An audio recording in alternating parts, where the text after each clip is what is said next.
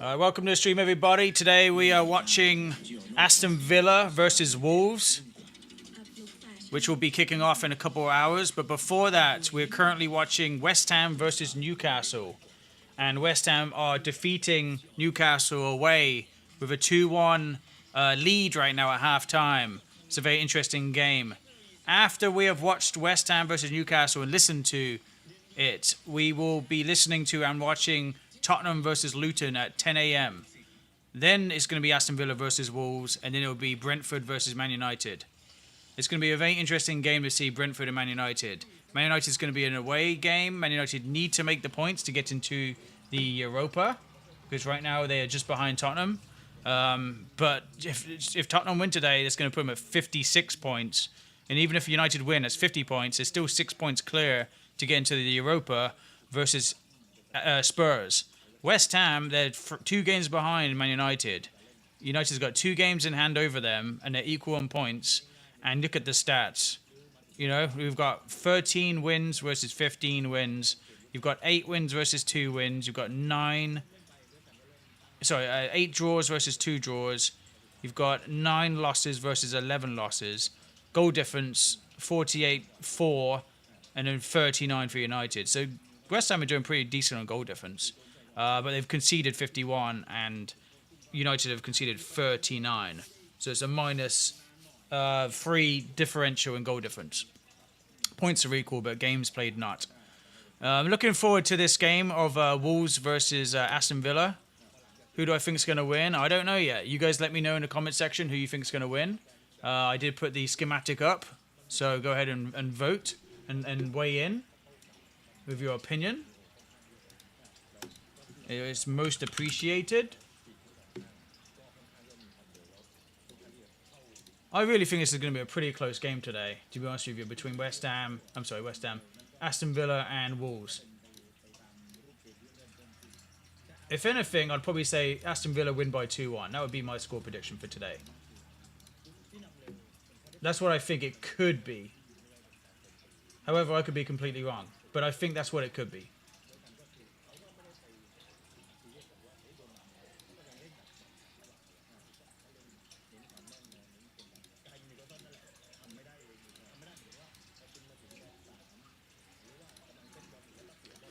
That's what it could be.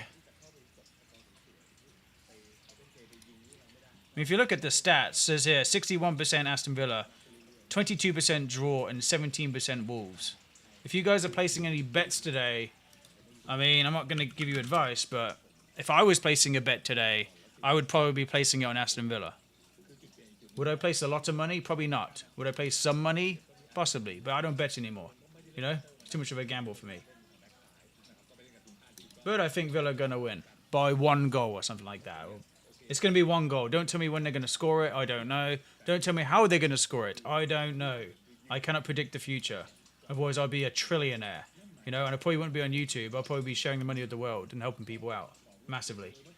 But until that happens, I'm on YouTube with you guys. Sharing time. Okay, hold on. What is this?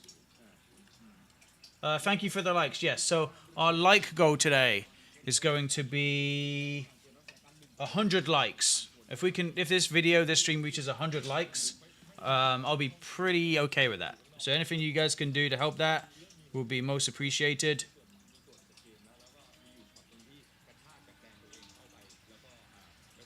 Come on. Get a little bit of lag here. Oh, let me just close the door. Listen.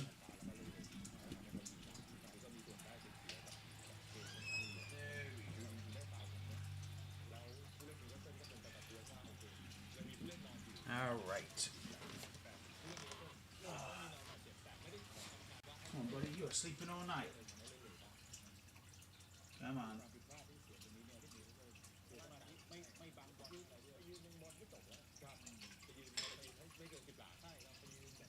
Where's the other turtle at? Are you sleeping too? My turtles, they sleep a lot. I've got 2 turtles. Yeah, I've got a Cumberland turtle and I have a red-eared slider turtle. Okay, so we need to bring Adam next and get his goal predictions. It's been a minute since we've called him. Score predictions.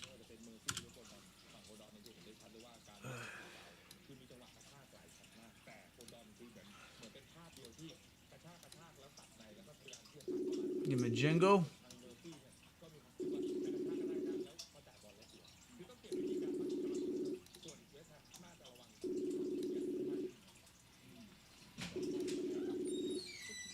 You alright?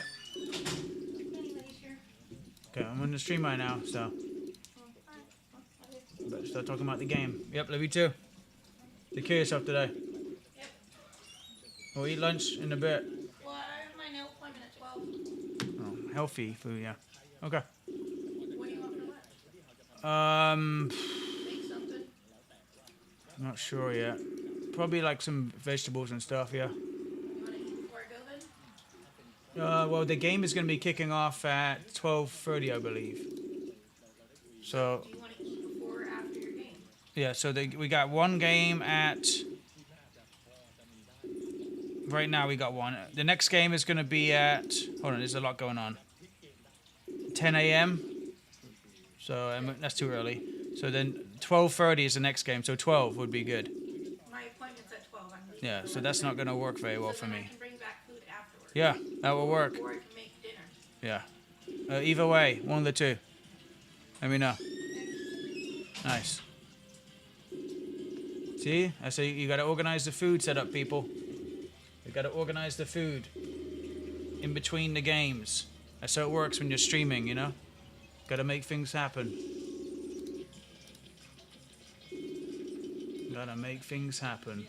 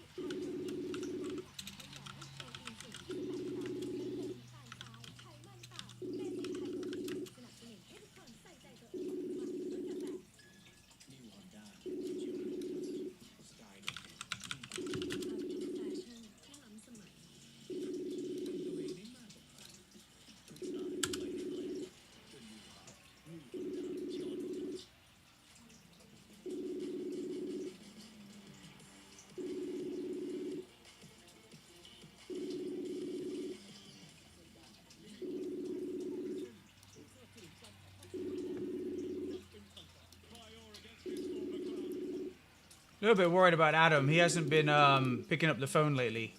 And we all know he's going through a lot right now. He's got his surgery lined up. He's going through a lot of medical problems. My friend Adam, he can't walk. He has multiple sclerosis. And it gets worse and worse. Where his nerves are shutting down. His legs can't work. He can't walk. It's just really bad. And he hasn't been picking up his phone, people. And it does worry me. He's been doing this for a couple of days now. I think it's been like just over a week. It's not like him. So, yeah, very worried. So hopefully everything goes all right. We shall see.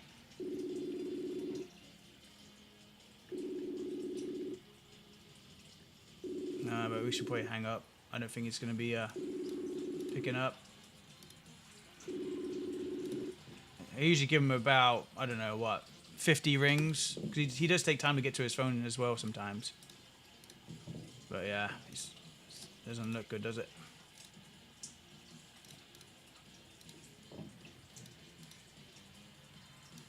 Doesn't look good, people.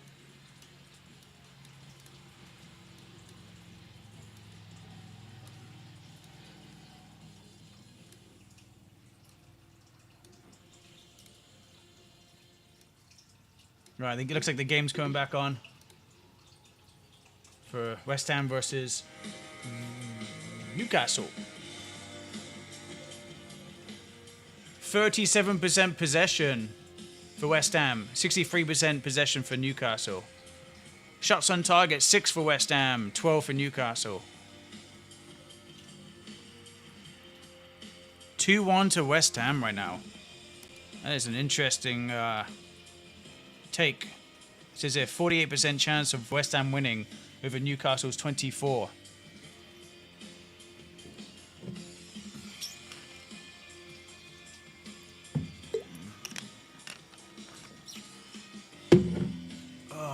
Let me put the chat on the other side.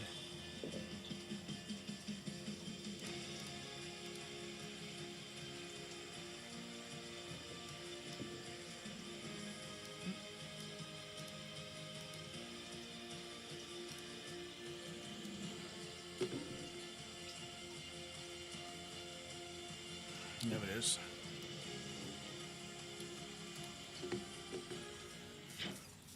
One vote, says Villa.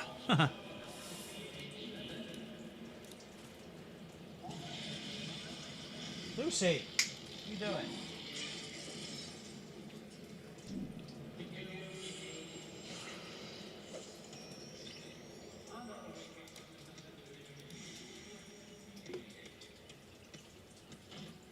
Doodle-doo.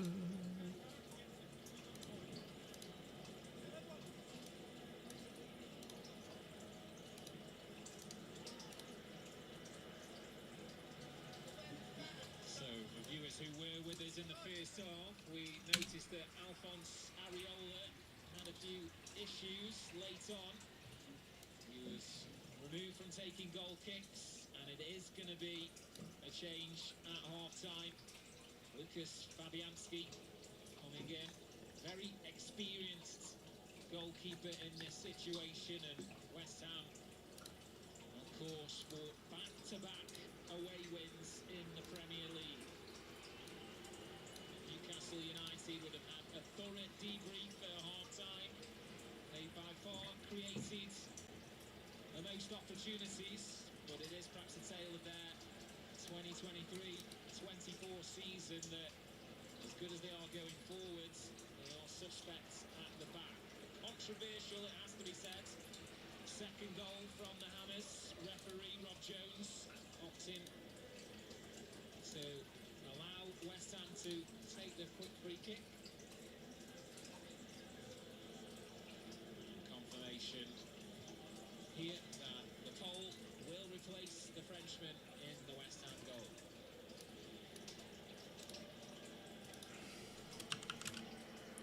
So, as it stands right now, West Ham United on course for a fourth come-from-behind victory in the Premier League this season. One change during the half-time break. Lucas Fabianski replaces Alphonse Areola in goal. Newcastle United had their opportunities, but no doubt that Gallagher end will want to slot the ball home in this second half. Murphy. Zuma gets there first. Again, battling with Isak. Here is the Swede. It's it back from Willock. Return pass. West Ham's second goal scoring. Kudus looking for the man who drew us all level in that face-off. Michael, we couldn't have predicted a face-off like that, but what are you expecting? Let's go from a Newcastle perspective, certainly, given that they're behind here at home. What do you want to see from them in the second 45? I think what would have been said at half-time. Eddie Howard has said, we've created a lot of chances in that final third, touches inside the penalty area. We've just got to be more clinical, and the final ball's got to be better. Just seemed to run out of ideas on a few occasions, did Newcastle. They are once again asking questions from the off. Willock slips past the challenge, sends in a deep cross, and that's a really fine defensive header, almost underneath his own goal there from Emerson. Well, the fullback's covered tremendously well there. Emerson watching the play develop on the far side. It's a lovely ball, stood up to the back post there. He doesn't know what challenge is coming in from behind him. Very good defending. Early set-piece opportunity for the home side. You see the aerial threat there. 6'6", Dan Burn. What can Jacob Murphy offer up in terms of delivery? An early test for the substitute, Fabianski. Burn was the target. West Ham able to come away through Kudus, stretches away from Cher. He's got no support. Oh, yes, I was about to say he's got no support, but Jared Bowen in. Is it going to be one-on-one? The England man finds the... It's a goal! Jared Bowen! Brilliant goal. To those travelling supporters away at the top of the Leasy stands. Question marks once again from the Newcastle United back line, but clinical finishing from the Hammers. Barely 2.5 minutes played in the second half. Newcastle 1, West Ham 3. It's an incredible... It's a brilliant goal. One end of the field. I mean, it's a Newcastle United corner. And the way it fell on the edge of the area, we're just going to watch it from the start to finish here. They deal with it so well, West Ham. But Kudus, watch this. One challenge. Second challenge. They can't stop him. And then as he looks up, he sees Jared Bowen all free. He's onside. He's good. Brilliant ball. Jared Bowen straight for the middle. Goal. Perfect. He doesn't allow Livramento to get cover, and he finds the bottom corner tremendous. That's a man in form. That's 15 for the season in the Premier League for Jared Bowen. I've talked about him and Anthony Gordon before the start of the game. I was looking forward to seeing both players. It was Gordon that couldn't get back to stop the man getting his 15th of the season. It's his 9th career appearance in the Premier League against Newcastle, and Jared Bowen does now have a goal to his name against the Geordies, and boy did he enjoy that. Well, didn't even get time to ask you, Michael, about the West Ham plan of attack for the second half. It's clear they know they can get at Newcastle United in this back line on the counter. Yeah, you mentioned first half how well they looked defensively, very organised. Did West Ham, getting numbers back behind the ball. They're going to do that again second half, but what they do have, the ability, as we have just seen, to counter-attack when they do it, through the likes of Bowen and Kudus, as we've just shown.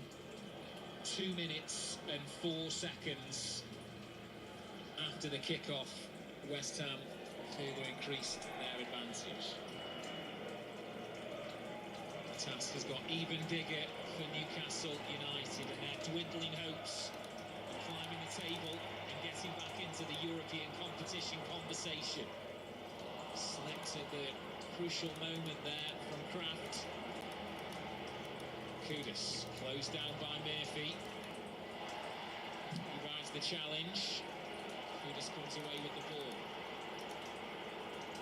Antonio committed to trying to win the ball there.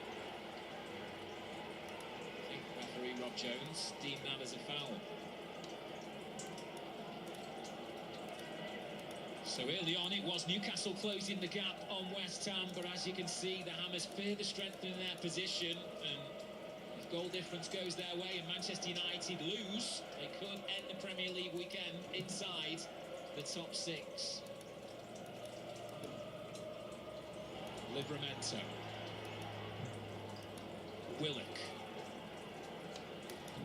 Sofal and Socek closing the space. Longstaff. Murphy. Deflection. Guimaraes dispossessed. Antonio was just a pass away there. Getting West Ham in behind once again.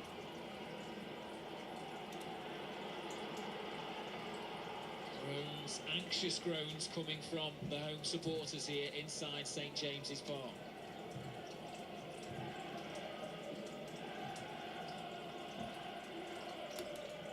Isak tries the body swerve. Kraft. Murphy. Longstaff. Patient build-up. Kraft's delivery. Comfortable for Fabianski. Yeah, there was nothing really on that cross there from Kraft, and we just watched Fabianski warm up for 10 minutes. That's all he's been doing for half-time, so that was an easy one for him. What a signing Mo Kudus has been. Brought in from Ajax. High expectations, and boy has he delivered. A goal and an assist to his name here.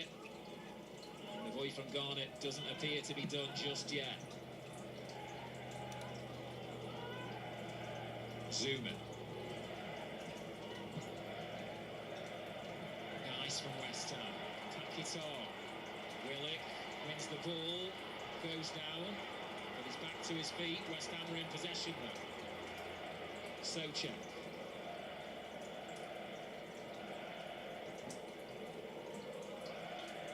Olays coming from those away supporters, high up in the gods here at St James's Park. What an away day it's been so far from those who have made the big journey from London.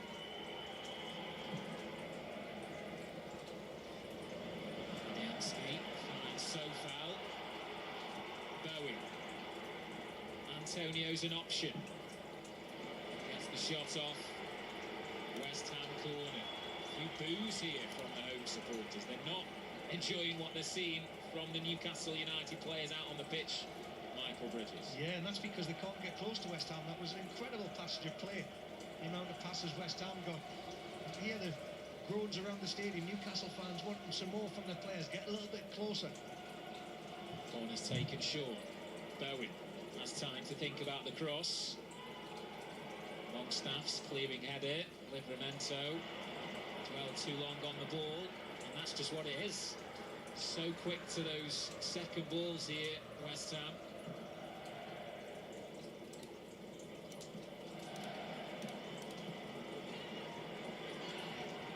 We understand Newcastle are about to make a double change. And Livramento, who's recently returned back from the treatment room, he's stayed down. And again, it seemed like a nothing coming together. And straight away he was screaming, holding his ankle.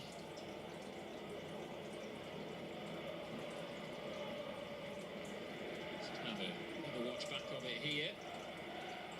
Some of those innocuous ones. Well, there's nobody around. Just keep an eye on his right ankle here, there, where the ball flicks forward. So you're just about to put your body weight down. And the ball's taken off to a new angle. That's horrendous. Look painful. Whether or not that changes Eddie Howe's decision as regards to who it is he's preparing to take off, but you can see it's not been a pleasant game to watch from a Newcastle perspective. Delighted taking an early advantage from the penalty spot, but they quickly unravelled against what has to be said a really excellent away performance from West Ham United. And the question now is, with Jamal Lascelles going off in the first half, is Tino Livramento also destined for another spell on the sidelines? It's now going to be a triple change. You can see Almiron, Anderson and Hall. Hall in particular. Jesus, triple change. Suggest a straight swap. Newcastle are desperate. That's not going to help them. Their players are not good enough.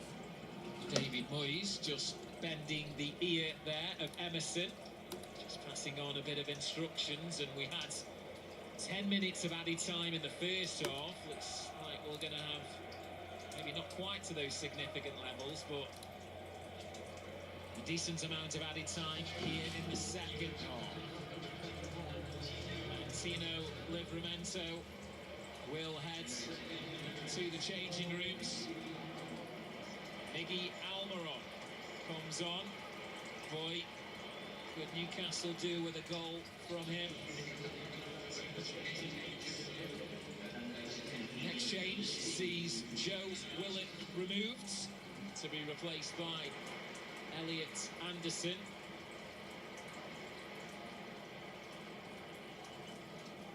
And also Emil Kraft, a first half substitute, replaced in the second by Lewis Hall.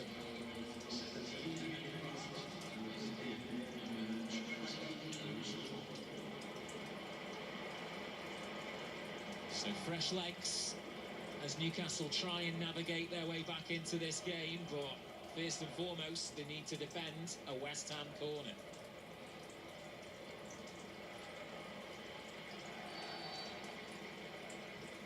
Bowen and Ward-Prowse. Ward-Prowse went low. Almiron, not an effective clearance with his first touch. And Dubravka, I'm not sure if he misjudged the flight of that, but thankfully for him, it goes behind harmlessly for a goal kick. Interesting. I'm just going to keep an eye on Newcastle, because Kraft's the man that's come off. He was playing right back. We'll see Murphy take that right back position. Hall will come on for Livramento on the left. And Almiron will just try and float out on this right-hand side and support Isak to get Newcastle back in this game. Kraft heading straight down the tunnel. Gordon. Murphy. Almiron. More than willing runner. Guimaraes. Almiron stuck out wide. So Guimaraes is certainly suggesting to his teammate that you should have made that run.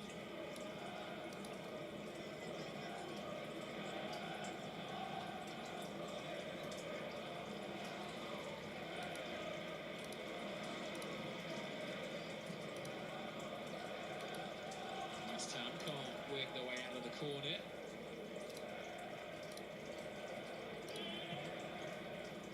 Burn.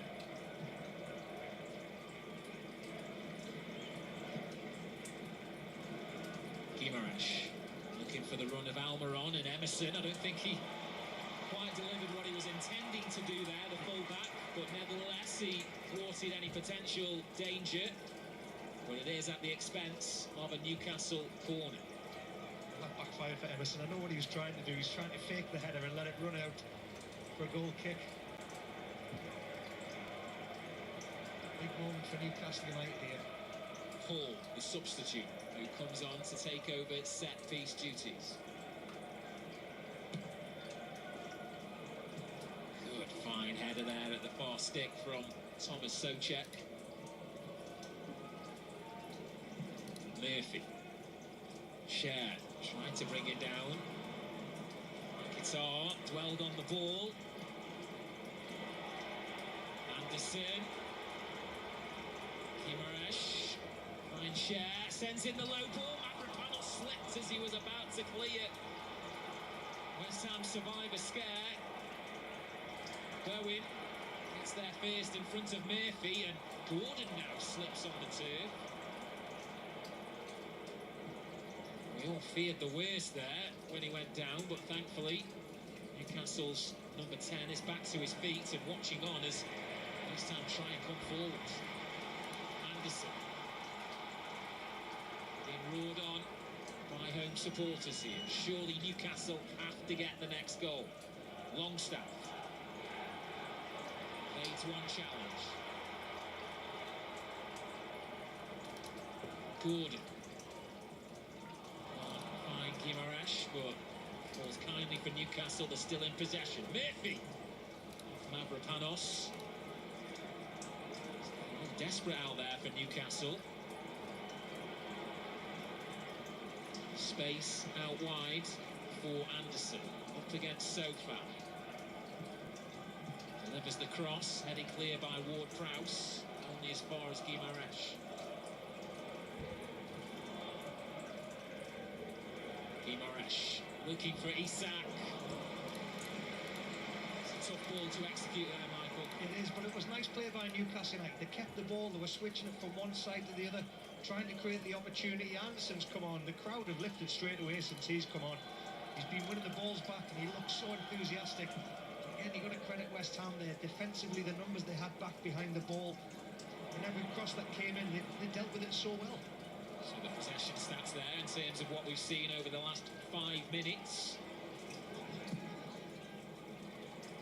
Antonio goes cross-field into the sunshine to find Jared Bowen. He's taking on the fresh legs of Hall.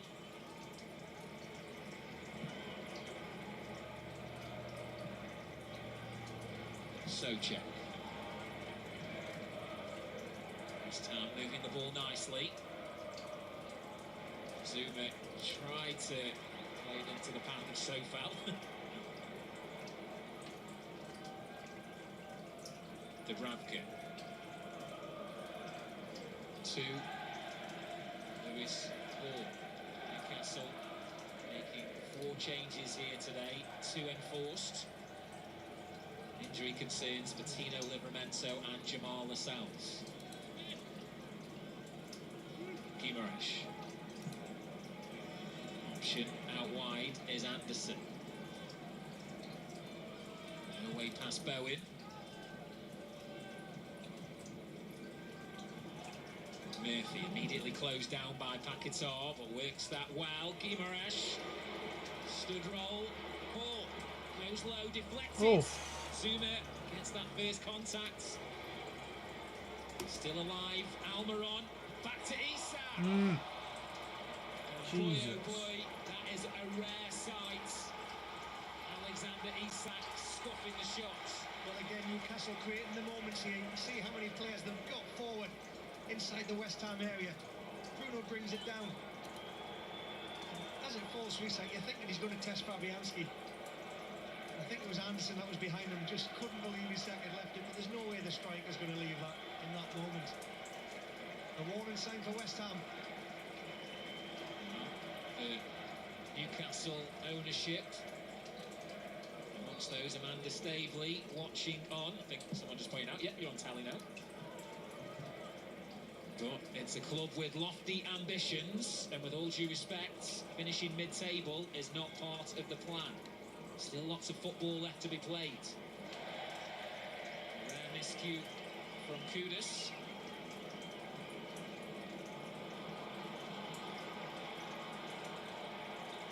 Let's check out the latest in terms of win probability. Prior to the match, it was heavy in Newcastle's favour. Once they took the lead, it was definitely even more so, but look how that's turned around, Michael.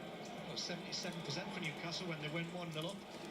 88% for West Ham now, and you can see what West Ham are doing. They're just going to absorb pressure, get numbers back behind the ball and try and frustrate Newcastle when they're trying to get these balls in the area. Swung in towards Isak. Guimaraes, slightly heavy first touch, but able to recover. So many bodies back for West Ham. Almiron, cut back. Oh, how did he?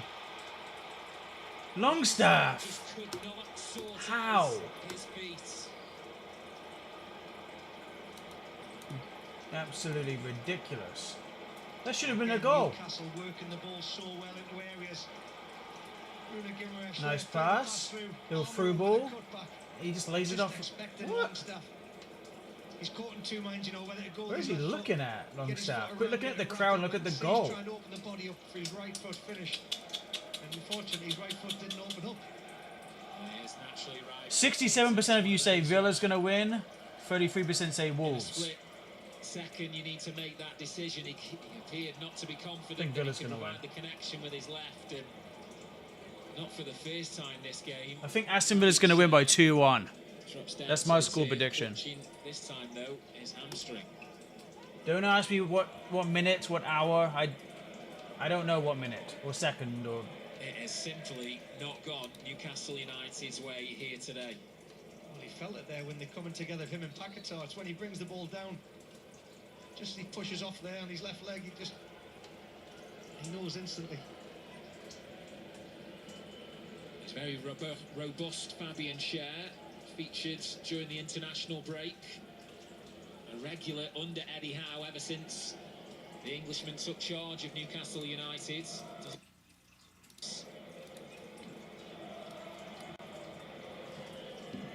And we are hearing word that Miguel Almiron is not quite in your shot there, he's more towards the halfway line. He signalled to the Newcastle bench that he cannot continue. It goes from bad to worse.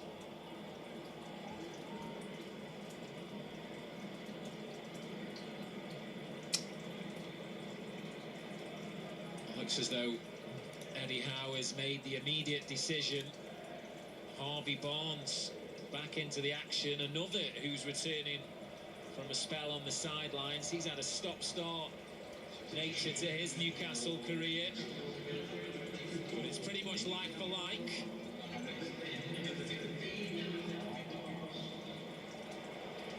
Definitely another offensive option for Eddie Howe to try and claw the way back into this game. And you can see in the shot there, Calvin Phillips is awaiting permission to come on, and he's going to have to wait a little longer because we are back underway. Well, the international travel hasn't helped Newcastle United at all, because the injuries crisis continues. Trailing 3-1 and more injury problems.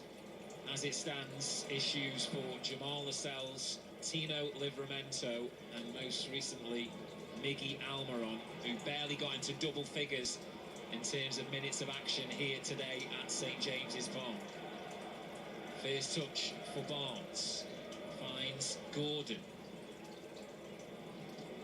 Guimaraes, Longstaff, cute ball, Murphy. Cross isn't kept in. Oh, come on. Goal kick, West Ham. Which will now allow David Moyes the opportunity to hand Calvin Phillips the 7th appearance for the club on loan from Manchester City to replace the first West Ham goal scorer, Mikel Antonio, another who's perhaps finding his way back to being fully fit following a spell on the sidelines, but he's got a goal once again here at St James's Park, much to the annoyance of Eddie Howe. Yeah, Antonio had a great game. He led the line very well for West Ham. He played with his back to goal. He was also the guy making the runs in behind Newcastle United. So all in all, 2 games, 2 goals under his belt, and David Moyes being delighted with his performance from his number 9.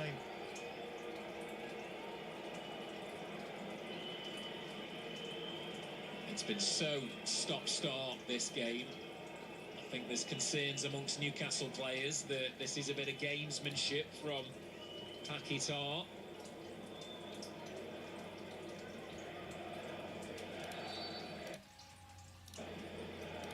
But it's a bare thin bread bench for Newcastle United. Easy for me to say.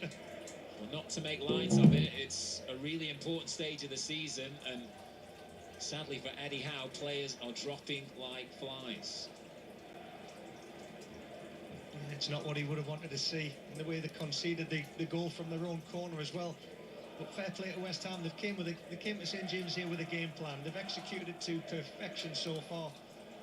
And now they've got the luxury. They've taken off their number 9, Antonio. Paquetá will go and play up as the striker. Ward-Prowse will support, and Calvin Phillips now has just given them that defensive mechanism in there, alongside Souček as the 2 defensive midfielders, which have got a big job in these last remaining moments of this game. Bit of head tennis. Kudus wheels away, and it's a very heavy challenge from Fabian Schär. Also Anthony Gordon just suggesting that there's an issue for him there as well. He did play a lot of minutes on international duty for England. Understandably, national teams and clubs both have their own selfish interests. Newcastle and West Ham not alone in dealing with the amount of football their elite players do take on. But as you'll know, Michael, if you're fit, you just want to play all the time. That was my problem. I never stayed fit.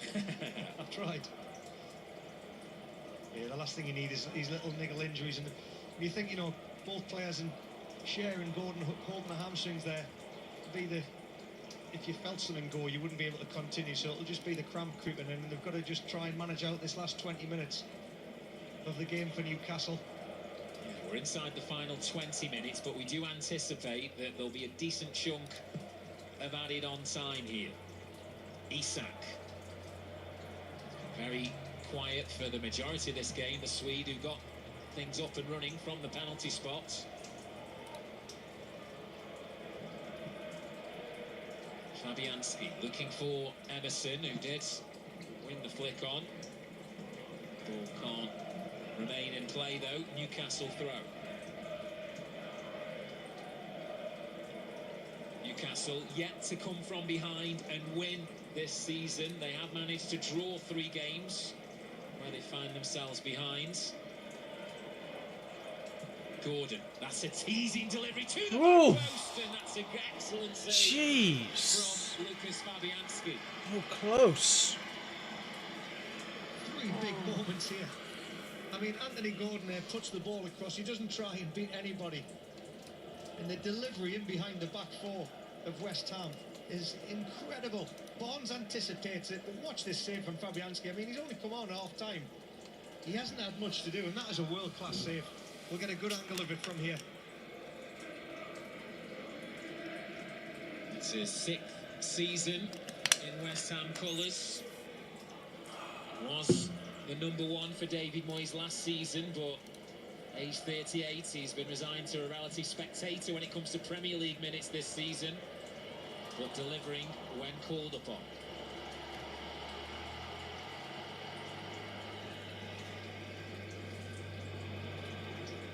Groans as Newcastle go backwards with the throw. Cher. Murphy. Gordon. Great delivery. Barnes. Can he get the strike away? He can. Guimaraes. Longstaff. Phillips dwelled too Wow. long. Gordon's gone down. Is that a penalty? Well, more work for VAR in Stockley Park. That might be a penalty. It's all happening once again. For Newcastle. Down inside the penalty area, but he's played a lovely ball to the back post.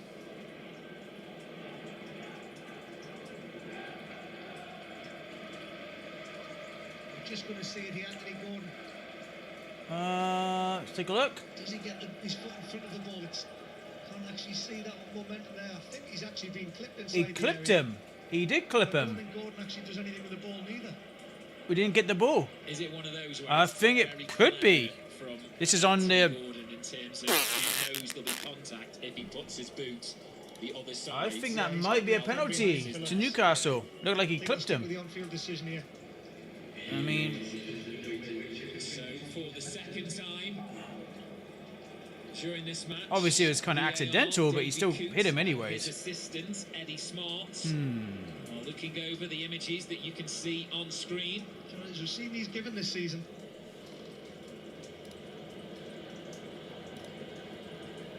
And Rob Jones has been told to head over to the monitor. So what they're going to discuss here is the fact that, you know, we've just discussed there.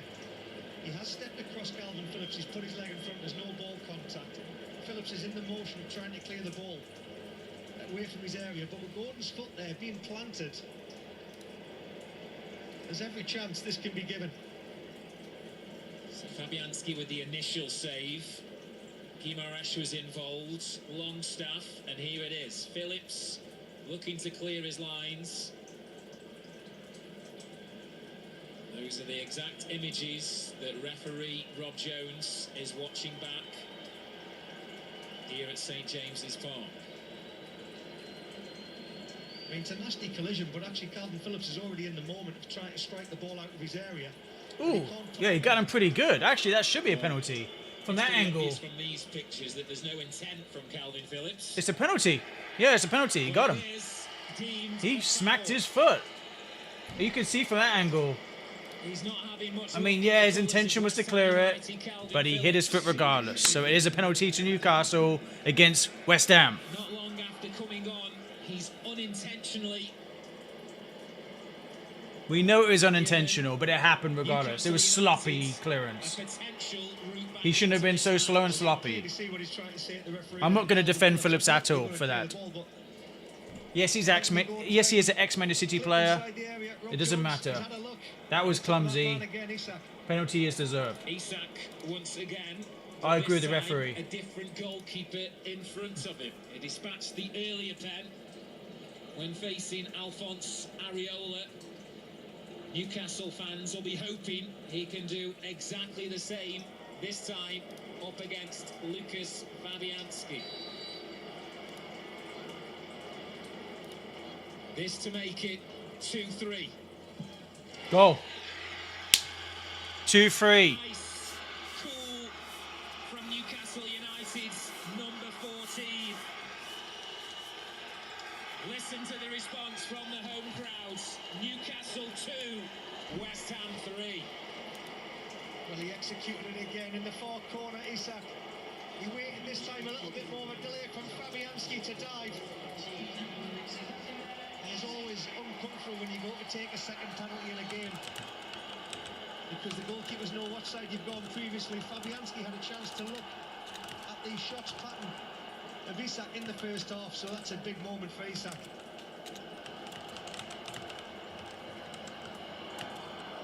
Can Newcastle use this momentum to somehow avoid defeat here?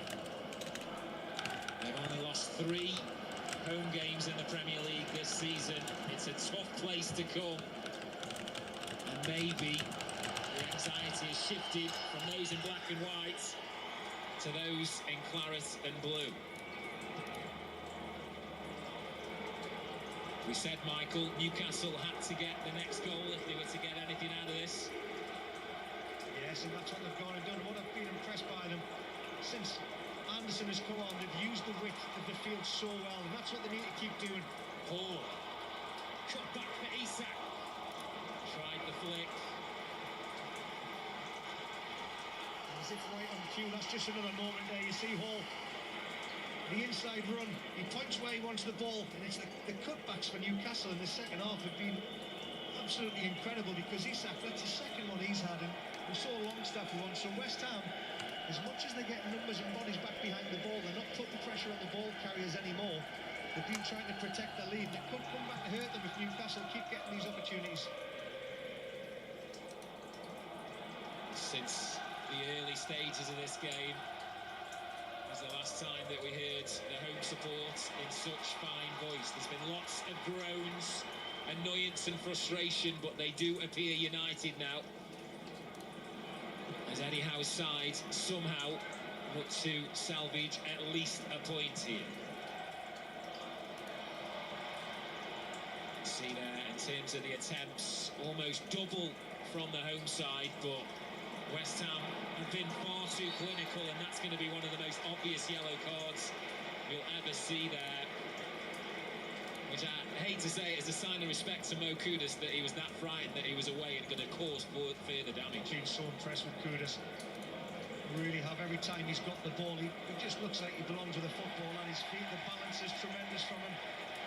And even though Gordon was yellow carded there for that moment, it was a very good yellow card from Newcastle's point of view. And David Moyes also shown a yellow card. Moyes is getting a yellow card. Sit down. Relax. You're still ahead. You're still 3-2.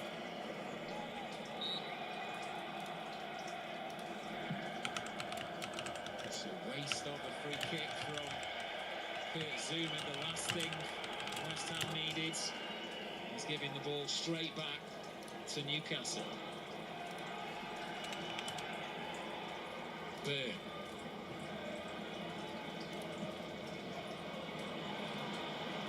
No look to Dubravka.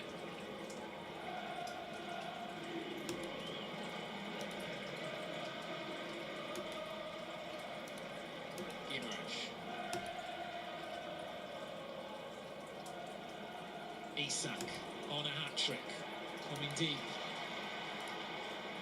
Murphy, too close to Fabianski.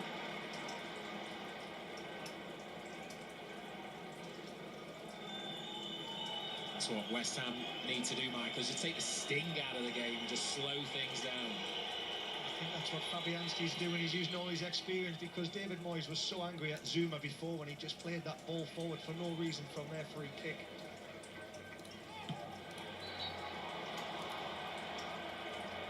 Since West Ham have gone 3-1 up, they've actually looked the most vulnerable they have all game. Well, it was the first sign that maybe, just maybe, they were settling for that scoreline with replacement of Mikel Antonio. And we understand there is another change from West Ham due, a defensive one. Emerson's free kick. Souček battling with Byrne. Bowen closing down the space. Doesn't get the throw. Lucy, get over here. What are you doing, Here's man? Byrne.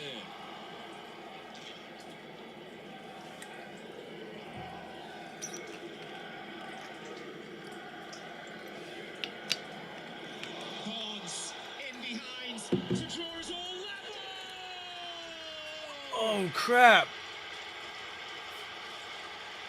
Oh, no. Just your screen.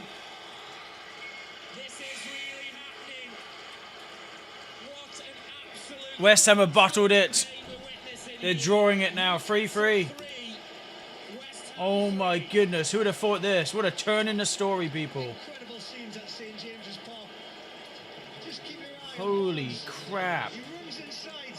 Soufal Nobody said draw. plays him on very similar to the first I thought they would win. I thought they would win as well. Oh, no. Sorry. We're doing a wrong schematic here. defence line. The pass from Isak is marvellous. In Barnes. Fabianski. He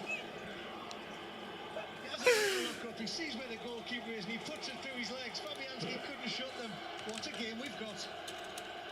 Well, Harvey Barnes, his first ever Premier League goal came against West Ham. That was in the colours of Leicester City. But he now adds to his tally 2 for the season. His first since opening day. And boy, that meant a lot to not only him, but those home supporters here at St James's Park. Are we done yet in terms of drama? Do you know what you've got to admire about that? The first touch that he took Harvey Barnes out of his feet, he looked up to see where Fabianski was. He had time, he showed composure. And the finish there, and the substitution, Johnson for Ward-Prowse. Yeah, and amongst all that, David Moyes has made a change.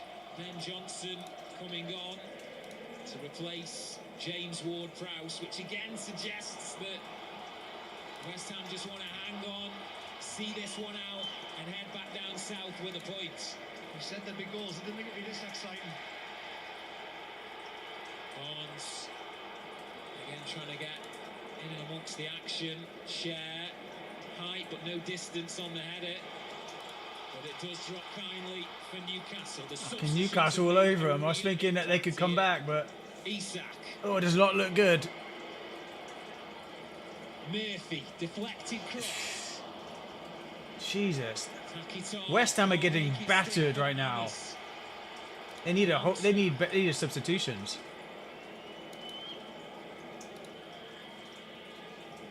Guimaraes, slowed up by Phillips. Murphy goes around Johnson. Zuma clears his lines. We just saw that in a moment. Antonio's not in the field, Paquetá's playing up front. They don't have anybody that's going to give them an outlet now, West Ham, to hold the ball. So it's wave after wave from Newcastle of attacks. Longstaff, strike is on. Oof. Shot come cross. West Ham survive another scare. Like you called it, shot come cross. He's trying to go across Fabianski. Barnes is the man that's trying to slide in, but I think Longstaff's actually trying to go for that bottom corner there.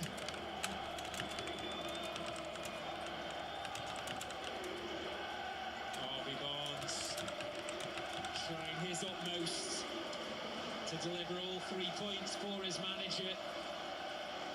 We talked about the problems they've got injury-wise, but undoubtedly a fully fit Harvey Barnes for the run-in is a huge asset. Hall able to slow up Kudus and get the decision in terms of the throw. West Ham just can't get on the ball at the moment. No, that's it. What? The reason is they've just dropped so deep. They were putting a lot of pressure on Newcastle in that first half and the first 10 minutes of this game.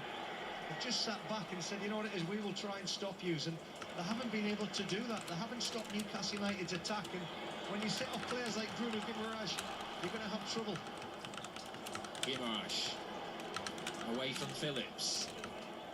Anderson back to the Brazilian. Slide challenge from Phillips. Cher wanted it more than Paquetá. Longstaff. Murphy. Beats Johnson once. Can he beat him again? He does dig out the cross. It's overhit though. Isak looking to slow up Kudus. He's done really well there, but the assistant flags up for offside.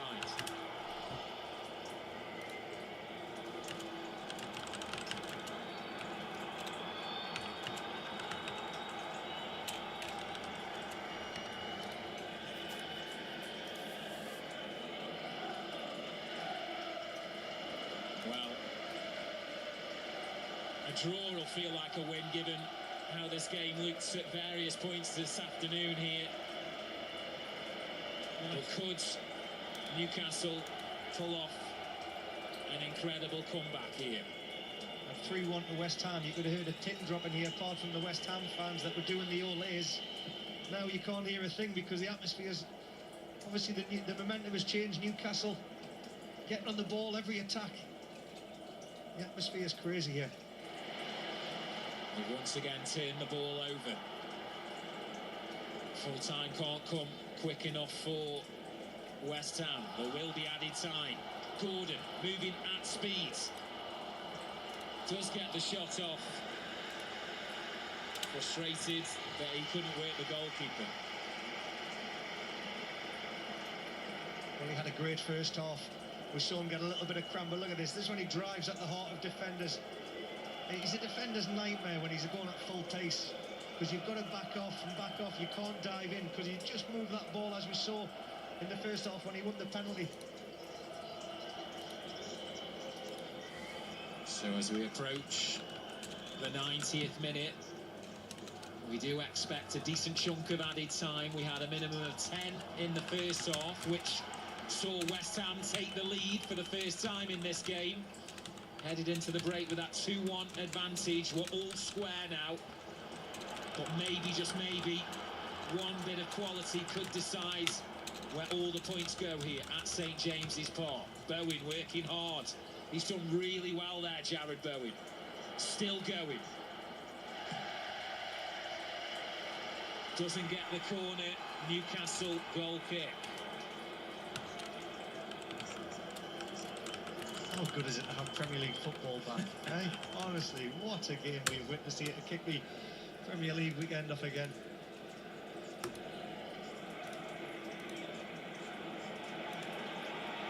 Is there one further twist in this fascinating tale that's been played out before your eyes? Gordon. Isak. Gordon's a threat right now. He's playing really good. Gordon gets there. Pretty impressed with Gordon, actually. Anthony Gordon. Nice. Lovely strike! Oh my goodness. Another one. Delivers an absolute supreme super sub performance. Off the bench to pluck a rabbit out of the hat and maybe hand Newcastle United all 3 points. Newcastle 4, West Ham 3. My word. We said it had been entertaining at 3-3, and Newcastle United, Harvey Barnes, a super sub. There's two players that played a massive part in this. Anthony Gordon holds the ball up from Zuma, but the touch and the finish from Barnes. Yeah, you'll see Gordon just backing into Zuma. He can't get near it. He waits for the support. And then this little touch here to open up the space. He uses the defender to blindside Fabianski. And from this angle, the side net, and you're just going to see a ripple. 4-3 Newcastle. Wow. Well, you always have reservations that when a player returns and the manager deems them only suitable for the subs bench, are they quite at it? Are they quite up to match speed? Harvey Barnes has answered that question, and some absolute scenes here at St James's Park. I mean, the resolve Newcastle United have shown going 3-1 down. The way they've turned this game around is absolutely credit to the players that are out there, because there's a few of them went down with cramp. They've had the injuries. And West Ham, after this, to go 3-1 up at St James's Park, and then to sit back and allow a team to come at you waving time and time again, they've only got themselves to blame. Jubilation amongst the home supporters. Amidst all the chaos, Eddie Howe was shown a yellow card, but he will not care a jot. He must be so proud of the performance that his side have put in here, and talk about a mixture of emotions. You've got to feel for West Ham supporters. 3-1 up, and somehow that scoreline in front of you is correct.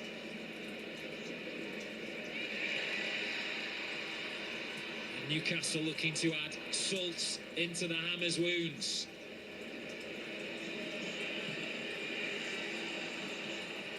Hall, he's impressed since coming on as a substitute. Brought an energy and a real vibrance to his performance, just what his manager would have demanded.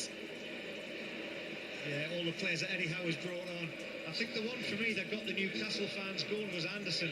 He made a few tackles that the crowd responded to, because they've been crying out for somebody to make a challenge and get the ball back for Newcastle. And since then, they've been on the front foot. Danny Ings on for Vladimir Sofal. He knows what it's like to score goals against Newcastle United. He's done it in the colours of Burnley, Southampton and Aston Villa. And away support will be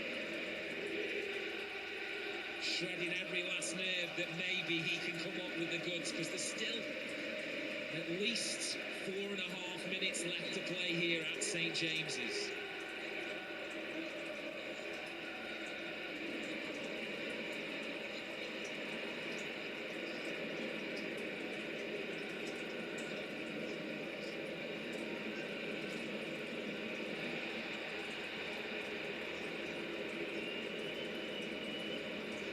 Anthony Gordon has been sent off, a second yellow card for kicking the ball away. So if we didn't feel as though there was enough drama, He's got an attitude problem. Anthony Gordon, discipline attitude problem. Down to 10 men. So everything he's done up until now is very minimal, because I'm sorry, but if you have an attitude problem, you're kicking the ball away like a little kid. Get out of here. I lose respect for players. Anthony Gordon is a crybaby. Yeah, he got fouled earlier. We see it. It's a foul. But what you just did, kicking that ball away, was ridiculous. There's no need for that. Emerson slips. Barnes. Newcastle can break away here. I don't think they're going to head for the corners. Guimaraes gets away from the fierce challenge. But Fabianski very alert to prevent the Brazilian adding to the scoreline. Yeah, good anticipation. I mean, the break from Harvey Barnes was lovely, but Fabianski, that's good anticipation and goalkeeping. What the heck is going on? I understand that Isak was also shown a yellow card during the celebrations for Newcastle's fourth. Can he get a hat-trick here? Mavropanos did well to force the Swede wide. A game for the Premier League ages, no doubt about that. And we are still playing deep into added time here. Newcastle 4-3 in front, but down to 10. So much to digest after this, Michael, but what do you think in terms of if you could predict what could happen? West Ham surely are going to get one more opportunity. There'll be a chance at one end of the field, whether it's West Ham's or Newcastle. This isn't done yet. But I know one thing, you've just called it. This game is going to go into the archives as a Premier League classic. Kudus. Head up, looking for options, and he's found Souček, who was a chest away from levelling things up. Well, that's the chance we were on about. The ball in here, the in-swinger, it catches everybody out. Jesus. And That was I a don't think deadly Souček through ball. realises how much time Very he's got. He deadly. could have headed the ball. I think I don't know whether he's trying to bring it down or he Yeah, thinks I'm he's not gonna got jinx the ball, anything. but he's just going to head that back across goal. Why not? See what Moyes thinks about it. He's saying the same as me. Hit the ball. Why not? I think those images that Truth. show that he just got caught in two minds, wasn't quite sure Yeah, on Friday, what yeah. was needed. And breathe. Friday, yeah. And breathe. Why not? You can put it on Facebook, there's nothing wrong with it. It's just been It's good. What do you think Eddie Howe's like down there pitch side? He has gone through the ringer. in Sure, you've terms already of bladdered it out to emotions. people, so don't be going there with that. Nobody, Paquetá okay? looking for Bowen. Not yet. Shares Jinx it. header, Emerson. Back with Emerson. Nice feet, but can't get away from the double team.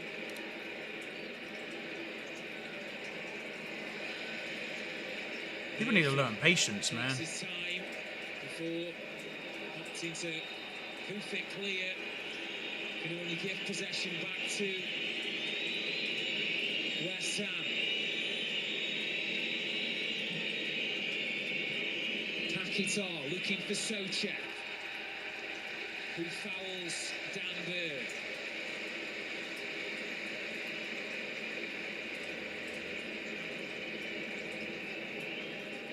Well, Newcastle are almost there. The minimum of 8 minutes is up, so we are now at the discretion of referee Rob Jones. Harvey Barnes it is, looks set to grab the headlines here.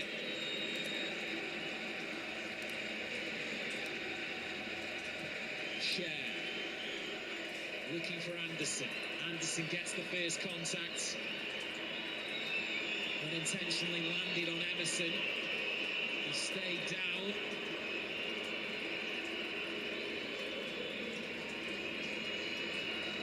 Referee Rob Jones just reminding him if he does need treatment, he's going to have to go off.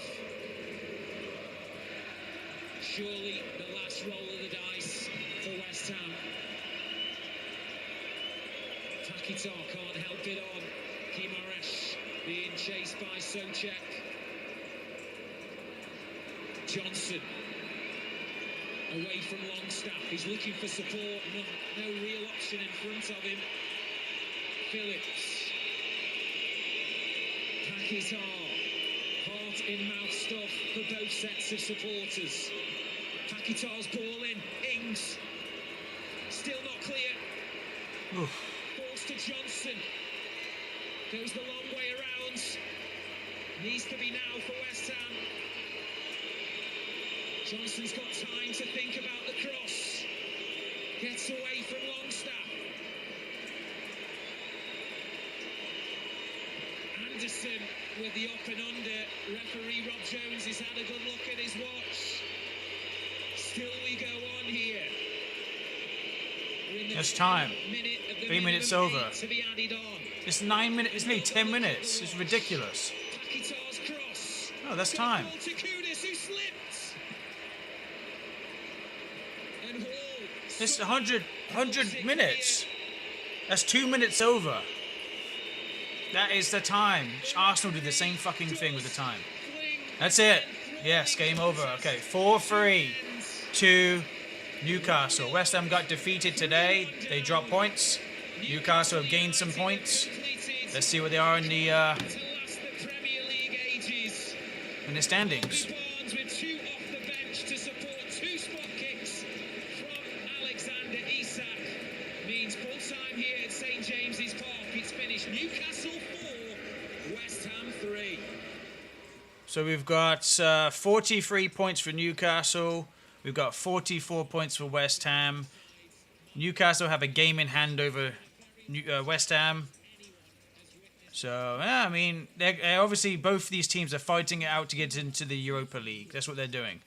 Next game we have up is Aston Villa versus Wolves. They are coming up next. I'm sorry, Tottenham and Luton's next. My bad. I don't usually do multiple games, so bear with me, people. Be a little bit more patient. Okay, so the next game that's going to be kicking off in about 20 minutes is Tottenham. So we've got Vicario in goal. We've got Udogie in the left back position. Draxler in the centre holding defending position. Romero next to him. Porro right back. We've got right wing Basuma. We've got left wing Sarr. We've got James Maddison in the middle holding position for centre midfield. We've got left wing Werner. Right wing we've got Volsevsky. And we've got Son striking centre striker position. Now let's look at Luton Town, who are running a 4-3-3. Kaminski in the goalkeeping position.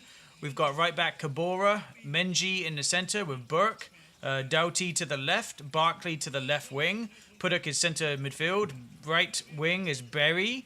Right supporting striking position is Townsend. In the middle we've got Morris in the striking position with Chong in the left striking supporting position.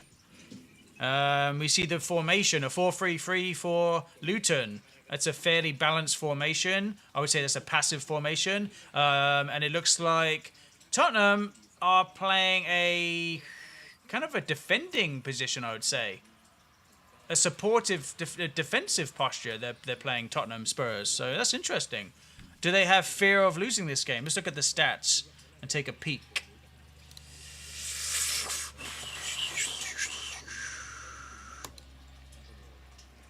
Stats. Here we go. Stats. 9% chance of Luton winning. 79% chance that Spurs win. 12% chance of a draw. Tottenham are currently 5th. They are holding the Europa League position with 28 games played, 16 won, 5 draws and 7 losses. They have 53 points. They are 3 points behind Aston Villa. And they have a game in hand over Aston Villa. So they're doing actually pretty well. If they win this, that's going to put them at equal points for Aston Villa. But then Aston Villa are playing today versus Wolves at 12:30. So if they win Aston Villa, that'll put them at 59 points. And that will put them at 30 games played versus Tottenham with 29 games and 56 points. That's if Spurs do win today, which I'm sure they will. It's going to be very close, though. I think Spurs will win by 1 today. Don't give me the exact goals. I don't know, because a lot of you will be watching me doing bets, and I don't want to mislead some of you, by making some inaccurate calculations. But I do believe, I'm looking at the stats, I'm looking at the numbers, I've been doing research offline, and I think Tottenham will win by 1 today versus Luton Town. Yes, we'll be playing the game next. We'll be displaying the game next. And with the watch along and all the commentary and all that jazz. So let me just switch over to Spurs right now. Thank you guys for subscribing. We are currently at 48 subscribers. I would like to be at 100 subscribers by next week. So any help towards that would be appreciated. Let's take a look. Let me find the game. That's funny. Spurs are not trending. They should be over Chelsea. Because Chelsea are not a higher position than Spurs are. Chelsea are way low down, middle table. Spurs are 5th, Europa League position. So that's definitely a more trending option. And then Man United, yeah, we see them. Where the hell? Oh, there they are. They should be trending. Spurs should be. And any team that's doing above and beyond and going up to the top of the table should be trending. That's just common sense. Right, 16 minutes until kickoff. Coverage will begin shortly. All right. That's going to give us a little bit of time to go over. Tottenham are undefeated in the last 10 league games against Luton. So Luton hasn't defeated them in 10 league games. That's crazy. Let's call Adam and see if he's still alive.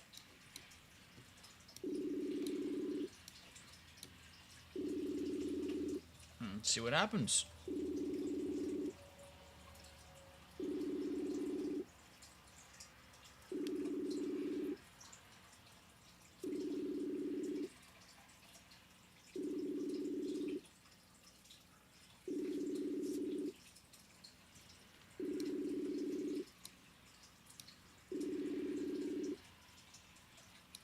There's an awful trend going around of people just dropping social media and they're just disconnecting from their families and friends. And the people that do like to talk to these people worry. Like I worry about Adam sometimes, you know.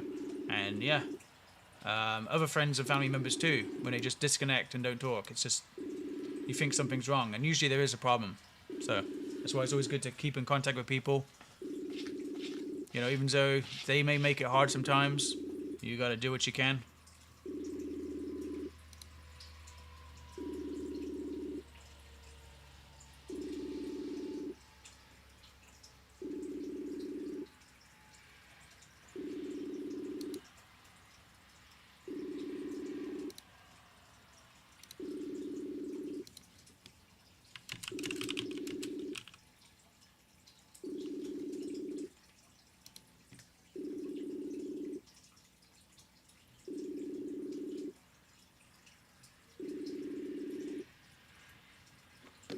Still no answer.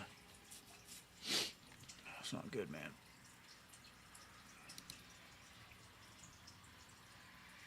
It's hard to talk with people, man, and help people when communication gets cut. It's pretty sad. Pretty sad. Huh.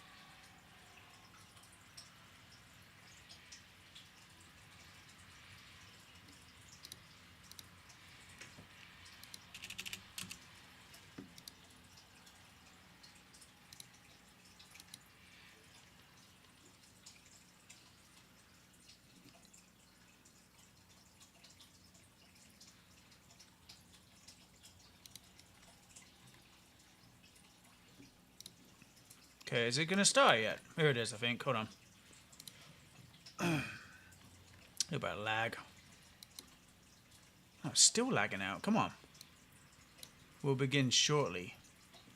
Jesus. 10 minutes, man.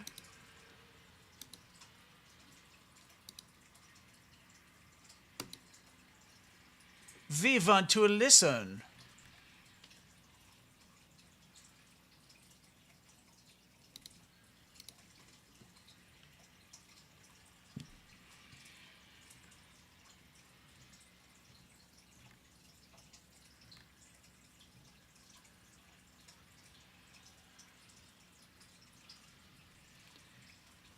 We want to listen.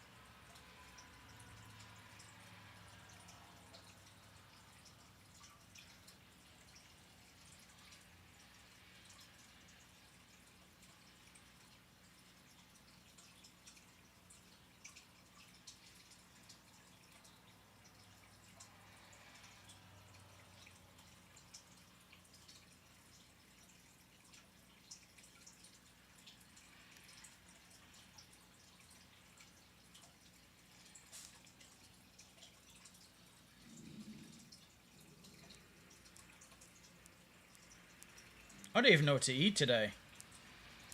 I mean, I had an apple for breakfast and some water. But I just... What to have for lunch, man?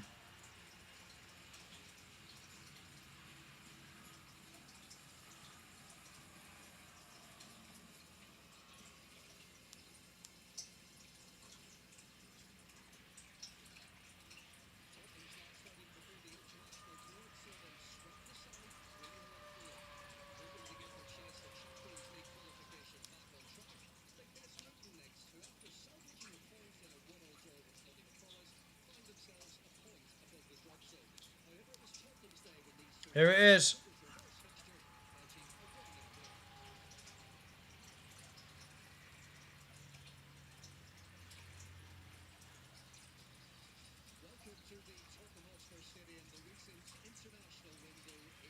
Here it is. The Premier League returns for this fixture between Tottenham and Luton, with the focus very much on end of season goals. Tottenham are right in the mix for Champions League qualification. Luton are fighting to remain in the Premier League. Games involving both sides have mostly been entertaining this season. We're hoping for more of the same today. Yeah, so if they're fighting to stay in the Premier League, geez, that's going to be crazy. Witnessed 3-0 defeat at Fulham. It's Champions League chasing. In attendance today. I don't think Tottenham's going to get in this fucking Champions League. I think they're going to be in the Europa. For those Luton fans, well, they watched a 1-1 draw against Nottingham Forest. I just don't think they're good enough. Today is Dave Edwards, ready to watch this. And Dave, what kind of... How many times has Spurs been in the Champions League? Oh wait, not too many. You know, history doesn't lie, does it? Patterns don't lie, but people do. Yeah, they're only one position away, but they're not going to beat Aston Villa right now. Their game, well, they have a game in hand over them, but they're still 6 points behind. And both these teams are going to probably win today, Villa and Aston Villa. So,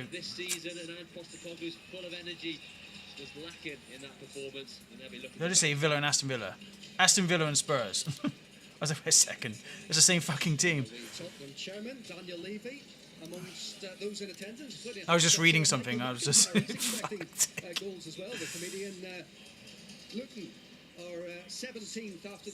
Yeah, look at the points difference with Luton.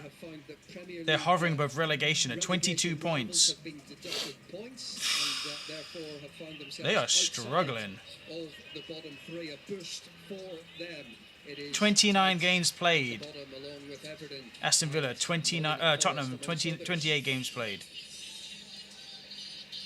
Well, at the top, Tottenham Hotspur right in the mix, chasing down Aston Villa with that game in hand. So my next thumbnail for my YouTube stream, I'm just going to put like Premier League games because I'm watching all of them. but they You know, are confident I might as well just do given that. the way their season The main game today is obviously this one, because this is Aston Villa. You know, they are in the Champions League position. They are one of the top teams right now, just behind Man City, my team. So they are putting pressure on us. Not a lot. They still have a long way to go, but still some pressure, light pressure, I guess. has challenged his team to respond today. Luton, they sure Hold on, we got a copyright song. Can't be playing that too much.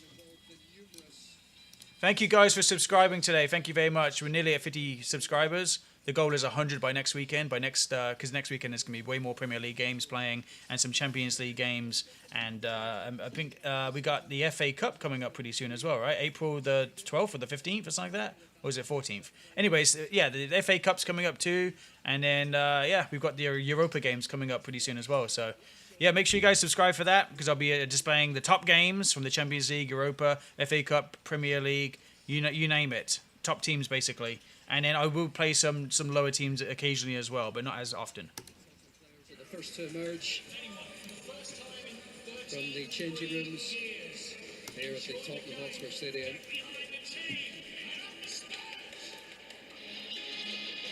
Young Son, as usual, will lead his side out as we approach this 3 o'clock kickoff. All right, let's get the schematic up. Okay, so last time it was 3-2 to Luton, yeah, to Aston Villa. Well, Tottenham know the 3 points. So I'm thinking by 1 goal again.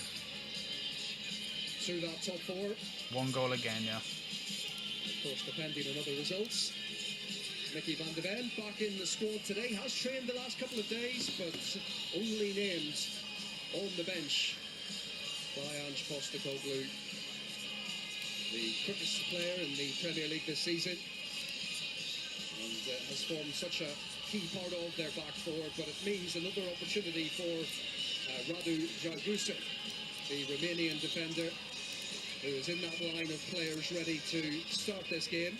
Colton Morris leading Luton out today, and there is Postecoglou.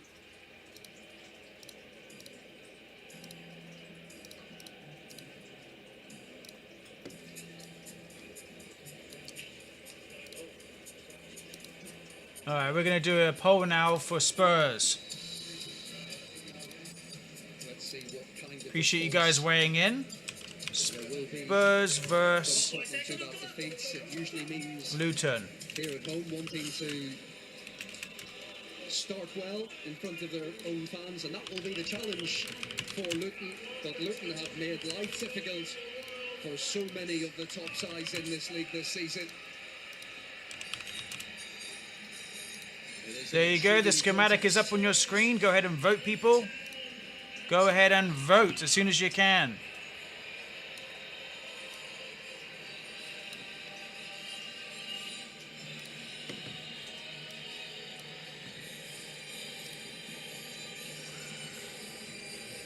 Let me turn the sound up a little bit.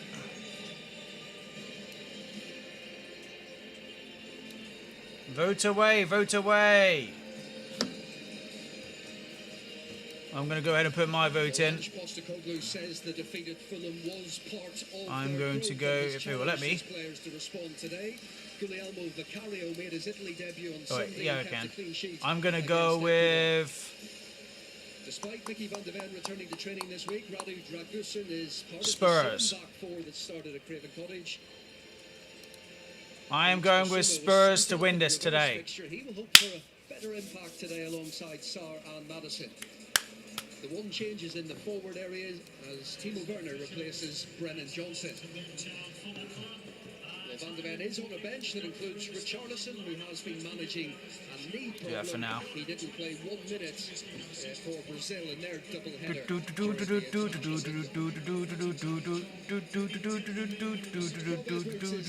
Luton's ongoing injury crisis, with none of his lengthy list ready to start today. Goalkeeper Thomas Kaminski has been the only... Wow, the comment section's really stacked today, isn't it?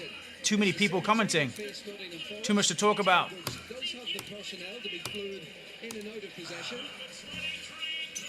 There is an enforced change further forward with Chidozie Ogbene, the latest ruled out with injury, It means the start for Tottenham youth graduate Andros Townsend. Luke Berry is rewarded for his goal against Nottingham Forest with his first Premier League start. Jordan Clark drops to the bench after missing the last 3 days of training because his wife gave birth. He's only joined the squad this morning. Many congratulations. All right, Mr. Turtle, come on. Please. Come on. Let's go. Come on. Number 21, Dejan Kulusevski. Number 16, Timo Werner. And the skipper, number 7, Min-Son. So Tottenham and Luton are ready to go. Both with very different goals at the top and the bottom of the Premier League table. Special day for both Luke Berry and Andros Townsend. Luke Berry with his first Premier League start. Andros Townsend back at a club he knows so well.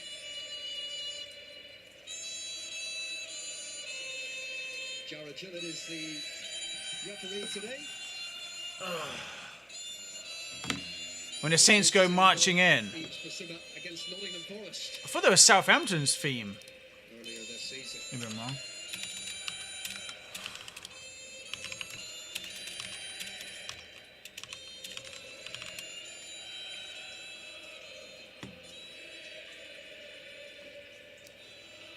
Has someone been on the pisser, but they got their songs wrong?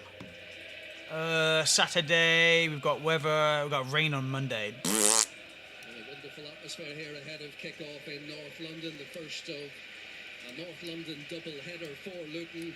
Both teams with very different aspirations. Tottenham giving it their all for top 4 in the Champions League. Here we go, kick off. Trying to stay in the division. And as we mentioned before, usually both teams entertain. Let's see if that's the way it plays out Google today. isn't. I have to do hard resets on Google for it to get to the score to kick on it and all that. Oh, is it lagging down or what? 10:01. Let's go. Is that the challenge for Luton in the early stages? The defeat to Fulham for Tottenham? Most definitely. I think that would be the worst result possible for Rob Edwards when he looked at the pictures, thinking there'd be a reaction today from Spurs. And you fully expect that. The atmosphere is here right from the start. Interesting to see how Luton have lined up. It does look like they have changed formation slightly, gone to more of a back 4 with Kabore filling a more traditional right back. We may be expecting Andros Townsend to play as a Yeah, they're right back, lagging. but he looks like he's played a lot higher up the See, look, pitch. 10 This is a.m., a 10 slight a.m. change. We know Rob Edwards' team's Bournemouth's already tactically kicked good. It off just shows they want 2 to minutes the ago. Spurs team high up the pitch. That's where they feel they might get a We bit are 2 enjoyable. minutes. The way Spurs really tried to play out the back. What is going on with Google displaying the Premier League games It's today? interesting to note that Someone's going to get fired. Ange Postecoglou said about Rob Edwards' side. He said a lot of managers don't necessarily back. Chelsea's kicked off, Bournemouth's kicked off, Tottenham, you're kicked off. There you go, finally. A little bit of lag on Google's end. They certainly do. I think that's Alright. the best way they feel they will get results in the Premier League, by trying to force the opposition into mistakes, by hassling and harrying and winning the ball high up the pitch. Because when you do that, obviously you have a quicker route to goal. He doesn't want to just sit in and be overly defensive and not see much of the ball. Every time you clear it, When the starts to come back Saints at you. go marching in. Where's my chips? Where's my potato chips, man? Shut up. It's a good-looking ball for Kulusevski to chase. This is a promising attack for Tottenham, but Kulusevski's pass beyond both Sarr and Son. Despite Son's best efforts to retrieve, it is the former Spurs man, Andros Townsend, who comes out with it. Townsend looking for Barkley, promising for Luton. It's Cho. Oh, what a goal! Luton! Luton 1-0 up. Incredible finish. Luton Town with an early statement. Holy crap. Sean with the goal. And they lead against Tottenham in their own backyard. Oh, what an incredible start for Luton. Kane Yeah. attacking at his absolute best. Kulusevski had an opportunity at the other end. He hit a stray pass. And That's a it great ended set up by piece. Townsend. And 4 what a great passes header in the back of the for net. the Spurs man, winning the ball That's on how you do it. Son. driving forward. And this Spurs crowd will know all about the Andros Townsend step over. But Basuma doesn't. He goes for it. That's enough to get Andros Townsend away. Maybe here you thought that Bartley might pull the trigger, but another one who has the awareness and the composure to pick out Chong. And when it does arrive at Chong's feet, this early on in the game, this bigger game, for him to remain composed and concentrate on the strike, get that connection right, hard and low, terrific finish. Absolutely no chance. Yeah, brilliant finish. Start for Luton. 2 minutes 19 seconds on the clock for that. Luton Town, that was a great In finish. his last 5 appearances to stun this crowd here at Tottenham. They completely destructed Spurs' defence. They had no chance of that. You get the feeling The goalkeeper didn't even get fingers on it. with the way the season has gone for both these teams, but we shall see. Here's Dragusa. Werner. Cavoli with defending to do. Incredible start for Luton Town.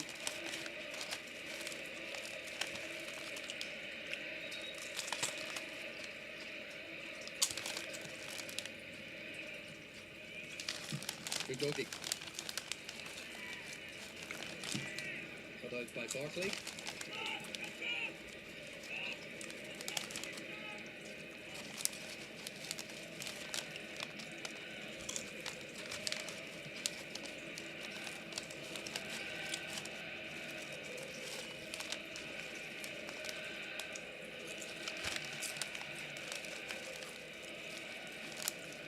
Romero.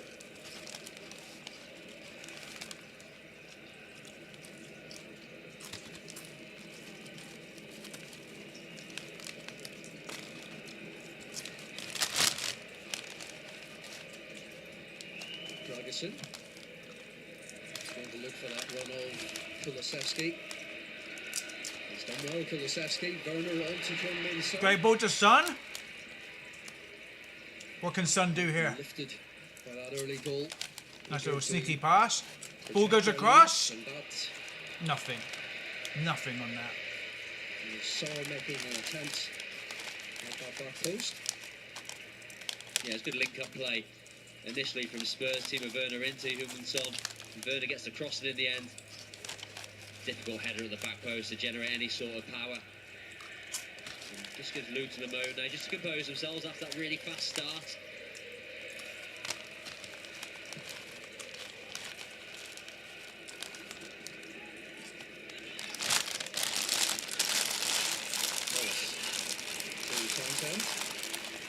And immediately tries him out as Werner aims to go forward. Kulusevski, will he get there before Kaminski?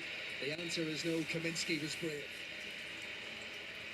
Kavinsky, huh? Forceful running from Timo Werner, driving through the heart of That's that not. Luton midfield. Picks his pass, just slightly overhits it. Kaminski has to be brave when he comes out. Kulusevski wasn't going to pull out of it either. But good work from Werner. Kaminski, excellent start in position. That gives him the opportunity to come and claim the ball cleanly. Say Kulusevski's momentum takes him into him. Yeah.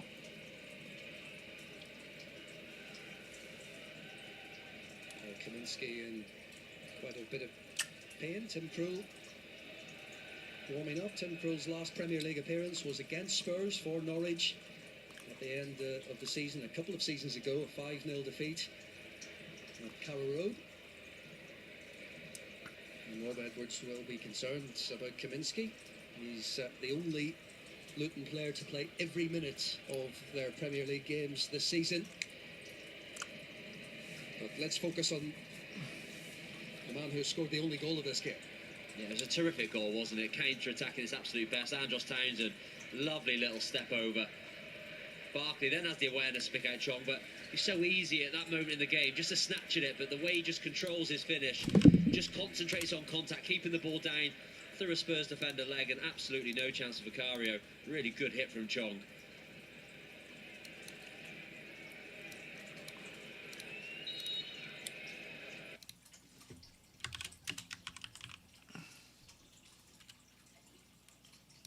Pretty good hit from Cheech and Chong.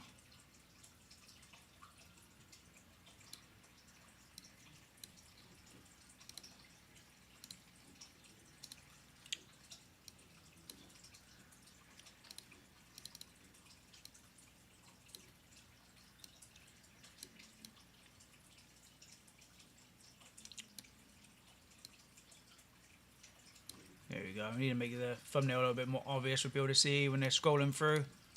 They're like, oh, what is that? Whoa, whoa, whoa. Yeah. Whoa. Okay, we go.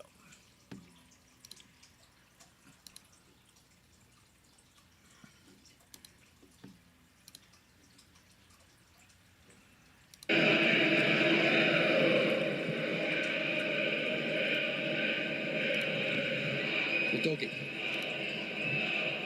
Madison.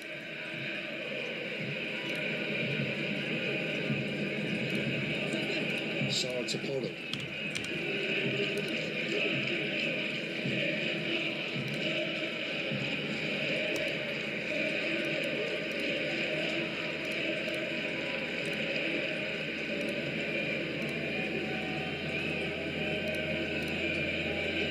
Romero, Zeech. And every outfield Tottenham player is deep in this Luton half. Kulusevski.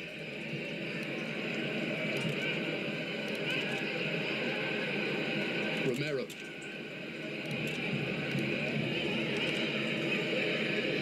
Flat atmosphere inside the stadium at the moment after witnessing that early goal for the visitors. Tottenham patiently trying to find a way through. Son looks for Kulusevski. And that's Townsend covering. Patient football from Tottenham Hotspur, keeping the ball in front of the Luton defence initially, but then a few quick passes and all of a sudden they find themselves in the Luton box. We have so many bodies back in there. I do feel like the game will fall into this sort of pattern. Tottenham have a lot of the ball, but they need to move it really quickly, make the pitch as big as they can, try and stretch this Luton team across that pitch, create some gaps. Ball goes in. Romero was close to getting some meaningful contact on it. Spurs on the attack. James Maddison. They're fumbling with the ball. Goalmouth scramble nearly. Nothing. Away. Just heading volley right now. To the ball. Spurs to throw in.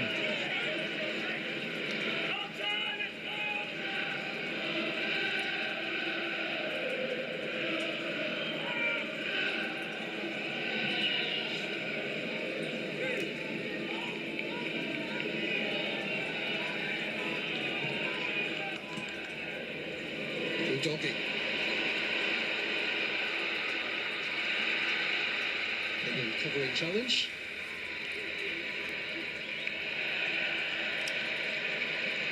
Terrific defending from Mengi. Just look for a moment that Dogu had a lot of space to run into.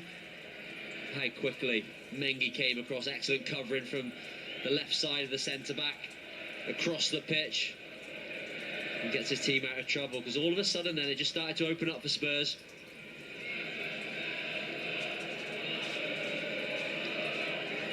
It's certainly not the response he asked for.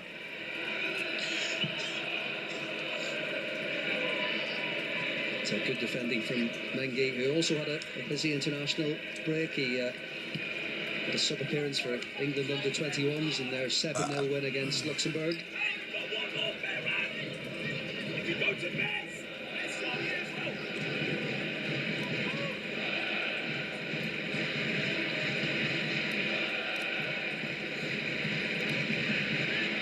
So Rob Edwards there.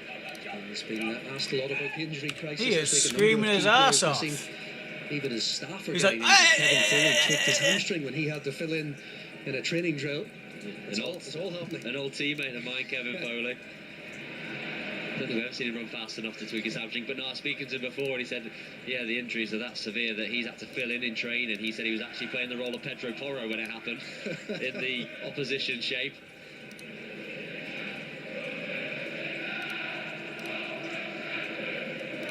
Love to see the running stats compared. Oh, for goodness sake. But what he's doing, Rob Edwards, with this paper-thin squad at the moment is excellent. Remaining competitive in games of football. I know they're in the Premier League, but really when you look at what they've got out there on the pitch and what they've got on the bench, to be competing with Spurs, being ahead of Spurs even this early on in the game, it is the monumental effort that him and his team are putting in throughout this Premier League season. Thoughts of Dave Edwards, and Dave, you know him well, of course. What is it about his management style that gets the best out of these Luton players and gets them so competitive? We'll come back to that in a moment, because Werner is in space. He's up against Kabore, still Werner, and he goes past the Luton defender, but it's the wrong side of the post. Timo Werner just off target. Electric play from Spurs. This is where they're the best, when they attack with pace, and Werner has that in abundance. Raking pass from Kulusevski right into Werner's path. Once he gets there, he's just trying to stand up Kabore, shifts it lovely onto his left foot. It's maybe just a touch too much in the middle of his stance, and that means he can't quite get his left foot in the position to try and get it in that far post. He should be hitting the target from there, because he just bobbles it, it's just under his feet a little bit. Really just the wrong side of the upright, but excellent play from Spurs. Excellent play. So Werner close on this is 50th start in his Premier League career for both Tottenham and Chelsea. Does have history of a mixed bag against Luton, actually, for Chelsea. Played against them twice in the FA Cup during his spell at Stamford Bridge. He scored in a 3-2 win at Kenilworth Road in 2022, but he did miss a penalty in the win at Stamford Bridge in 21. Dragesson gives Luton a free kick. What I like about Timo Werner, though, is that he keeps getting into those opportunities. So he's not the most clinical of finishers, but he keeps getting himself in those areas, and he doesn't get worried if he misses chance. He goes and goes again. Van de Ven's been such a key part of that Tottenham defence this season. He and Romero forming quite the partnership, but only fit enough for a place on the bench today, despite training the last 2 days.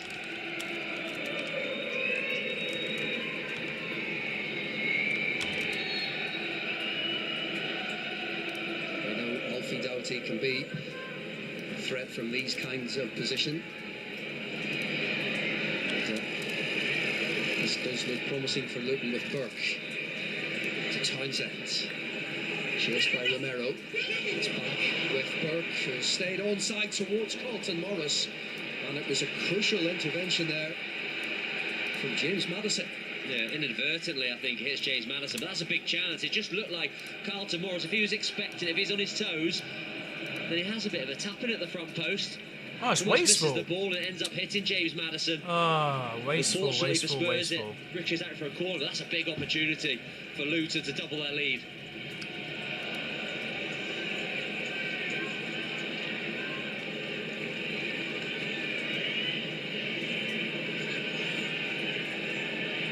Goals, 4 assists for Carlton Morris this season. Enjoying himself in the Premier League. As Luton look to double their advantage. But they will have to guard against this Tottenham counter-attack as Kulusevski sets Werner away up against Kabore, who, well, Werner showed enough to him, and Kabore needed no invitation. Yeah, the key just showed a little bit too much to him. That allowed Kabore to dive in.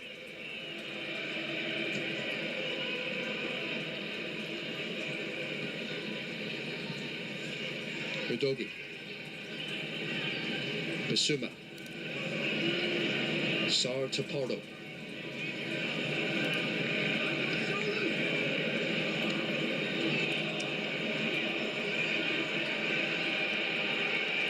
Little movement for Romero. Eventually brings Kulusevski into play.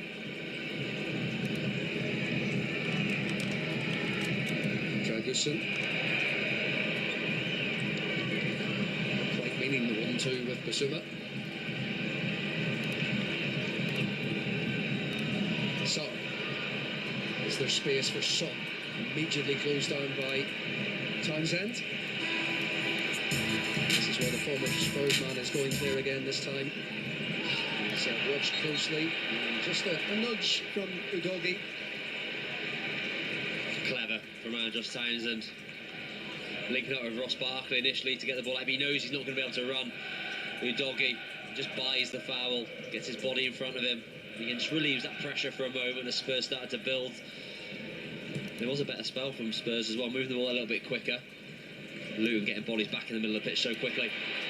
Well, could there be about to pay because Son goes round Kaminsky? Is this the moment? Oh my goodness. Werner! It's fallen for Sarr off the line. Well, what a sequence of events.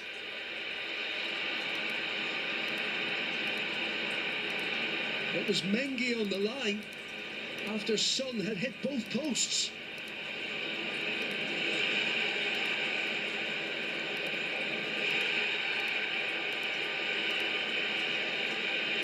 Well, wow, don't think I've seen a sequence of events like that for a long time. Spurs desperately unlucky. Luton playing themselves into a little bit of trouble, overplayed in the middle, and Spurs the best in the league at winning the ball back high at the pitch, and Son does everything right. Then hitting both posts, desperately unlucky. Werner follows it up, good block from Gabore, and then Mengi, as all good defenders do, gets himself on the line, makes himself big and keeps the ball out, but Son there must have thought he'd scored. The way it rolls across the goal line and kisses both posts.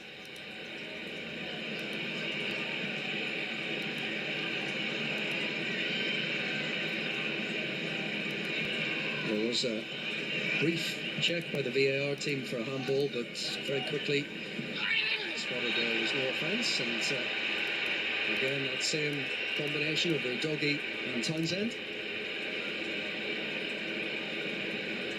Might just test the patience of his former supporters, but it's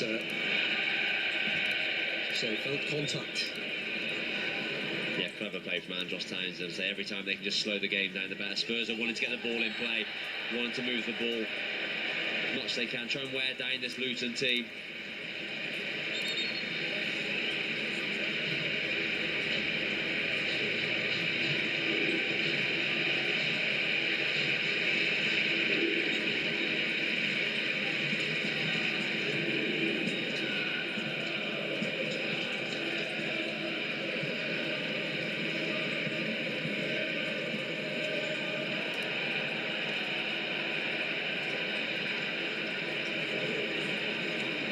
Barkley again instrumental, not for the first time this season, in an important goal for his team. He teed up Chong for the opener with just over 2 minutes on the clock.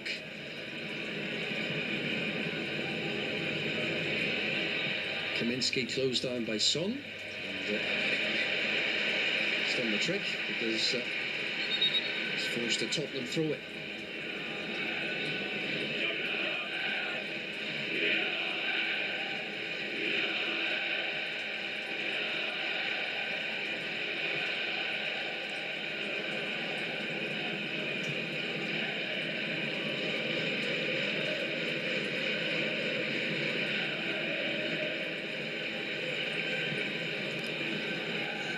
Dragerson.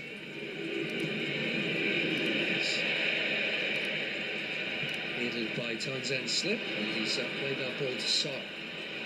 Sarr has he just done enough to get away? Has, and Kulusevski couldn't get to that back post quick enough, and Alfie Doughty was alert to it and continues his run. Look at this down that side.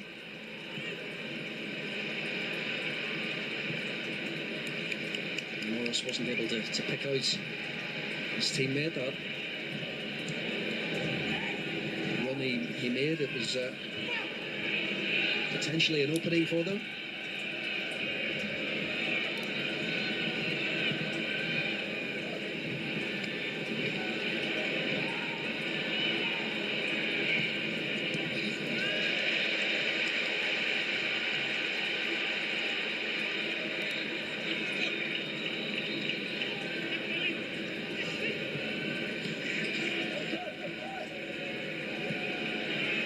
Udogie, Son making a run, opts for Porro. Kulusevski.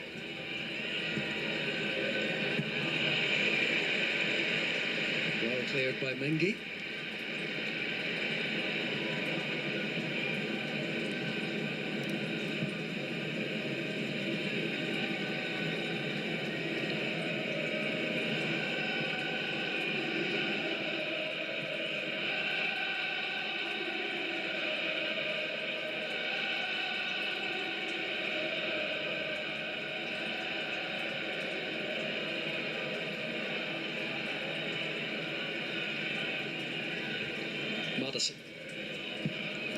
Son.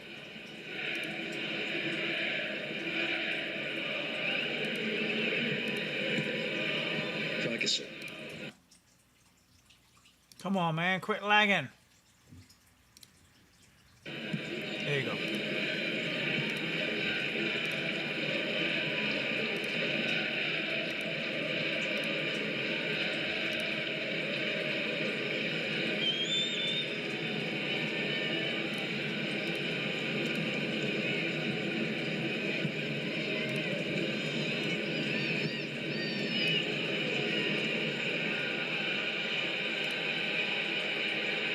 Crowd beginning just to get a little restless as Kabore clears.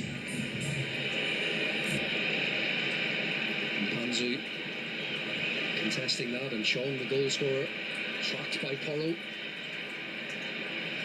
Hasn't he done well, Chong, and he's got his team a free kick. Yeah, he's done really well, Chong, there to keep hold of the ball. Great composure from Chong. The Tottenham Hotspur fans just getting a little bit frustrated with the way that Spurs were keeping the ball at the back and not really going anywhere. But I don't think it's the worst thing. I don't think that Ange Postecoglou will mind that, because it's dragging Luton out, and Spurs are at the best when they are running at pace in behind. And if you can get this Luton team up the pitch and then you can play around their press, and all of a sudden it opens up, it's more difficult to break Luton down when they're all back men behind the ball.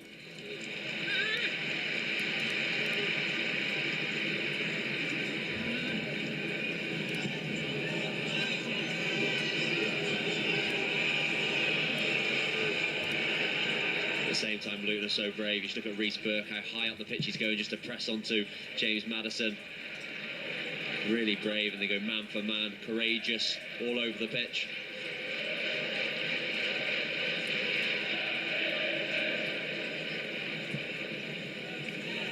One attempt each on target. Crucially for Luton, that's the opening goal from Chong. Ferguson. Tracked by Townsend. Now Werner looks to get away from Kabore, who sticks to his task well. And now the ball played forward by Berry. It's well cut out, and this will present Tottenham with an opportunity to surge forward. It is Son, who's looking for Maddison.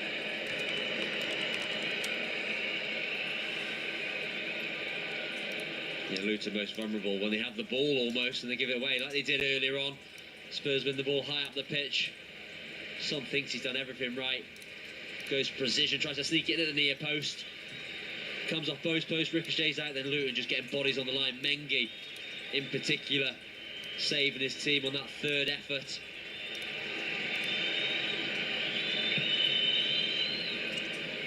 Kaminsky deserves a bit of credit for pushing Heung-min Son out wide. Oh.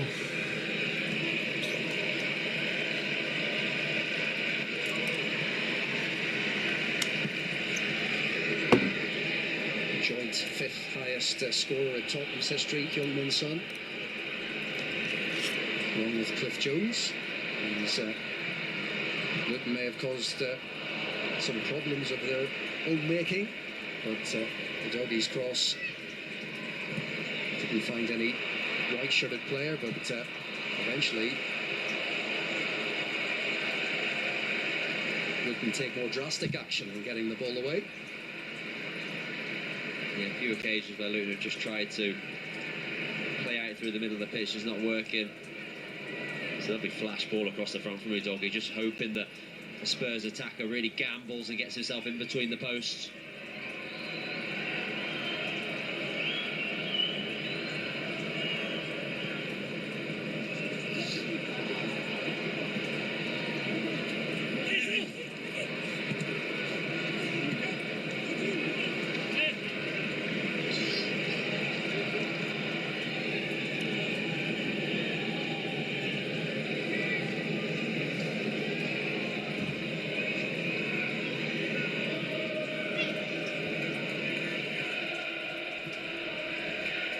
Ferguson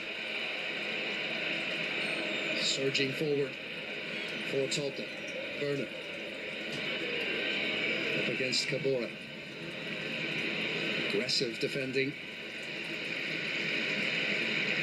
Yeah, Cabora's done really well against Werner, apart from the one occasion where Werner got that shot away.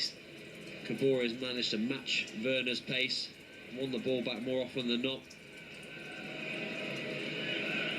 Cabora was part of the Marseille team. Had faced Spurs in the Champions League group stages not that long ago. And late Pierre-Emile Højbjerg, winner, sending Spurs through from the group stages.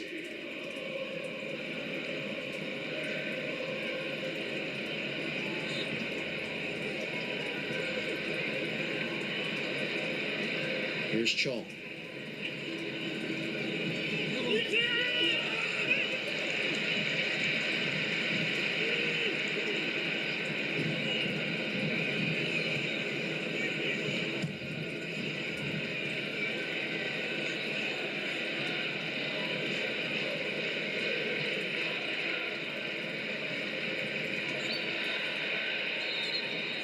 Madison being watched closely still by Reece Burke. Yeah, it's amazing to see how high he's pressing the ball there, just to make sure that Madison can't get turned. I feel like that is their best way of getting some joy, attacking or sort of pressing high up the pitch. Players lunged in on Madison. But there's a yellow cards for the Luton midfielder. Yeah, probably more of the scissoring action from Barkley. Looks like he maybe wins the ball at the first attempt, but it's just his trailing leg or his right leg which chops back across as well. Reckless play.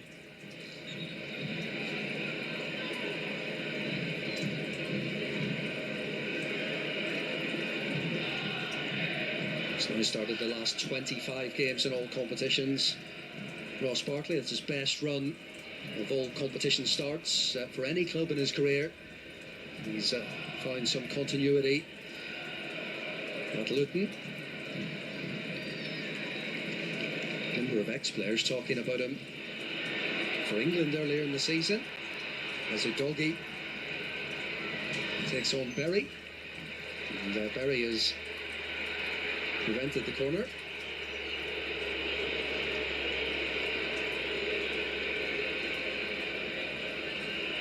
Madison.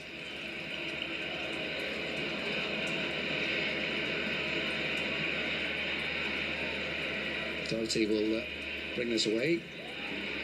Barkley setting the ball for Berry and on to Townsend.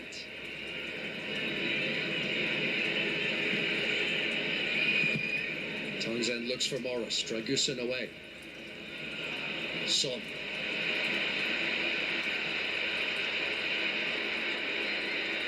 Taking the initiative. He's come so close already. Son has picked out Madison. Now Werner. Danger for Luton, but Werner has given it straight to Barkley. Yeah, desperately poor on that occasion from Timo Werner. After such good work from Son to get his team up the pitch. And Chong maybe gets a little bit lucky, he doesn't know Kulusevski's there. And Ange is cutting a very frustrated figure now on that touchline.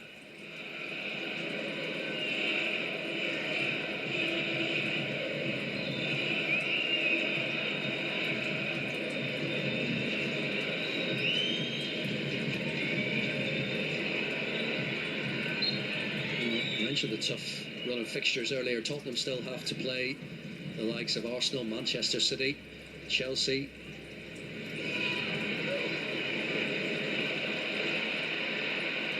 As they do try and confirm the Champions League place. And after the Fulham defeat, this will be a worry, this scoreline. But Tottenham trying to put that right with Porto.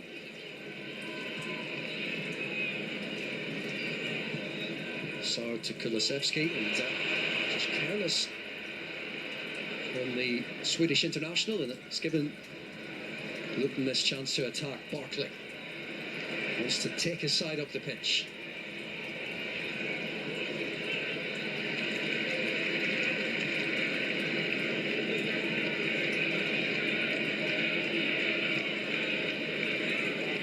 Traore. Townsend.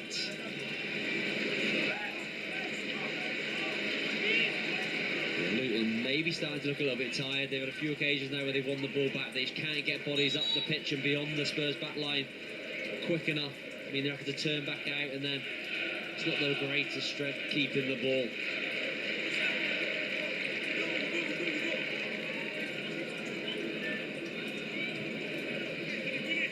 Dragusin away. And Panzu almost had control of it.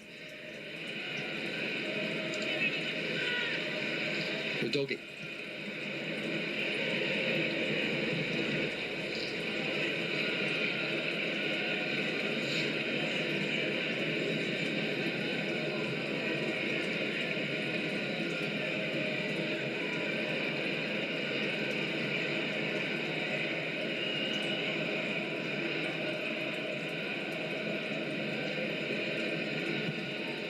Dragusin has given it straight to Barkley. Can Luton extend their lead? Well, Barkley's given it back. It was good work from Basuma. And was Maddison just fouled? Burke will get a yellow card, presumably because he may be about to have set Son clear. Yeah, just pulls Maddison back there. Rightly yellow card, but disappointing for Luton on that occasion. Ross Barkley wins the ball high up the pitch, and I've said recently I haven't had the bodies to get beyond Spurs, but on that occasion they did. They had 4 or 5 bodies up there, but Ross Barkley just dwelled on the ball for a little bit too long and then didn't pick the right pass, and the moment had gone. But they're the opportunities you have to take advantage of.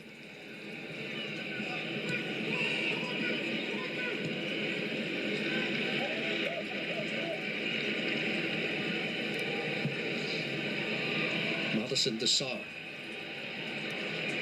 Son. Half-hearted appeals from the supporters, but Oh, come on, son. let's have a look. What are you Excellent doing, buddy? from Doughty and Burke. Spurs attacks in such a free-flowing manner when they're moving forward like that. The likes of Kulusevski, Son, Porro, deeper runs from Sarr. Probably an area we need to see more of Sarr, because he can disrupt from deep, he can dislodge this Luton back line. He's done it on a few occasions and got some joy out of it.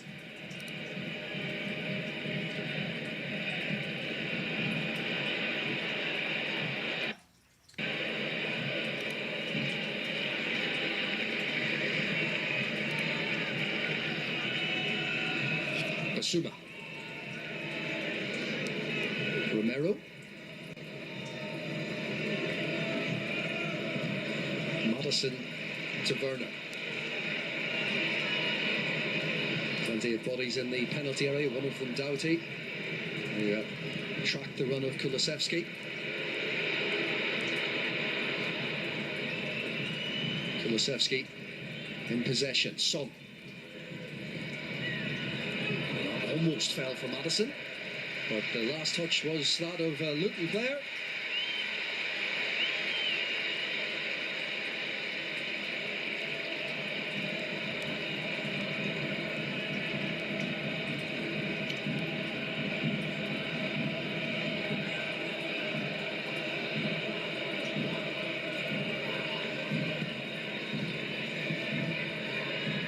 Porro to Basuma.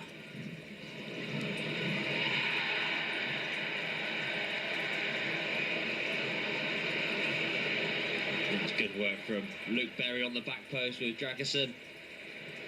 He's had to get through an awful lot of legwork.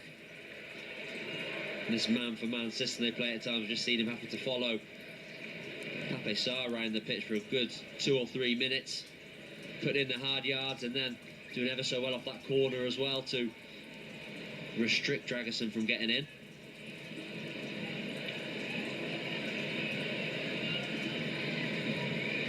David Pleat,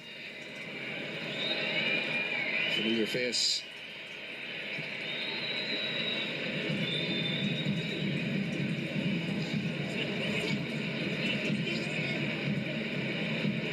He's watching Tottenham attack again with Werner, but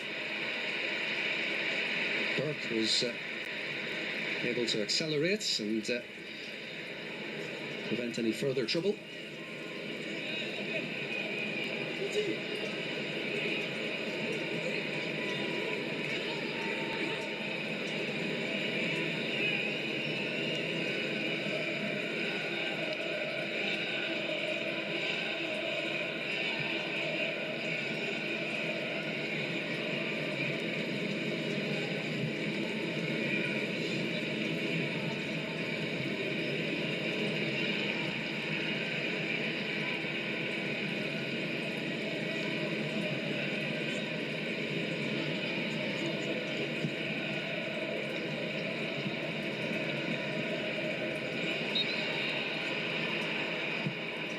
Tottenham have taken this free kick quickly, and it's Porro. It's cut out by Mengi. Tottenham needs to do more of that, move the ball before Luton are set. Maybe one thing they have lacked is a little bit of ball speed when they've had it in possession. Just dallying onto it for a little bit too long. Makes it easy for Luton then to get across the pitch, get bodies across, but when Spurs do it fast, it's hard to live with.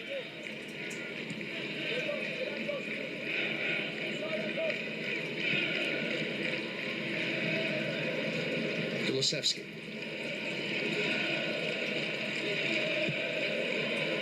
Porro to Romero.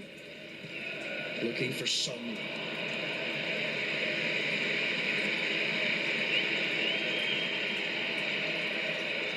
Nice idea, and that's what I was trying to talk about. When they move the ball from side to side a bit quicker, then all of a sudden there's just a slightly bigger gap in between the Luton players, and that's what Romero saw, and the pass was onto Son, just slightly overhit. That's what, and Postecoglou will be trying to get across to his players at half-time if they're still a goal behind. Let's try and move this Luton team around a little bit more. Looking at that stat, is it 22 touches in the opposition box for Tottenham compared to 5 for Luton? A case of just being patient for the home team? I think so, and creating better opportunities. I know they had a few, all that sequence of events from before where they maybe should have got the ball in the back of the net, and then Werner had that chance, but they want to be creating more if they can. So everything seems to be in front of Luton at the moment. Yeah, a bit of a flashpoint here involving Dragusin.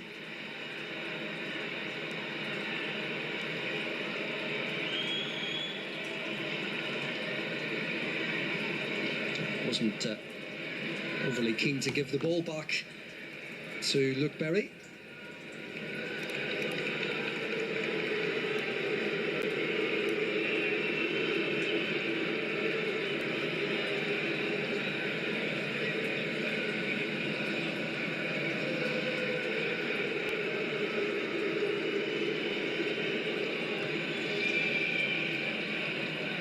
Chong won the initial free kick. This is what happened. Maybe a bit of a mismatch, that as well. Luke Berry showing his bravery.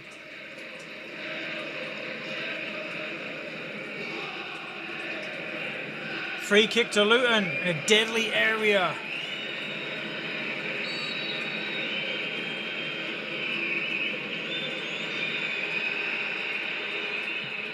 Doughty with the ball looking for Morris. The last touch was Wasted.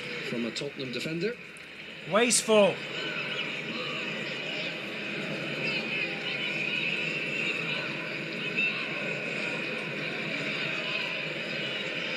First competitive match between these sides since 1991 when Luton did lead.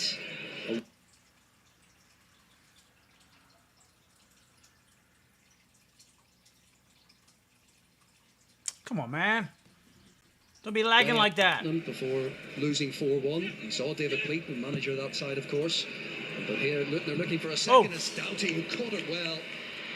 And Porro was in the way of it. Otherwise, that may about was close to getting even better for Luton. Yeah, Andros Townsend, again, the creator. Likes to get crosses into the box. They just had an overload at the back post, and Doughty with a terrific hit. Deflection. But Porro gets himself in a good position to make the block. Corner. Let's see if Luton can make something out of this. He's hoping to create this time, and it is Luke Berry with the header. Way off.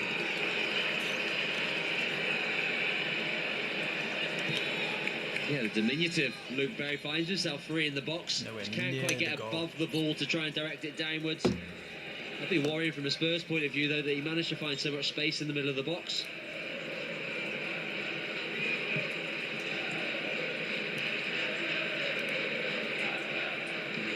As things stand, 3 minutes to be added on at the end of this first half. First half that Luton stunned their hosts after just over 2 minutes of this encounter. Tyth Chong, the goal scored, teed up by Ross Barkley. Good work from Andros Townsend in the build-up. And since then, Tottenham have been frustrated.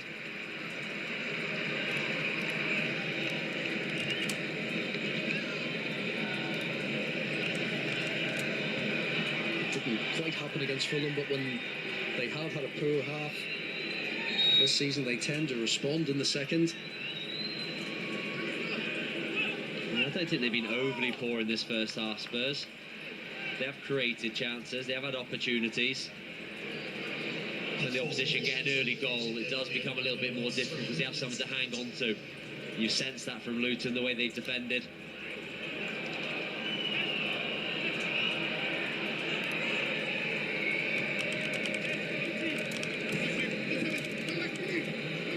Morris.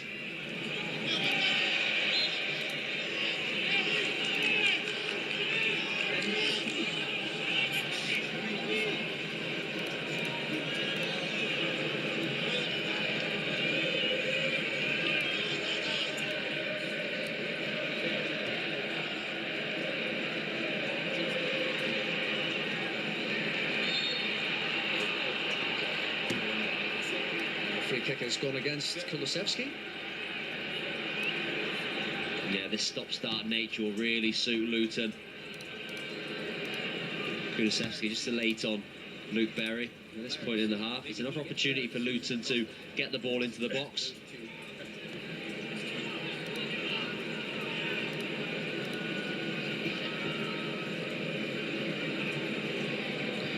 Well, Vicario will know he needs to be alert because Alfie Doughty, 7 assists in the league this season, 5 of those from set pieces such as this.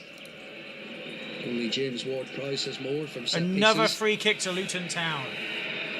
Near the edge This of the will be box. a nervy moment for Tottenham right at the end of this first half.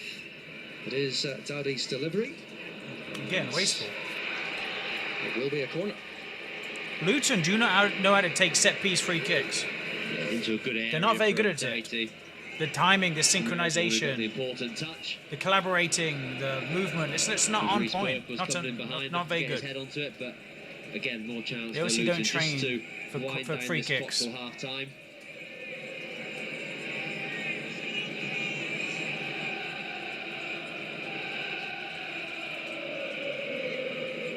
Corner. Ball goes in. This latest delivery, emphatically Get it! Ferguson. You're just standing there doing nothing, man. That's out towards Burke. He's clear of Townsend.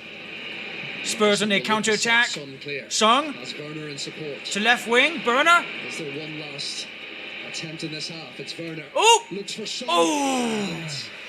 A heroic block. Ball came in the air through from right to Son. Sung. He should have sliced that into top right corner. Did he? No, he didn't. Wasted opportunity. Wasted. Porro. Sarr to Son. Give Sung some support. He's by himself. 3 minutes have now been Ah! Hamzu takes it off Spurs, Son. man.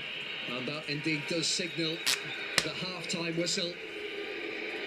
Well, the home supporters are not happy. Ange Postecoglou certainly. Well, won't be they're happy. Spurs are not supporting each other. They're just like passing it and then just leaving way too much space. You know, and then the Spurs players are getting shut down by the Luton players. So it's just obvious. That manager is dumb right now. The Spurs manager should be ashamed of himself. They're way too wide. They're way too scattered. They need to be closer together. You know, they need to wake up and switch on. Against a plucky Luton side who are not I'm having a hard time watching this. without a fight. Right now it is still 1-0 to Luton at half-time. Anything could change though, people. I just ordered food from Grubhub. I've got a vegan vegetable poke bowl coming. It's got all the nutrients you need, all the healthy crap, you know? Onions. It's got lettuce. It's got cucumber. It's got blooming seaweed, for God's sakes. It's got everything in it.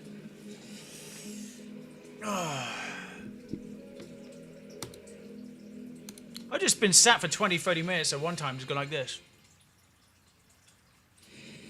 You know, there wasn't really much going on. There's a little bit here and there, but not much. Not really, this game, Tottenham versus Luton, is not very entertaining to watch. It's like blah blah. You know, it's all right.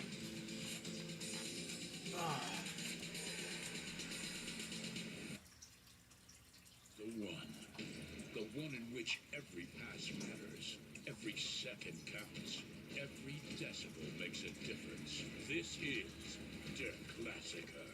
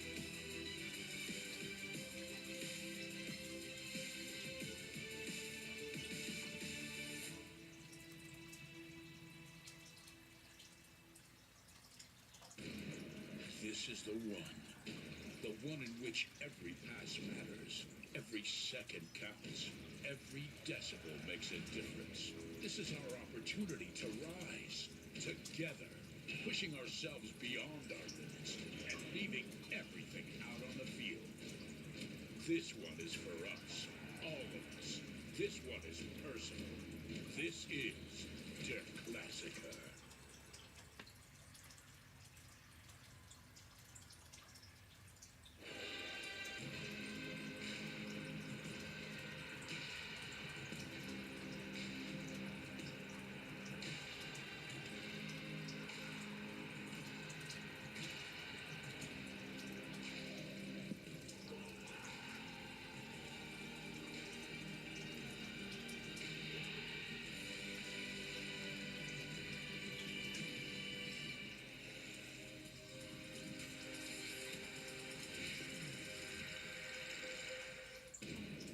This is the one in which every pass matters, every second counts, every decibel makes a difference. This is Der Klassiker.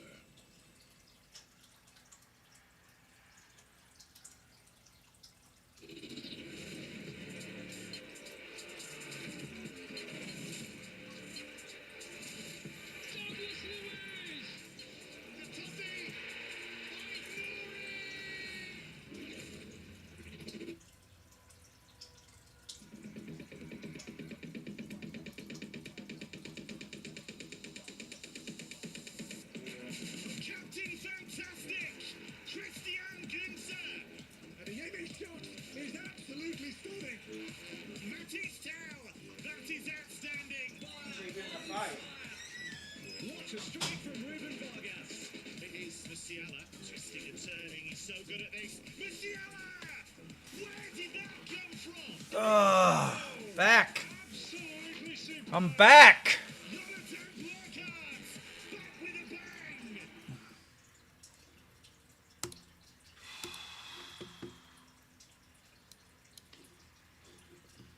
It all comes down to this. 3 teams, 1 point between them. A title race for the Asian.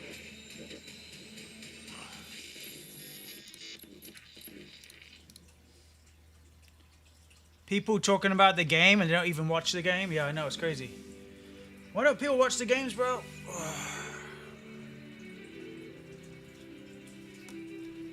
Like, I'm a football fan, but watch no games at all. Like, you know, you're not a football fan. You got to watch 1 game, 2 games, 3 something.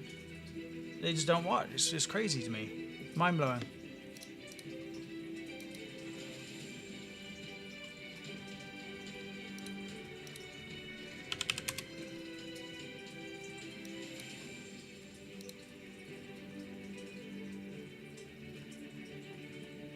There's a new football movie out called The Beautiful Game, by the way.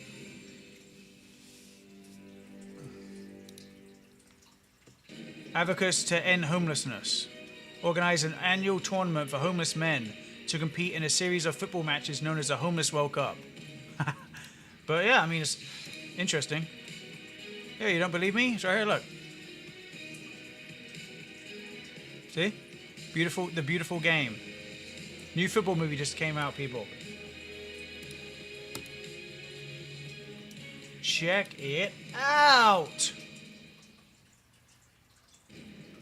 This is the one in which every pass matters, every second counts, every decibel makes a difference. This is our Ugh.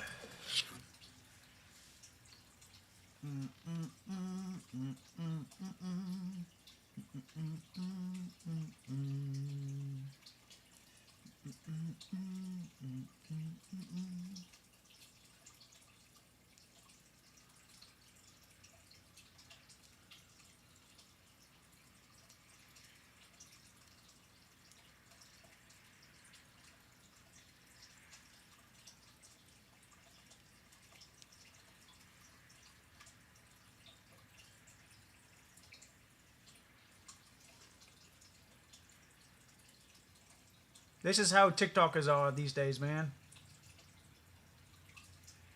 Like, do you really need the camera this close? Fucking ridiculous.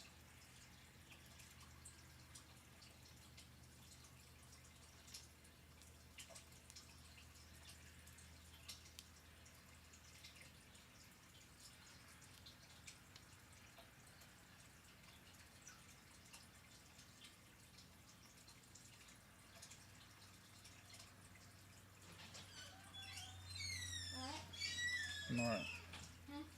I'm alright, Michelle. What are you doing? Trying to do my spelling right now. Still streaming? Yes. You alright? No, no. I already ordered me some Grubhub. Oh, so no food then? And I'm gonna eat a quick lunch in between streaming. Probably gonna stop at the grocery store on my way home. Grab a couple like healthy snacks like avocados and stuff. Okay, perfect. Anything you want? So what? Anything you want? Whatever you get. What's good for you is good for me. Yeah, I know. Romero's Otamendi 2.0. Yeah, that's a good comparison. That's a very good comparison.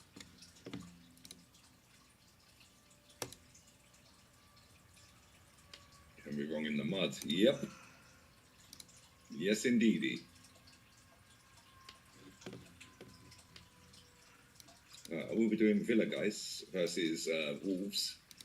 And then we're back to United later. We've got 2 more watch-alongs to go. I'm doing Villa then United.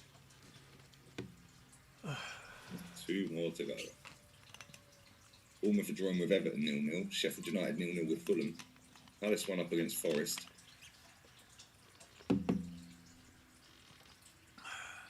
Mateta with a goal. Palmer with a Panenka penalty against Burnley. Newcastle 4, West Ham 3. West Ham were 3-1 up. Subbed on Calvin Phillips, then conceded 3 goals. Whoops. In fact, they subbed on Fabianski at half time because the keeper was injured. And then he conceded 3 as well. Mad. Actually crazy.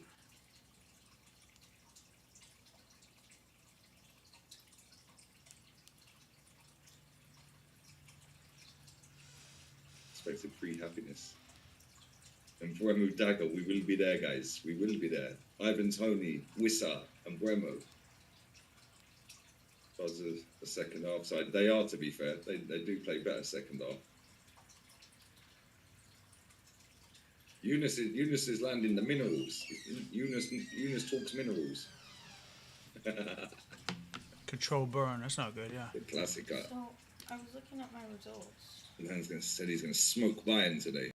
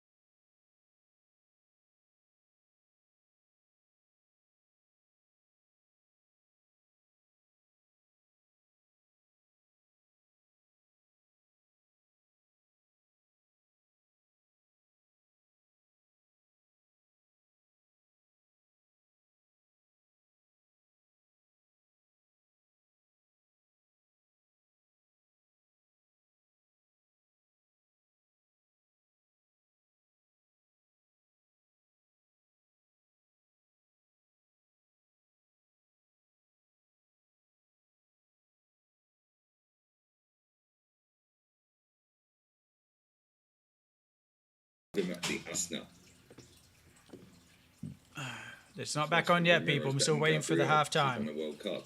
That's what I'm saying. Bro, Mustafi won a World Cup and 2 FA Cups. Is he better than Romero then?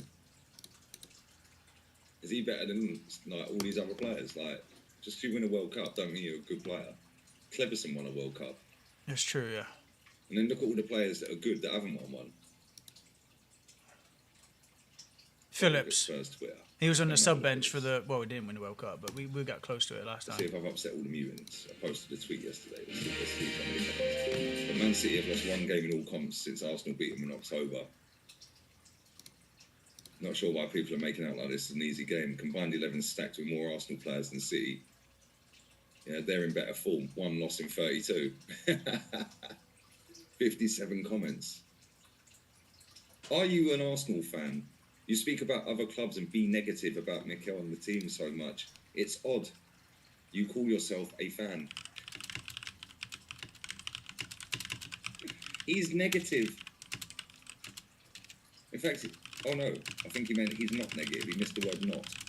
In fact, it seems like he's a real fan, unlike most of you plastic fuckers on this app. He talks sense. Tell him, bruv, tell him. Talk sense. According to this Muppet, Arsenal should have gone for Nuno or Sean Dyche. Yeah, really good one. Townsend instead of Saka. When did I say that? When have I ever said Andros Townsend's better than Saka? They trail by a goal. It's crazy. Saka's better. Yes. All right, the game's back on, people. 2 minutes of this game. Brennan Johnson, of course, his transfer from Nottingham Forest to Tottenham. Heavily talked about around Nottingham Forest's points deduction, which of course has helped Luton at the bottom of the Premier League table. Dejan Kulusevski will be the player replaced. And there is also a Luton change. And it's Reece Burke. Why are they singing Glory, Glory, Hallelujah? Like it's Glory, Glory, Man United, you know? Like, I've been hearing so many, like, mixed stuff. Like, the Saints song was playing on the last game when we had, I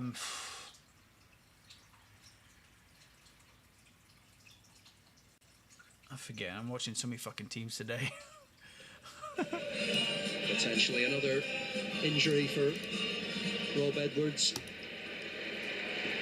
Certainly Brennan Johnson, clearly a player capable of making an impact in the final third. Will it happen for Tottenham? Half-time substitution for Spurs, replacing number 21 Dan Kulusevski, number 22 Brennan Johnson.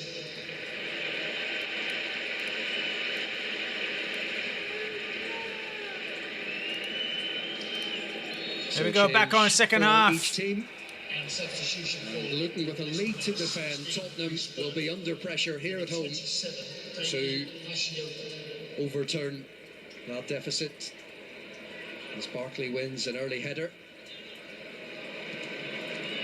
Let's see if there is an intensity. Well, Mpanzu and Porro have had a coming together, and Porro looks in some amount of pain.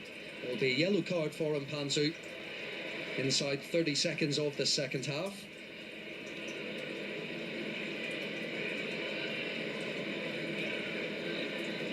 It just looked like Mpanzu turned his back on Porro.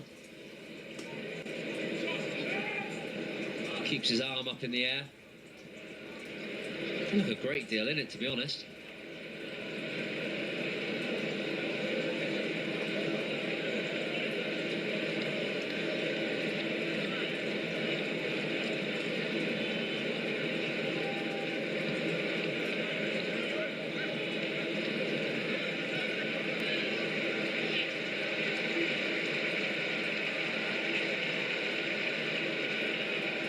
Porro looks like he'll be okay, and it's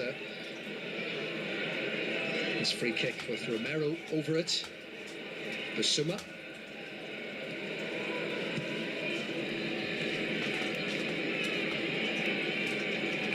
Lucy. Immediately closed down by Townsend.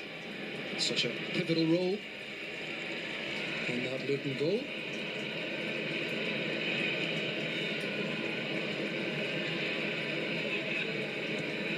Son gives Brennan Johnson his first involvement.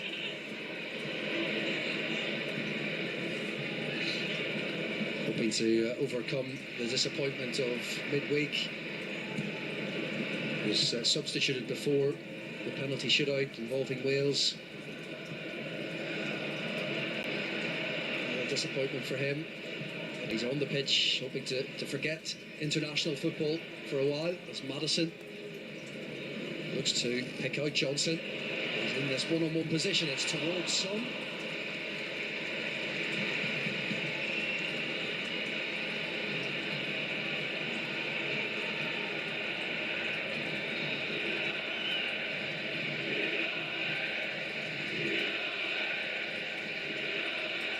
Son's touch picked up by Chong.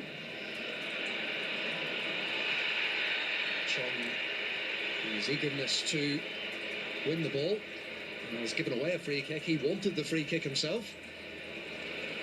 Yeah, Pedro Porro still hobbling from the incident before and gets caught again. Chong felt like he was forced to the floor, and there's a little swipe at Porro. Dirty Chong. Spurs have started the half well, though, in particular James Maddison. 2 or 3 passes now, he's really zipped into his teammates, creating opportunities. Dirty Didn't see enough for challenge, James man. Maddison in that first half. You know how influential he can be. Really bad.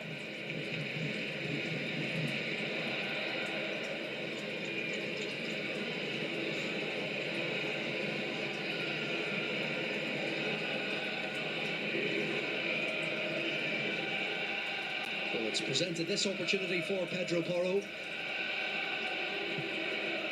Delivery is poor, but the miscue will at least give his team a throw-in.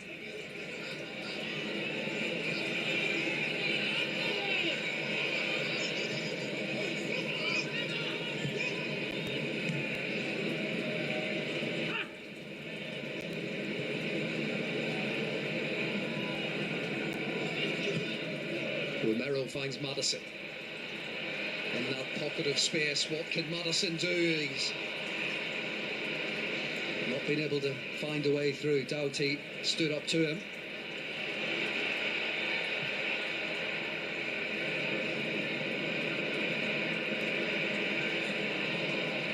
Mpanzu to Barkley. On to Chong. Can Luton carry a threat just as they did in the early stages of that first half. Doughty looks for Chong, but good recovery from Porro. Ferguson still had to clear up, but he's given it to Doughty. Barkley fancies a go, and Vicario was scrambling. Prevented the corner, but he had to be alert, the Tottenham goalkeeper, because Ross Barkley saw a gap. Yeah, it's Luton's best passing spell of the whole match. Ross Barkley at the heart of it, right at the beginning of it, and it comes to him for the final action. Good off both feet, Ross Barkley, shifts it onto his left, really concentrates on that strike and forces Vicario into a save, but that was good from Luton. Ross Barkley in particular, the composure to keep the ball for Luton. Johnson and Porro exchange passes. It's moving quickly, and it's unfortunate. Hey? It is unfortunate for Cabral, Offside? who has put it into No, his he's in. under pressure from Werner. But it's the response Tottenham wanted, and the fear for Luton is that this does not open the floodgates. 1-1. Excellent play from Spurs, in particular Brennan Johnson on the right-hand side.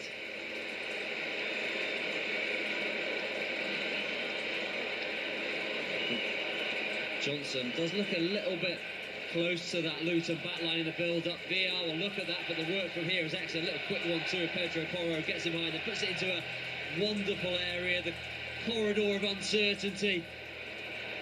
And Kabori under pressure from Werner. Just swings at it. It's poor really for Kabori, who's had an excellent game. 51st minute. Own goal.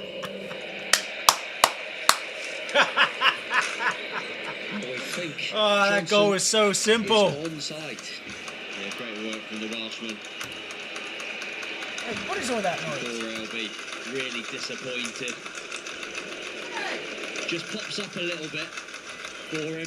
Comes off his shin. Really should be able to angle it away from goal. Brennan Johnson with an instant impact. Unfortunate for Kabore, who enjoyed a good first half defensively.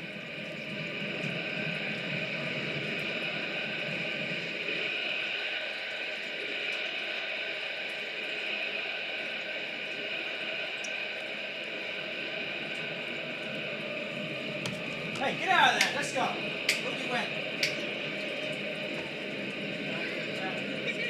Chong. Get out. Ansu. Oh, my cat is something else today.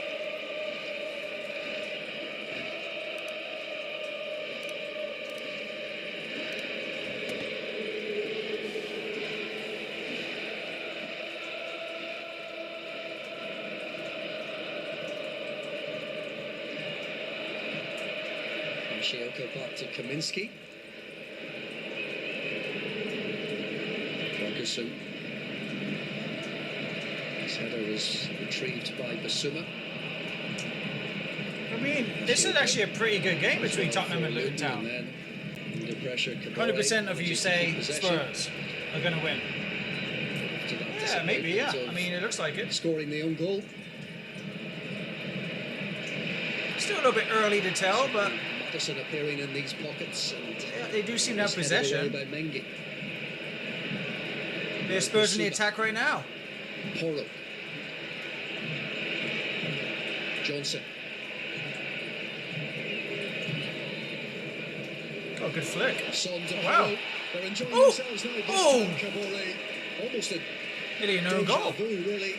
But he deals with the danger much Oh, better that was a good play by than Tottenham. he did with the Spurs equaliser. Impressive. He would have been nervous. just if cut that ball right came through across. Luton He Town's gets a back good left four. foot on it that occasion, but comes from James Madison really pulling the strings now in midfield, finding little pockets of space. Lovely little flick which started that attack. Lucy. As you can see, a little flick which creates the movement off the ball from Porro. And Werner waiting for a tapping at the back post, but Kabori's positioning, like the first one, was very good. But this time the execution of clearance a lot better.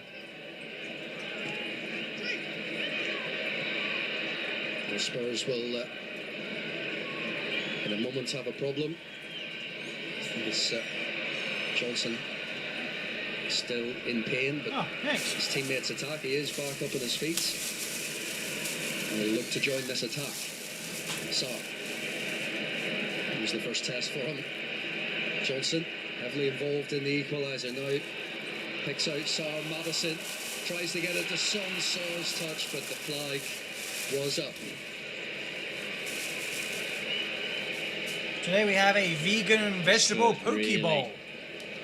Purring at the moment.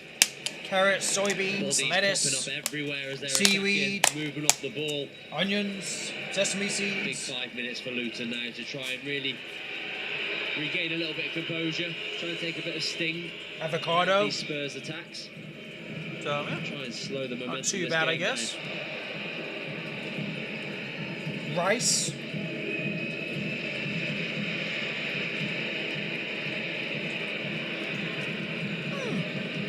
Ginger. Porro getting heavily involved in the early stages of this half. Son with the chance and Kaminsky with the save. Soybeans for protein. They look so dangerous down this right-hand side. Tottenham Hotspur, Porro, Radish. on this occasion driving. Luton looking tired, but into an excellent area again. Son is just making sure he keeps the shot down, which he does, but it's close to Kaminsky. Reacts quickly to keep it away.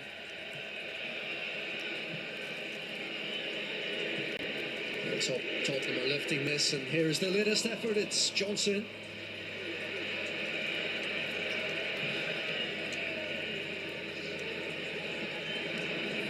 The hand on the head suggested that Johnson felt that was on its way. Yeah, Luton on the ropes a little bit at the moment. Spurs trying to take advantage of it.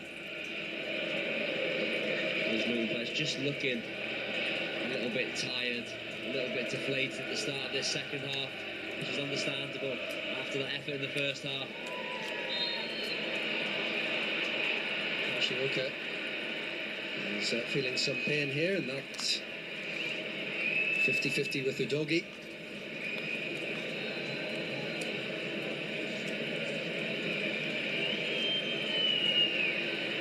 Ashioka getting in front of Udogie. Pushed his body into the side. I think it's the way he fell more than anything, Hashioka.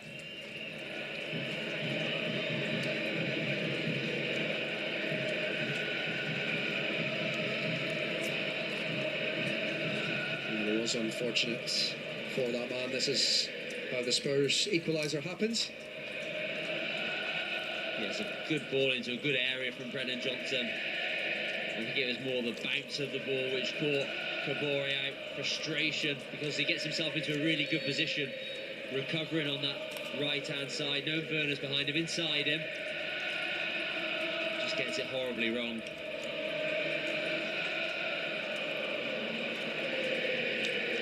Incidentally, Brennan Johnson's 7th Premier League assist of the season. That's Southampton's theme song. Exchange for Martin. He's made an impact as Townsend looks to win this ball back for Luton, and Berry was caught. Well, the Saints go marching out Yeah, good too. pressure They got from relegated, didn't they? Andros Townsend to win the ball back. A lovely little turn from Luke Berry, That gets sucks. caught by Udogie.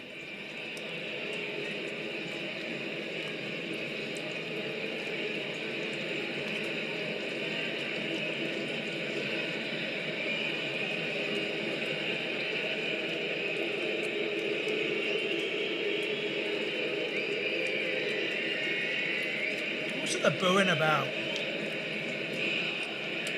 Luke Berry has been in the thick of the action today. It's his first league start since playing against Blackburn in the Championship back in May.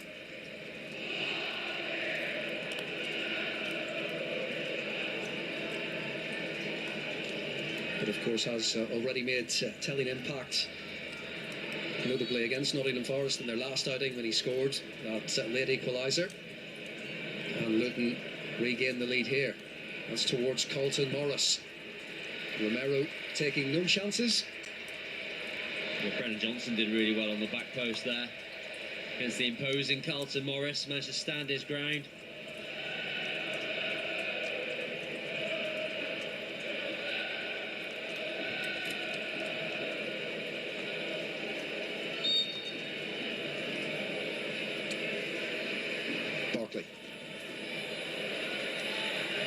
It's a task on his hand to keep hold of the ball as Spurs players swarm around him. And Mendy just caught Son, and that will be pulled back for a Tottenham free kick.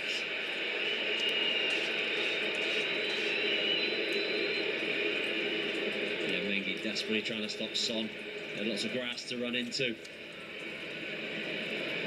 The referee hasn't gone towards a card. Maybe thought the recovering players were enough to save Mendy from a booking.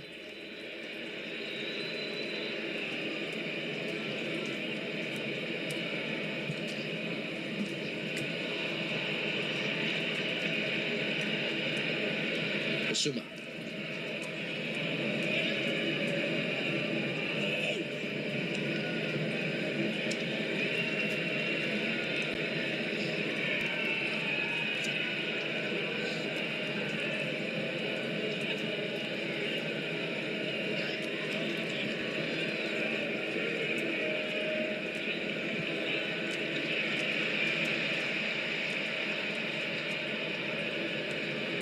Madison.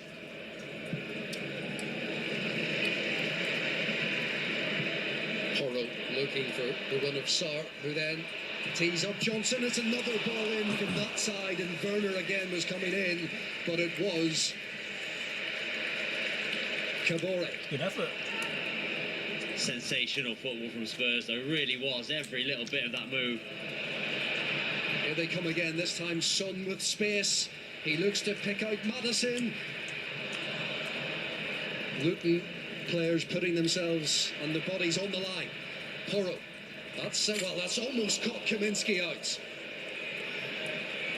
Well, the Belgian goalkeeper has been able to react, but that was close. Yeah, the deflection of Chong just took it goalwards, and Kaminski had to act fast. He flung himself towards that front post. See here the deflection of Chong. But the Kaminski had to react really quickly, and he did ever so well. Just his momentum then took him into the goal post.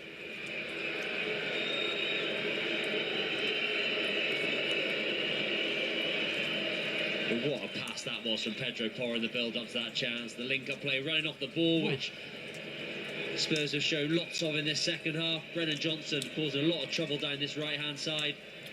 It was good defending by Luton.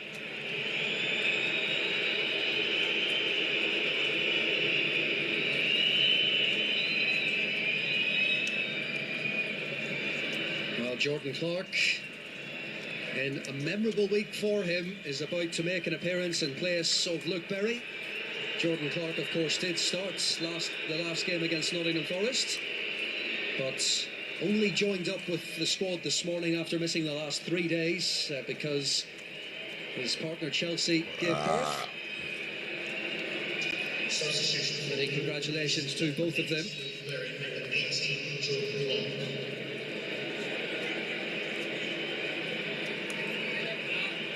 He is on the pitch ready to make an impact. He's had to wait for his Premier League impact, injured for the first 3 months of the season. In that time he did go and watch a number of the away games actually with the supporters.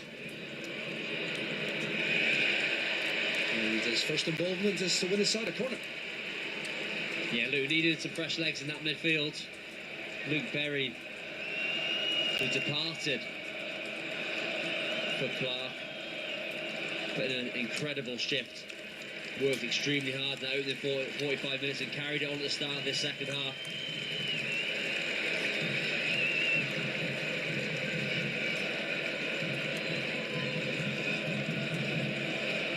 Morris organising Hashioka and Mpanzu.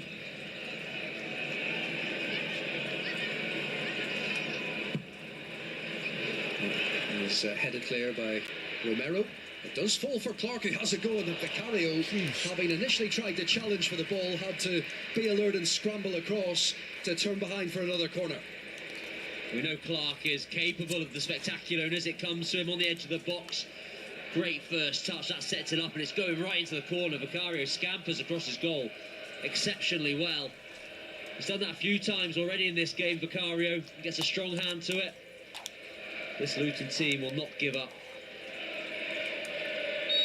Well, it's been a lively introduction.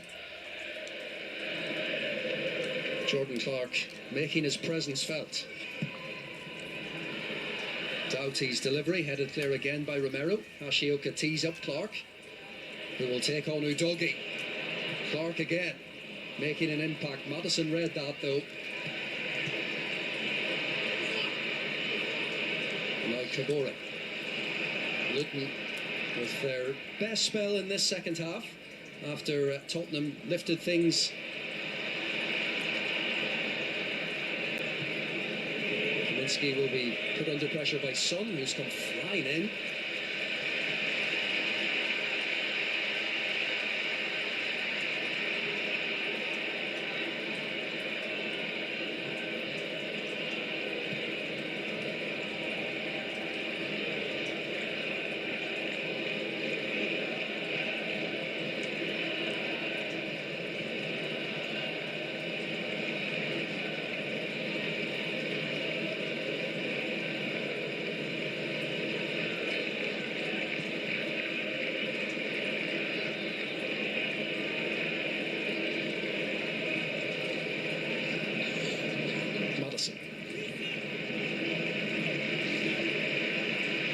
Suma.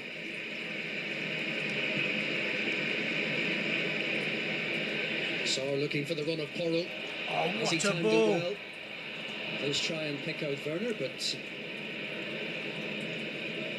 Kabore's positioning was good and Mengi under pressure.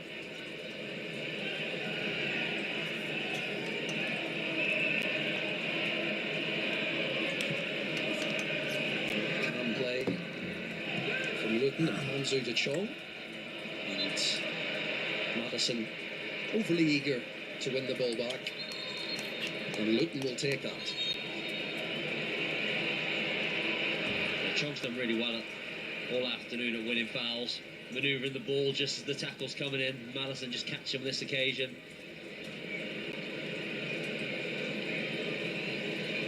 See, it just shifts it as Madison comes across. Just gets caught high up on that right thigh. Looks like it will be the last thing Madison does in this game, because Bentancur and Lo Celso are imminent. Sarr and Madison to make way. Substitution for Spurs, replacing number 10, James Madison. Number 30, Rodrigo Bentancur.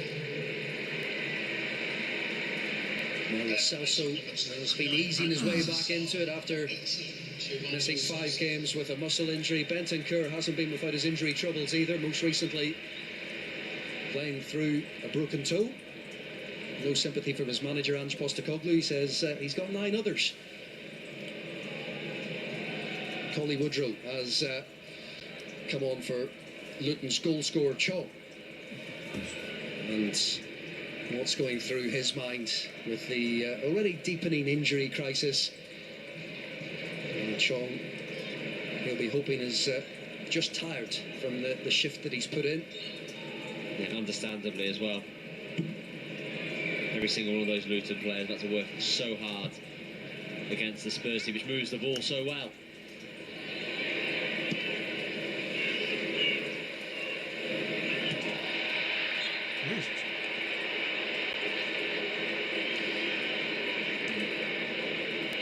Looks like Chong may actually be okay to continue.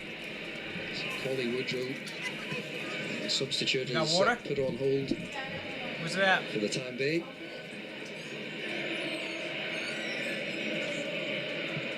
Surprised James Madison was the one to make way, unless he's got a little bit of a knock, or they don't want to really get him up to 90 minutes, because he was starting to have a lot more influence as the game has been wearing on. Really injected a little bit of quality in this second half. Bentancur looking for that ball again. Werner coming in, and it was missed by Son as well. Bentancur then following up with the shots, retrieved by Johnson. Tottenham getting so much joy on this side. And that has been deemed to have come back off Bentancur. Yeah, the movement from in to out on the right-hand side has caused a lot of problems. It's Bentancur, the substitute, who puts it into a dangerous area. The quality of the crosses as well coming from that side has been excellent. Son was inches away. Werner tries to get it back into an area, then Mengi, as he's done all afternoon as well, getting his body in the way.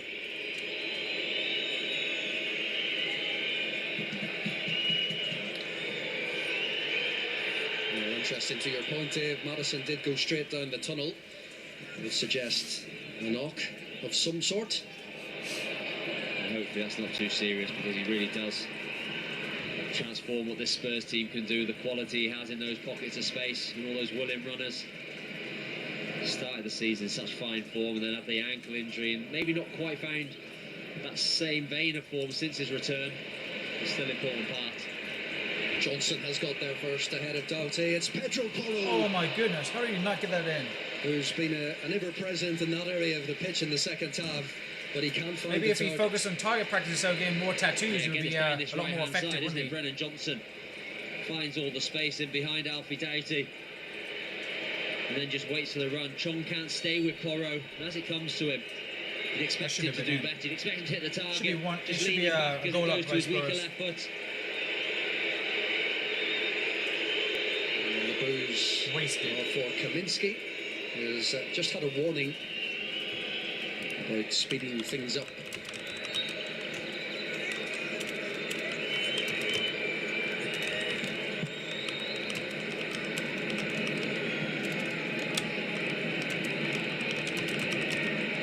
Shioka has set Clark free, chased down by Doggy.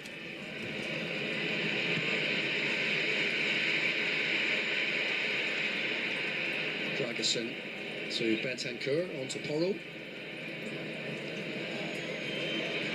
Bentancur just can't quite set Johnson away. It was good work from Mpanzu.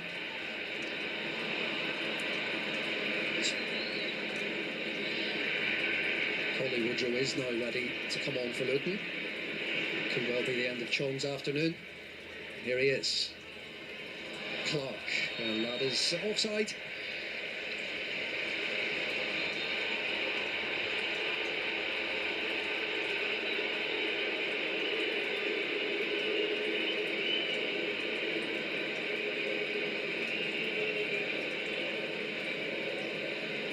Well, it feels a long time ago now, Chong scoring Luton's opener.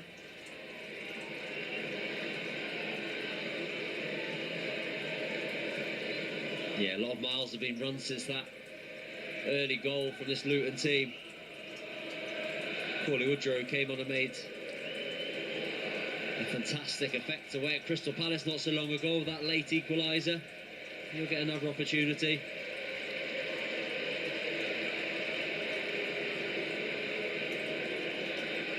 And here is that moment for Heath Chong. First touch was good, second touch was perfect.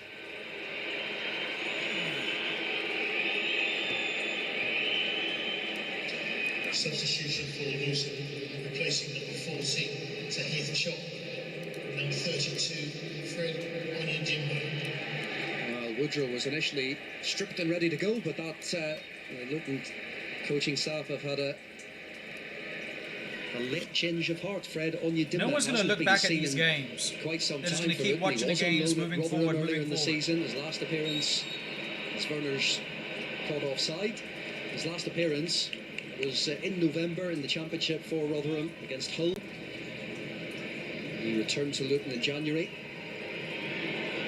Yeah, I think that'll be with the advances that Spurs are making down this right-hand side, and Pedro Porro and Brennan Johnson in particular. And Onyedinma coming on will add a little bit more physicality to Luton's left-hand side to hopefully try and stem that attack that's been happening so often in this second half.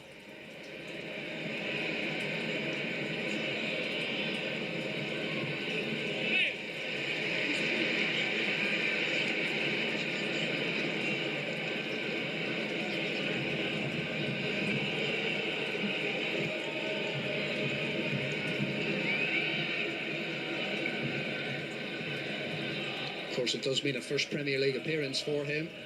Onyedinma.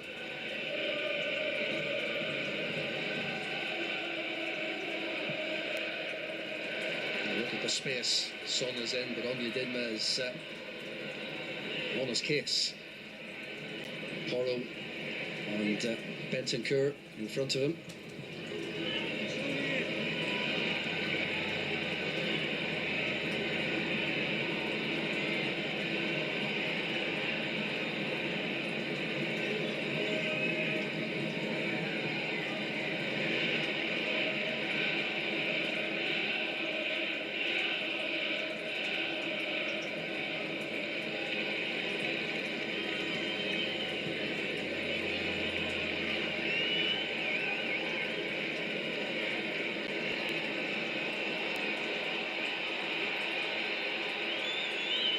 hear the reaction of the Tottenham fans.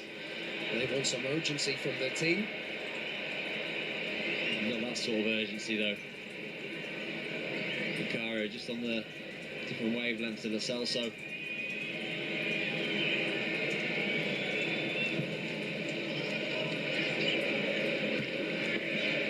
Morris and Romero contest. And Lo Celso.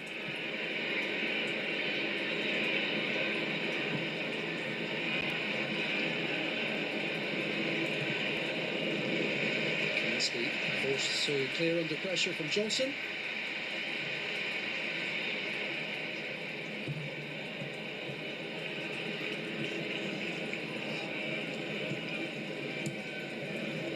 Werner.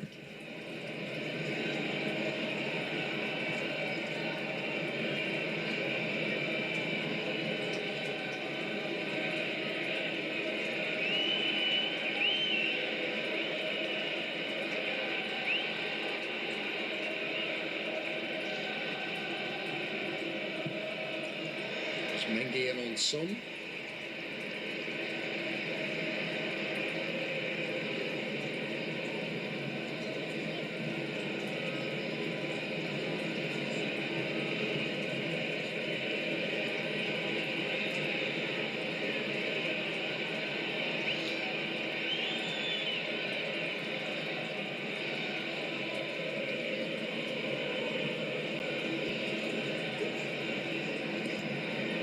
Ferguson with a surging run forward. Now Werner. Lo Celso. Werner again to Lo Celso. This is promising. There's Brennan Johnson. And did that go in? A glance at the watch and a shake of the head.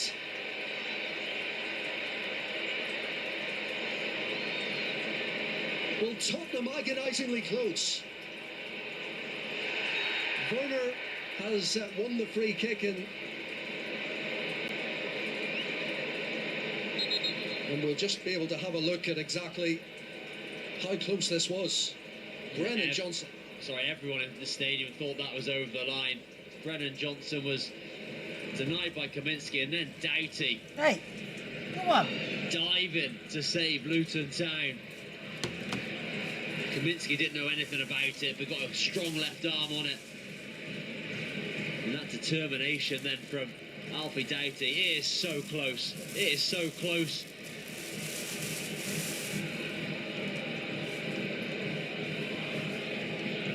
Alfie Doughty scrambles across. Vital touch. One more rotation of the ball and it could have quite easily been Tottenham in the lead. Looking forward to the graphic of this one because that feels like it's one of the closest ones yet. Goal line technology. Luton with some defending to do. There's the free kick.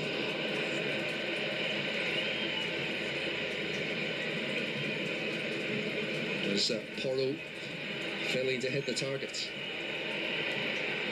Yeah, going for a goal there may be the wrong option. As a minimum, you've got to try and keep that on target, then any touch on the way through. Of course, Kaminsky, a lot of problems.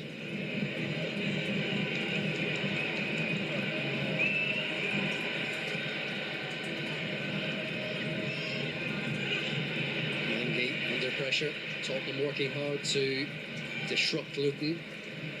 Carlton Morris doesn't realise perhaps the ball had gone out of play. There's a Luton throw in. Roy had said before the game that his team are going to have to ride their luck at times. And they certainly have. Two big moments. One in the first half where Son hit both posts, and then that second one. So this Luton Town team's all about, though. Bodies on the line, making it difficult. Fight until the end, and they've had all of those qualities today.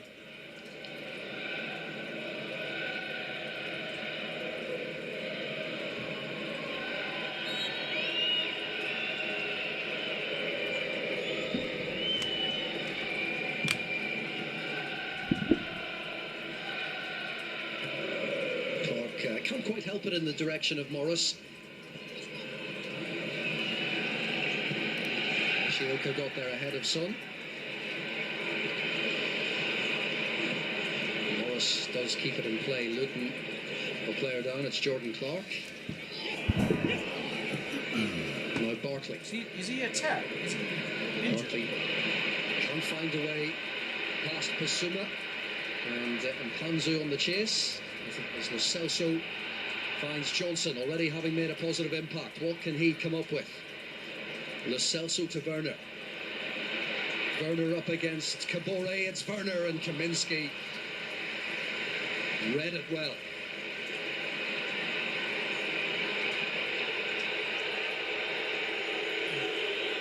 Werner stands up Kabore. Just too close to Kaminski. No bodies getting across the Luton Town goalkeeper. Well, it's all happening here for Luton. Alfie Doughty and Jordan Clark both on the floor. And it has Rob Edwards searching for options. And I can tell you, not many on his bench. In terms of experience, anyway. Here's the goal decision system. That is how close it was. Look at that. Wowzers. That's got to be the closest one I've ever seen.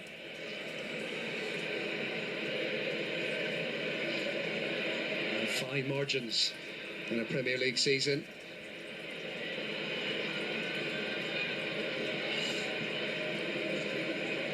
Doughty has given everything, despite his recent troubles with injury. He had a hamstring injury against Nottingham Forest. And Clark, meanwhile, is also limping heavily. Collie Woodrow, not for the first time this afternoon, is ready to come on. I think this time he actually will make it onto the pitch. Rob Edwards is going to have to shuffle his back again. Alfie Doughty, this will be a huge blow. I'm not sure if he actually did it in that clearance. He looked very uncomfortable afterwards.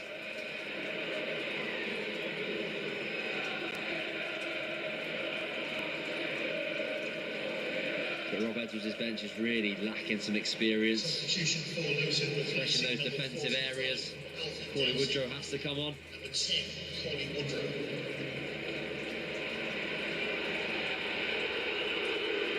Richarlison is getting himself ready for Tottenham.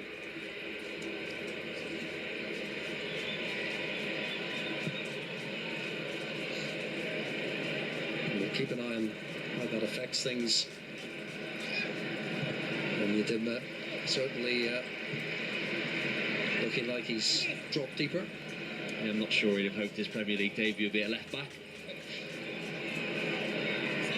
With a lot of defending to do, you'd imagine, as we go into this last 10 minutes.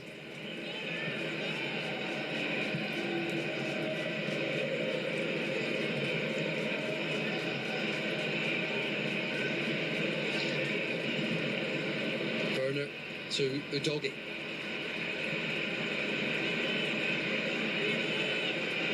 Clark shakes the ball. Ashioka. A free kick was given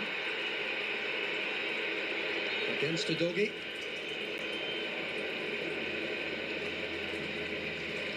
And that will allow Tottenham to make the change. Richarlison, who's been managing a knee problem, that meant he didn't play a single minute of Brazil's recent double-header, replaces Basuma. It's a week that Richarlison has also received a lot of support from the club and beyond, speaking openly about his mental health struggles. And he's on the pitch for the final 5-6 minutes or so plus added time, hoping he can find the winner for his side. But Luton are not going to give up without a fight.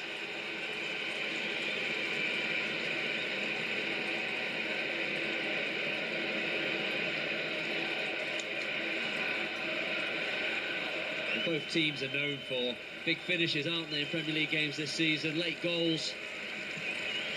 And I will be very surprised if this stays at 1-1. Either way, it could be Luton at situations like this, or Spurs are going to pile on that pressure, you can imagine, as this clock starts to close out. Well, both have experience of late goals this season. Here's the Luton corner. It's Porro away. Clark tries to help it back out towards the taker, but it might enable a Tottenham counter instead as Son sets Werner free. Up against Kabore. Werner looks for Brennan Johnson, touches it for Son. It's an unfortunate deflection from a Luton perspective, but as so often is the case, Heung-min Son right at the heart of all that is good about Tottenham.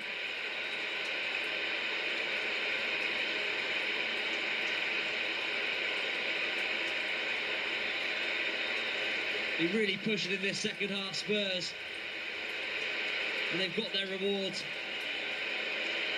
Luton will be devastated, and Rob Edwards will be furious if it's off its own corner as well, losing the ball on the edge of the box. And then we know how quick Spurs can be from there. And Heung-min Son, who starts the attack from deep. Goal for Spurs, scored in the 86th minute from number 7. As he drives away the ball. He doesn't rush that pass either. He has an opportunity to maybe release Werner earlier. He just waits, comes back inside, and then plays it a little bit later. What are you doing, man? Werner does what he does best. He takes it down the line, uses pace, gets the ball into the box. Brennan Johnson with a vital touch, and as it comes back to Son. Luton are trying to throw bodies in the way. It does take a deflection on the way through. I think it was going in anyway. Kaminsky commits to his left-hand side. Heung-min Son starts the attack and finishes it. And now you would think that'd be enough for a Spurs 3 points. It's a good finish. We'll give him that. It was unfortunate, but Heung-min Son, and we saw the reaction from him in the aftermath of those celebrations. That's what Luton's effort today has meant to Tottenham in that breakthrough. They've had to work hard to get to this position. Number 5, Pierre-Emile They've had to put in a shift, no more so than the departing Son. Pierre-Emile Højbjerg on for the closing stages.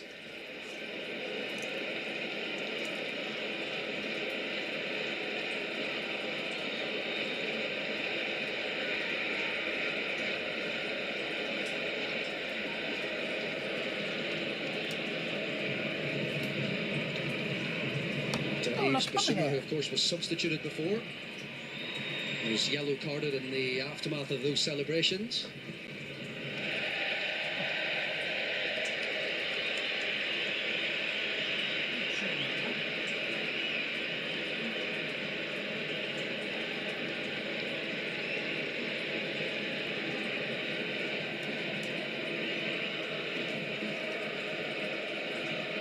They've put so much into it today, as they always do, Luton.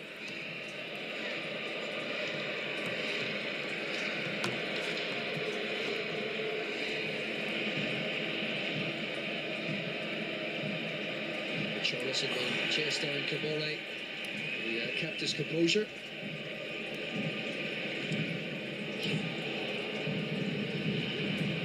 No doggy.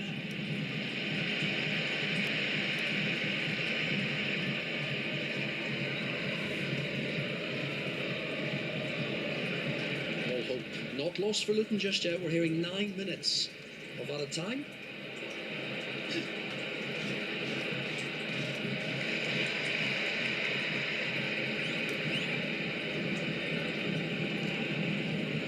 Udogi.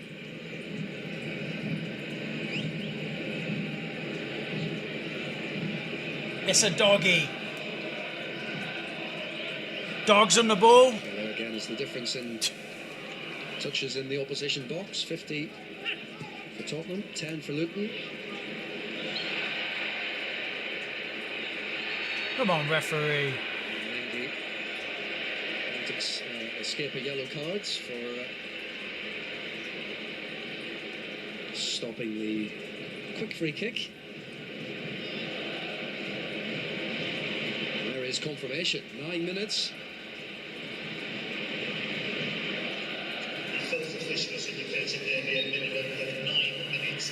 Oh, the snug, snuggy! Games which Luton did manage to and equalisers. 9 minutes left, people. 9 minutes left.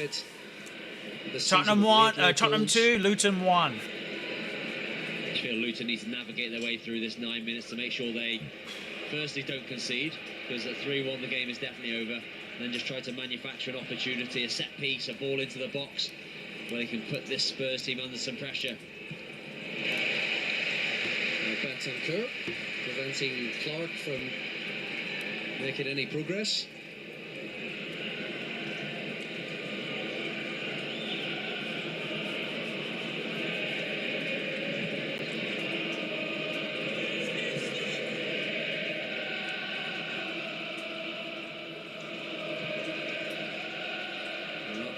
Ball is looking for Clark, but Porro tidies up.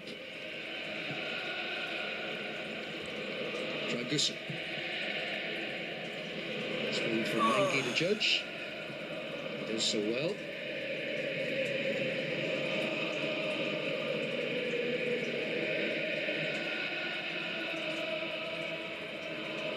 Onyedinma.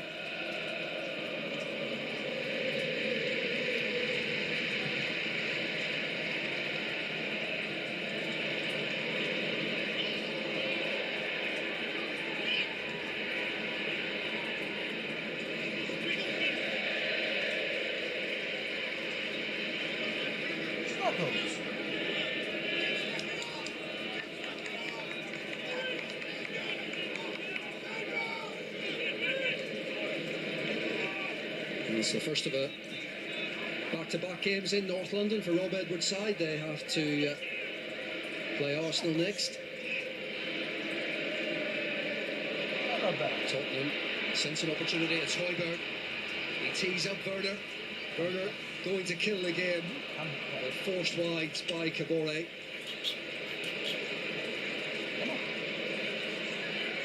Yeah, rash from Tino Werner. Højbjerg plays into a lovely area. It's been a battle all afternoon, isn't it, Kabore and Werner? Just takes his touch a little bit too wide, and he can't quite wrap his foot around the ball.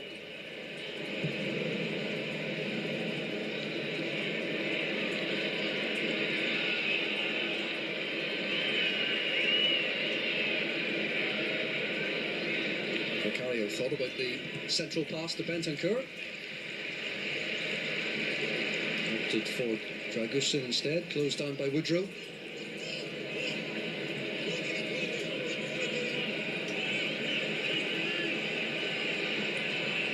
Heung-min Son's goal looking to be the difference. He does now move clear of Cliff Jones. With that his 160th goal for Tottenham.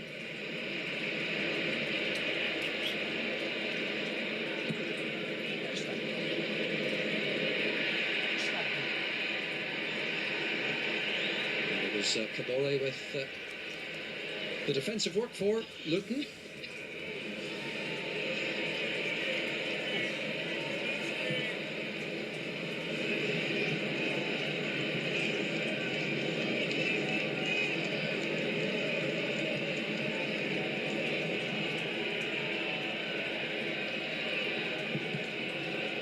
Oh, this is problematic, and this could be the clincher as Richarlison goes through, but Mendy recovers with that tackle.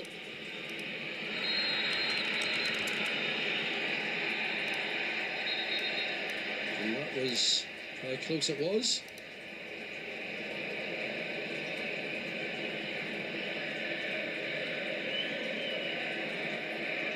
Meanwhile, Pierre-Emile Højbjerg booked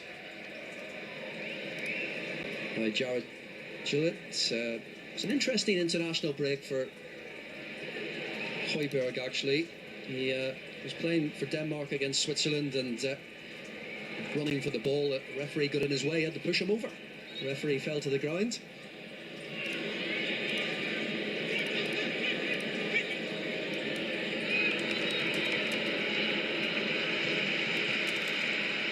Tottenham looking once again to add to their talent, trying to find the balance between that and seeing out this game.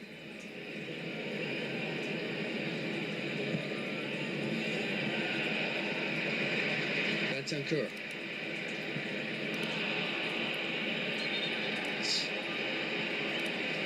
is what not to do in this kind of situation. Bentancur, the latest yellow card. Yeah, sloppy from Bentancur in the middle, and then Lo Celso just kicks the ball away, delaying the restart, picks up his booking.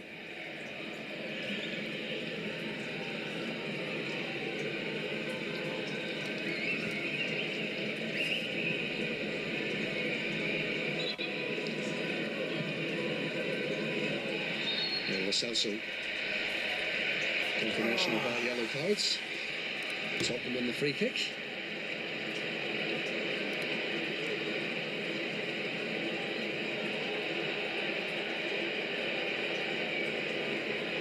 It's purely accidental from Carlton Morris. Just tries to get his arm across Brennan Johnson. Just catches him on his chin. But disappointing, because that was a moment where they could put Spurs under a little bit of pressure. And let him off the hook. Still a few more minutes to go for Luton to try and muster up something that all their effort deserves. This is the table as it stands. Tottenham hold on. They will move, albeit temporarily, into the top four, with Aston Villa due to play this evening. But look at the points and goal difference. Games played. All very tight in that race, but a long way to go in this Premier League season.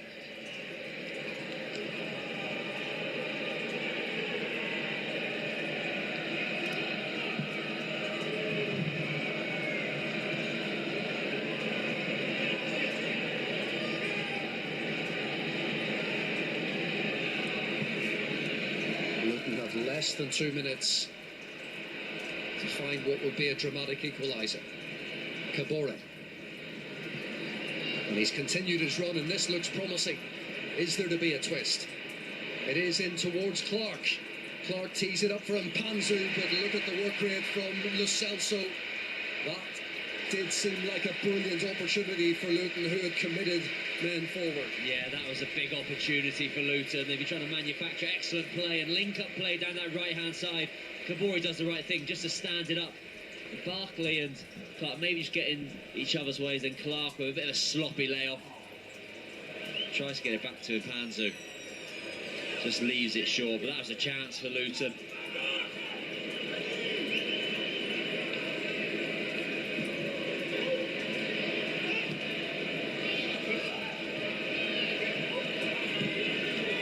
Shioka clear. Woodrow battling with Bentancur until Romero takes control. Richarlison tees up Højbjerg and showing his experience.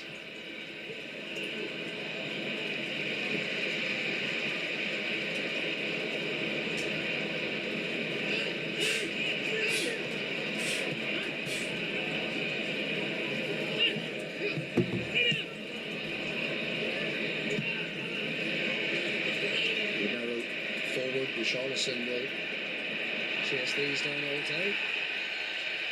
And he has won the free kick for his side. He didn't need to do that, Mengi. Richarlison's going nowhere. I know he wants to try and win the ball back as the clock is running out. Well, time is up for Luton. Tottenham Hotspur have come from behind to beat the relegation strugglers 2-1, but boy were they made to work for it. They trailed after just 2 minutes. Tahith Chong scoring after good work from Spurs old boy Andros Townsend and then Ross Barkley. But 2 goals in the second half. Issa Kabore unfortunately turning in at the back post. It was an area that Tottenham caused real trouble down the Tottenham right, and that ball to the back post was a constant theme of the second half before Heung-min Son once again came to his side's rescue, scoring via a late deflection of Hashioka. Ange Postecoglou smiling now. It wasn't always that way, but his side have got the job done in the end. All right, that is Tottenham 2, Luton Town 1. I predicted that Spurs would win by 1, and they definitely did. So next game we're moving on to is Aston Villa versus Wolves game. Let's go ahead and bring it up and get the game fired up. Here it is. Kicks off in about 30 minutes. We've got Aston Villa, Diaz in goal. We've got Moreno left back. Torres in the middle. Carlos next to him. Konsa right back.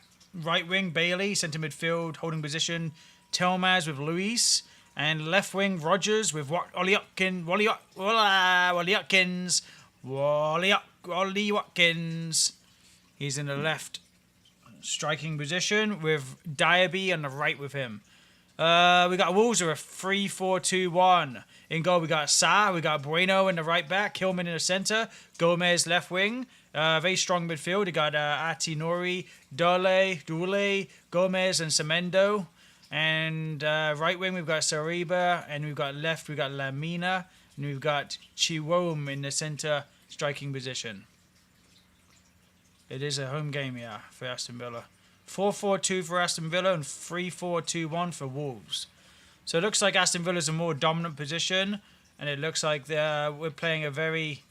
it's a decent formation from Wolves, actually, to counteract their breakthroughs in the centre. Yeah, that's not a bad formation, actually. 3-4-2-1 for Wolves. I don't actually mind that. Don't actually mind it at all. Alright. I'm going to go and get the game started, get the subtitles, get the commentary up, all that jazz. Here it is. I'm sorry, 27 minutes. That's when it and kickoff is.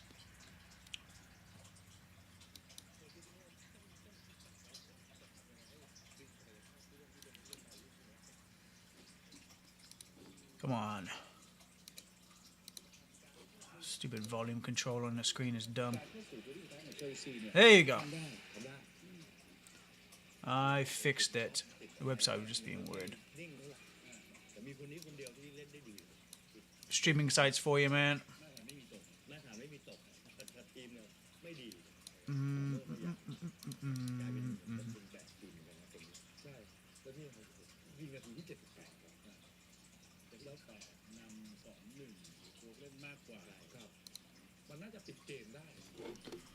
So much to watch, so much to see.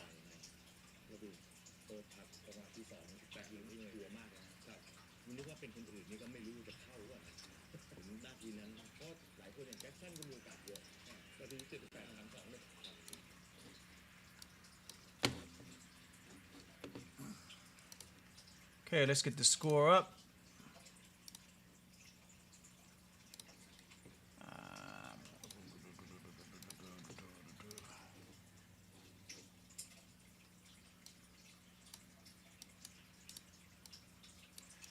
Let's put a new one up.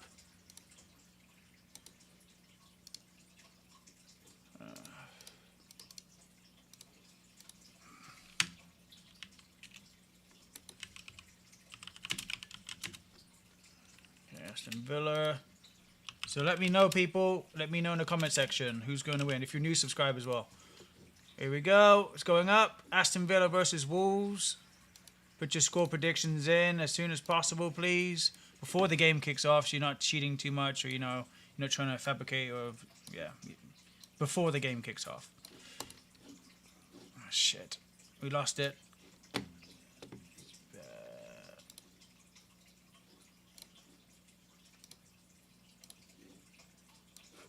There it is.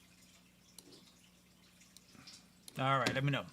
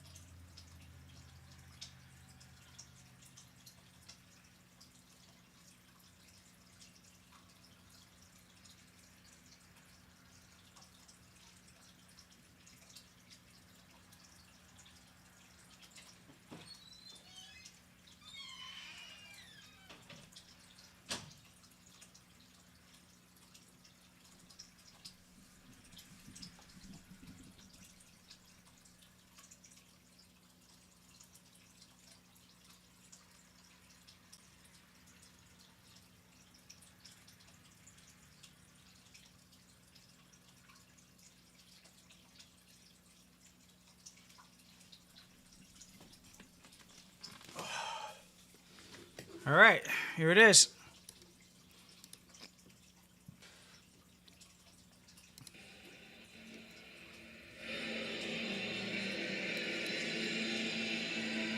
Still a sense of great expectation. Aston Villa with a couple of very tough games coming up after this. Manchester City away on Wednesday, followed by a trip to Arsenal just a couple of weeks after that. But no question, they are a club on the up.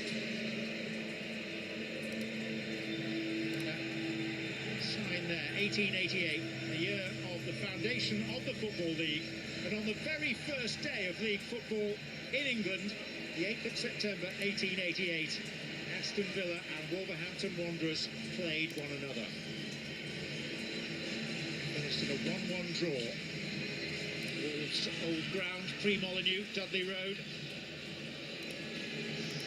There were just 12 clubs in the original Football League.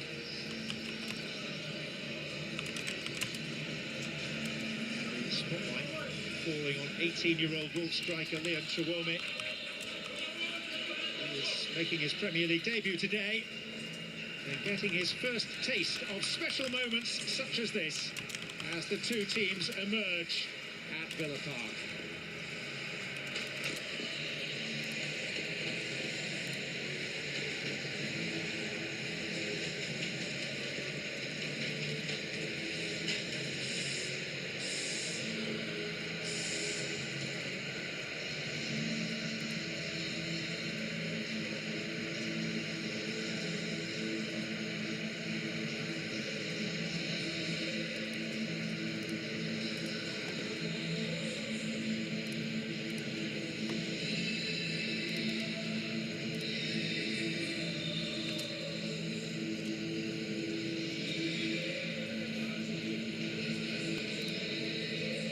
Of spring sunshine greeting the teams. We can look at who plays today. Two changes to the Villa lineup sent out by Unai Emery at West Ham prior to the international break. Today, Emi Martinez in goal had a loan spell at Wolves 8 years ago while still on the books of Arsenal. Diego Carlos fit again after a hamstring injury. He takes the place of Clément Longley in a back four that's gone 6 matches without a clean sheet. Yuri Tielemans is fresh from scoring twice for Belgium against England at Wembley on Tuesday. He partners the enduringly excellent Douglas Luiz. Bailey and Rodgers play wide with Moussa Diaby restored in place of John Duran. And 22-goal Ollie Watkins leads the Villa line. Only Erling Haaland has more Premier League goals this season. With McGinn suspended, Cash and Ramsey injured, the bench is somewhat short of game-changing options. Just one alteration for Wolves, but it's an eye-catching one from Gary O'Neill. 10 of this 11 started the FA Cup quarter-final defeat by Coventry. Jose Sarr today makes his 100th Premier League appearance. With Craig Dawson injured, it's a back three of Kilman, Santiago Bueno and Totti. They do have the capacity to morph into a back four. On loan, Tommy Doyle continues in midfield alongside João Gomes, who made his debut for Brazil last week. Mario Lemina again adopts the wider role he was given against Coventry, and with Cunha not yet fit to return, there is a Premier League debut for 18-year-old striker Leon Chouamé, whose only previous outing came in that cup defeat. The presence of 4 further teenagers on the bench speaks of stretched resources.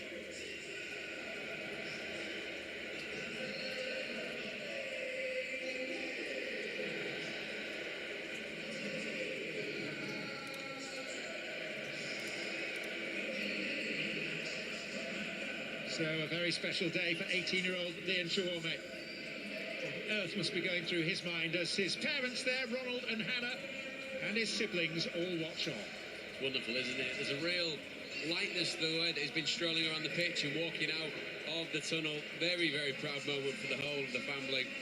As I said, he's got the gait, hasn't he? The demeanour of a young man that looks like he feels he belongs here. Gets his name on the score sheet. That's him in the record books, isn't it? He's been thrust into action with Matheus Cunha not yet fit enough to take his place in a matchday squad of 20. Pedro Neto injured, Hwang hamstrung. Gary O'Neill's options have been pared down to the point that he's now having to raid the youth team.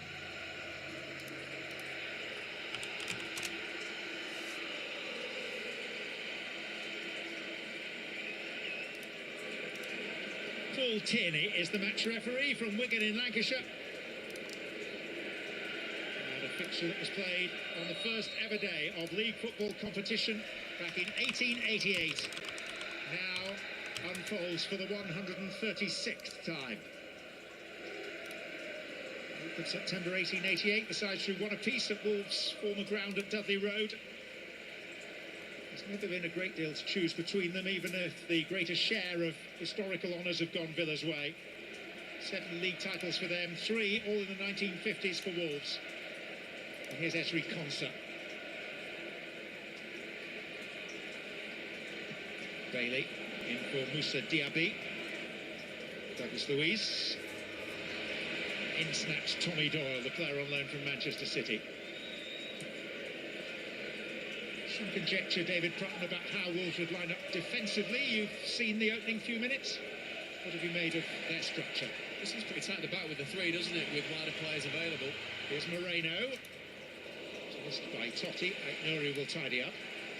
It does allow them, of course, to get forward with the likes of Aït-Nouri down the left-hand side. If it is a 3 with 2 further wider full-backs, if you like, wing-backs pushing further on, hugging both touchlines. Semedo now so far wide, really stretching the pitch for Wolves.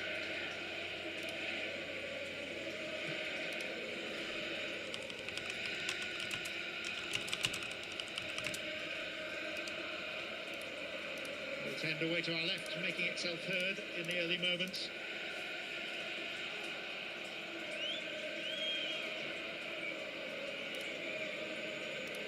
Nelson Semedo. Sarabia. And comfortably by Emi Martinez.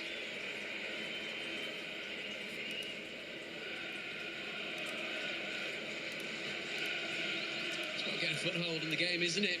Chiwame, just to be able to develop.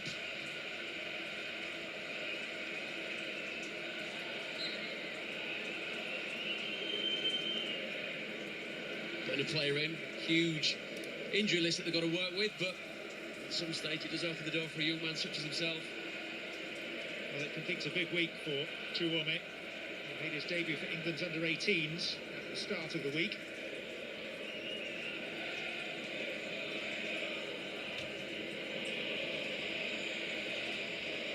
Signed from AFC Wimbledon's academy.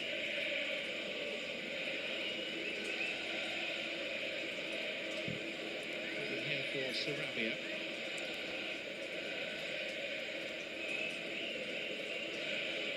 Seems to be a temporary issue. Very proactive refereeing, wasn't it, for Paul Tierney, just to make sure that Sarabia was okay.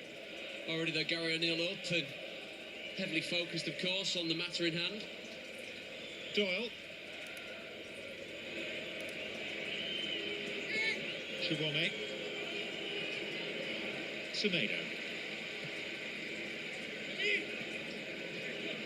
Joe Gomez.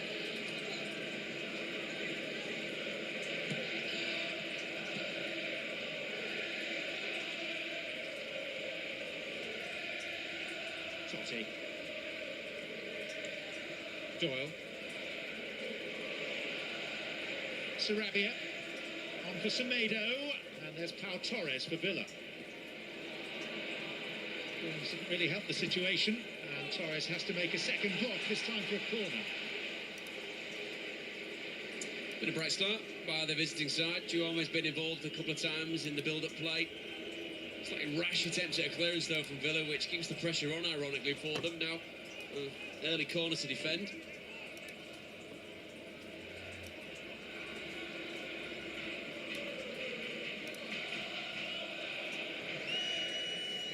Taken by Sarabia. It's only as far as Doyle.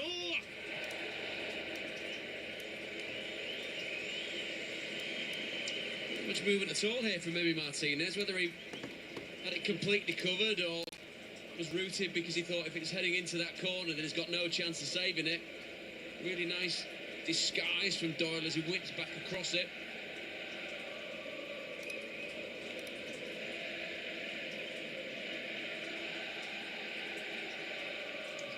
Isn't it, for what Gary O'Neill wants?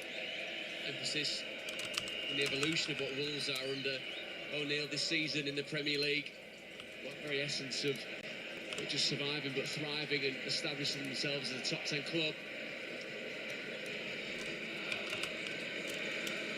Konsa. Good catch for Villa after he was injured on international duty with Poland. Paul Tierney will bring that back for a free kick.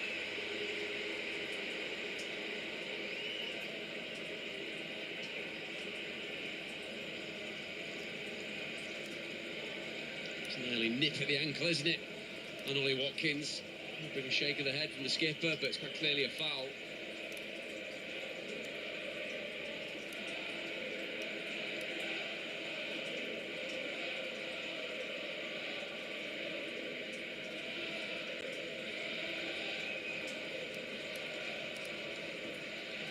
Two-player deputation for Villa over the ball. Bailey and Douglas Luiz.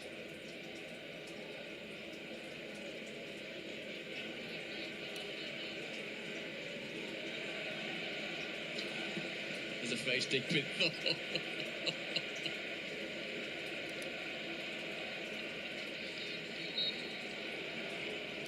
I think it was thought.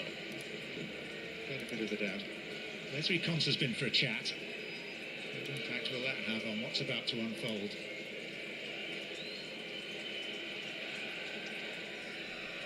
It's Bailey.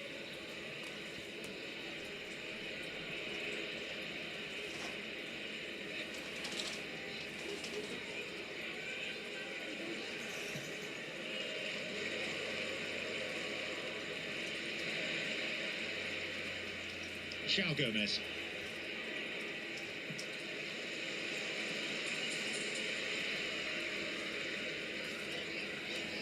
The season's got steadily better. They started off rather meekly, struggled for wins in August and through until mid-September, and then something clicked. They've shown themselves to be capable of beating any team in the Premier League on their day. The champions Manchester City can attest to that.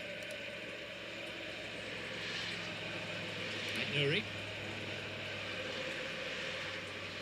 It really does feel like the key part of it, doesn't it? Talking about a team ensconced in the middle of the Premier League, but can you take points off the so-called bigger teams? And Wolves have done exactly that. Mario Lemina. He did well to keep his footing, but couldn't also keep the ball in play.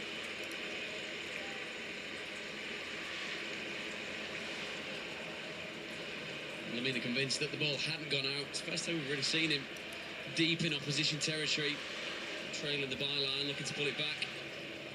What about his position today, as in the FA Cup against Coventry, off the left-hand side rather than right in the middle of the engine room?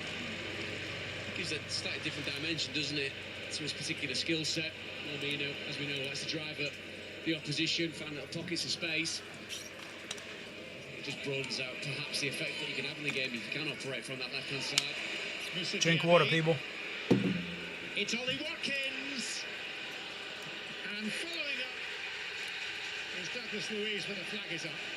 Offside, yeah. It did look like he had a lot of space, Ollie Watkins. Whether that's because he's deceptively quick, because he's very quick, but even in this instance, perhaps not that quick. He does go early, doesn't he? Very clear and straightforward one for the assistant referee just down below us to make.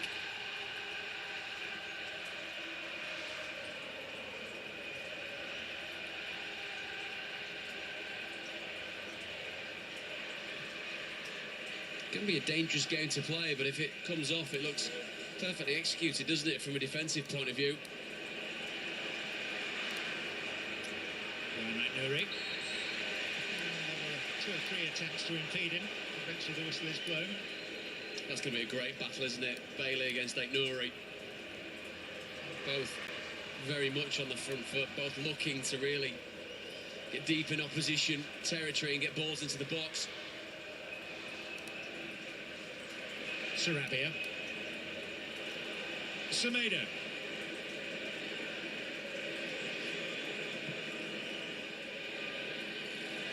It's a bit of a stretch for Sarabia. Bailey. 2 ahead of him, but he can't afford to dally.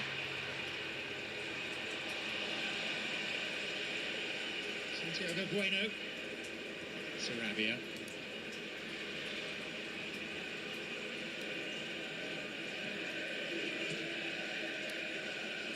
It's nicely open, doesn't it? In the opening 10 minutes, nothing too cagey from either side. The benefit, or perhaps the pressure that's put on these teams is when you see the results come in over the course of the afternoon and what it does to your potential league placing. It's been a bountiful day in the Premier League for goals so far, 25 of them in 6 completed fixtures. And generally a good day for the home teams. Not exclusively though.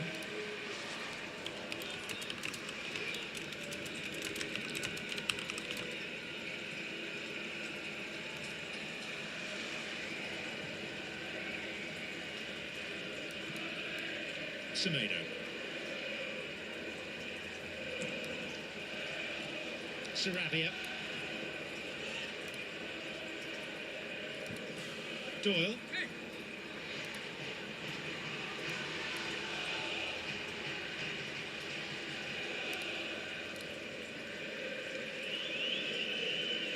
Totti.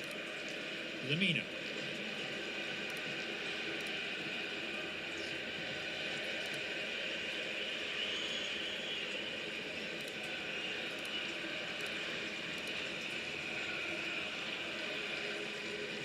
Settling back into his seat. Been linked this past week with a possible upcoming vacancy in the coaching structure at Manchester United. Certainly increasing his profile, isn't he, game by game, week by week in the Premier League. Talks very well, eloquently about what he wants from his side.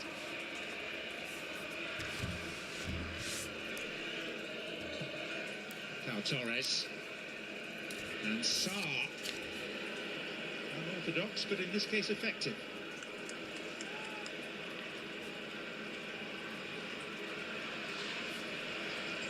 A possible impression of a central defender. Here's Nelson Semedo, and Sarabia has made a run through the middle. Doyle.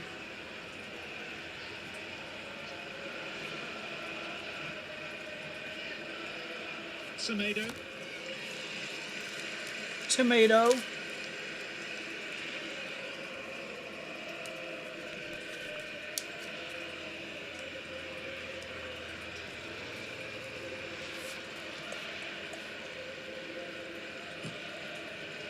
Wolves throw, this time won by Tommy Doyle.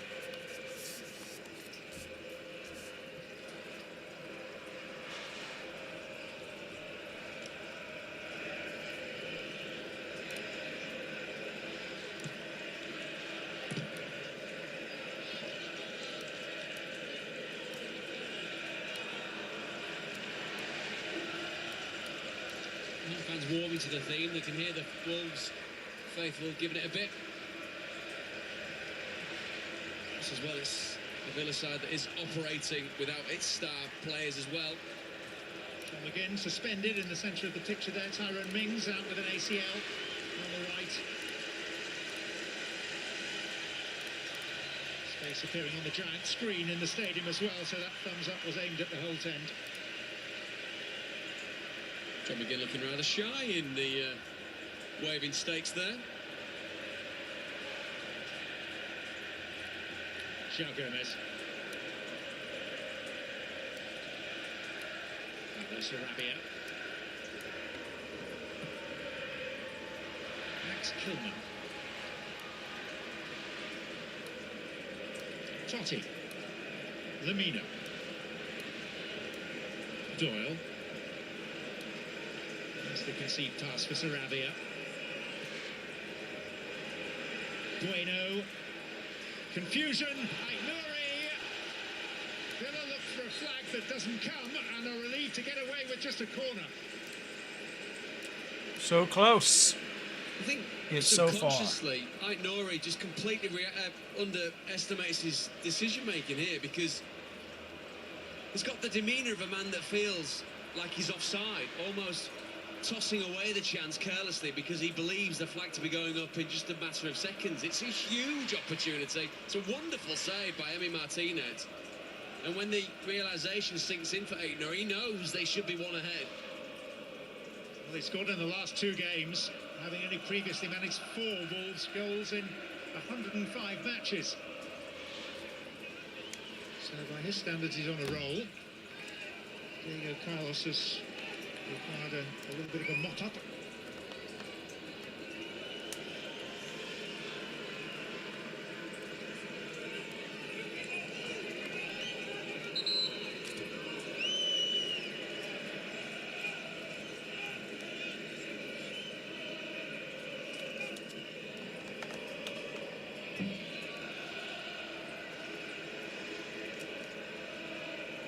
Tierney indulging in some international peacekeeping efforts between Messrs Lamina and Luiz.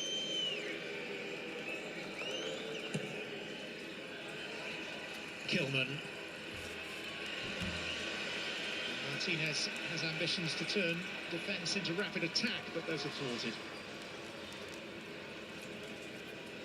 It was on for a split second. Diaby had made a real strong burst forward over the halfway line. Martinez electing just to calm things down, get Villa back in a good shape.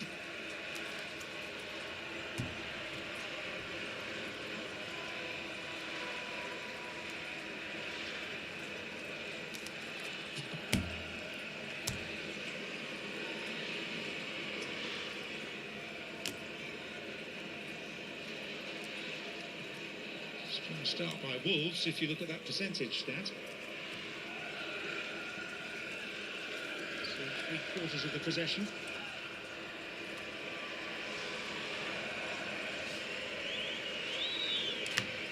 Yet they've been at their most dangerous this season when operating with much less of the ball. Best results have come when they've had lower than 40% possession in the game. Very comfortable with it so far, haven't they? Semedo, one of many players getting forward for Wolves, checking that right-hand side for Gary O'Neill's side. Nuri, of course, we've seen a gilt-edged chance which really should have put Wolves ahead down the left-hand side for the visitors. Doyle. Ignore it.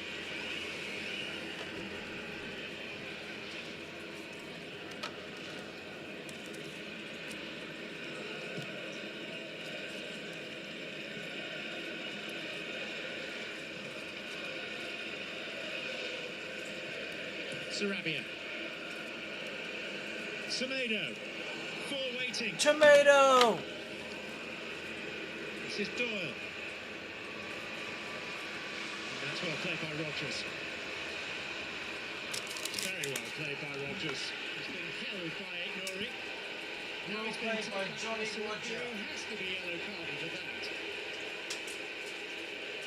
Utterly cynical.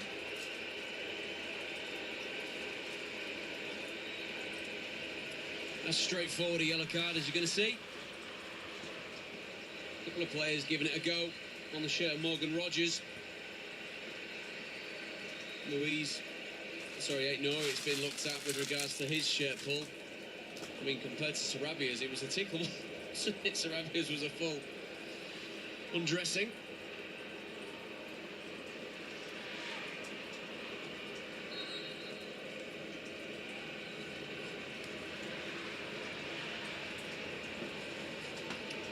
Douglas Luiz. Moreno.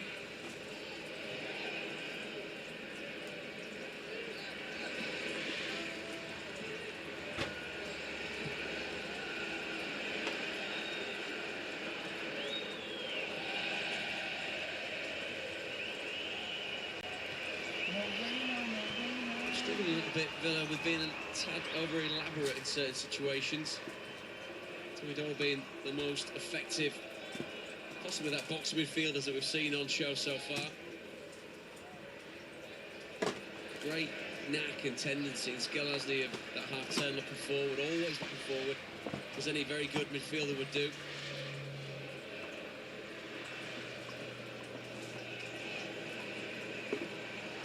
Chiwame. Semedo. Plenty of adventure from the visitors to this point of the game. Joe Gomez tandem with Douglas Luiz, and Wolves have a free kick.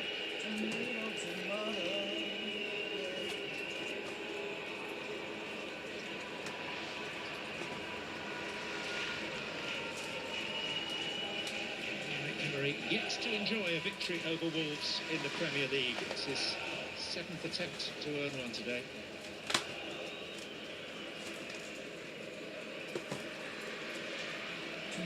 Tomato.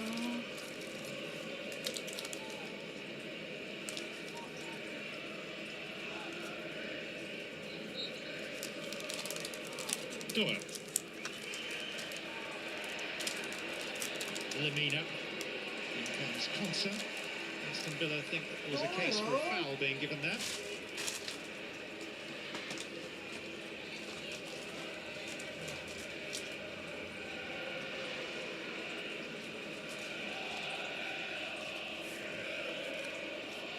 This is a box you need to go through. Any time of the day.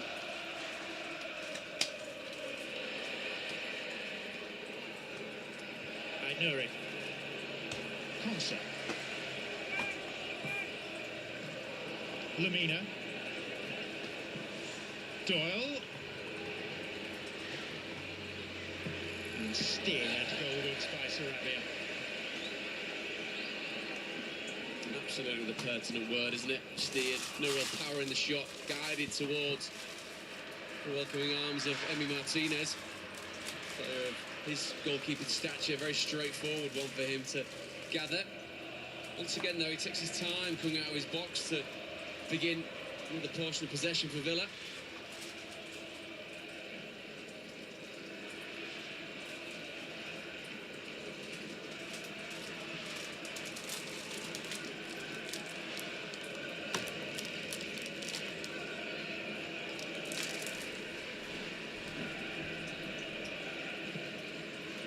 Bailey.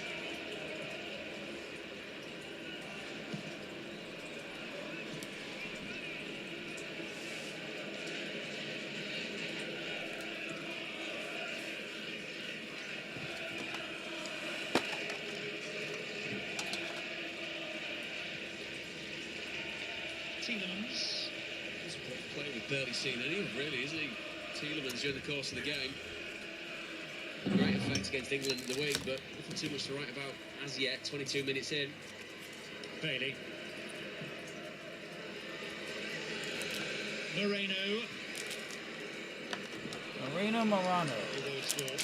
I mean, for much of the season when Aston Villa were flying and challenging those in first, second and third place, their central midfield axis was Douglas Luiz and Boubacar Kamara, who's out for the season now. So how big a loss is he in terms of the balance? Well, it's turned out to be a pretty significant one so far, hasn't it? This was just the earlier chance for Nuri, really guilty, as you can see, looked straight over towards the assistant referee to hopefully have the flag up and get him out of jail, but that wasn't the case, and I think we can all see what his manager thought of that particular situation. But with regards to the Luiz Tielemans axis that you're asking about just a second ago, John, yeah, I do think it's a slightly different pairing, of course, to what would be Villa's first choice in that regard. Tielemans, though, exceptional player. We've seen it over several seasons, haven't we, in the Premier League, of how effective he can be in the centre of the pitch and moving forward. Just in this game, it's sometimes you do get that little flash in your head, don't you, when you're covering a football match? I think we've not really mentioned that particular player too much, and it seems to be the case so far for Yuri Tielemans. Well, you've mentioned him plenty now.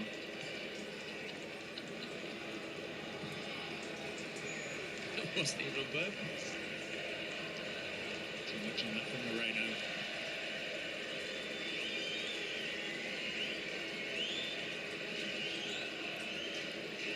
It's broadly positive what we've seen from Villa so far. Nearly but not quite is possibly the best way to describe it. A couple of overhit passes.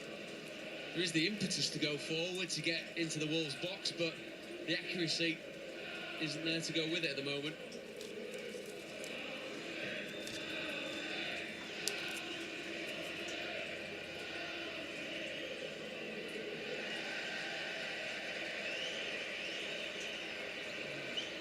He's forcing Totti into error. And then Villa have the ball back. Diego Carlos. Esri Consul. Watkins showing for it. Tielemans.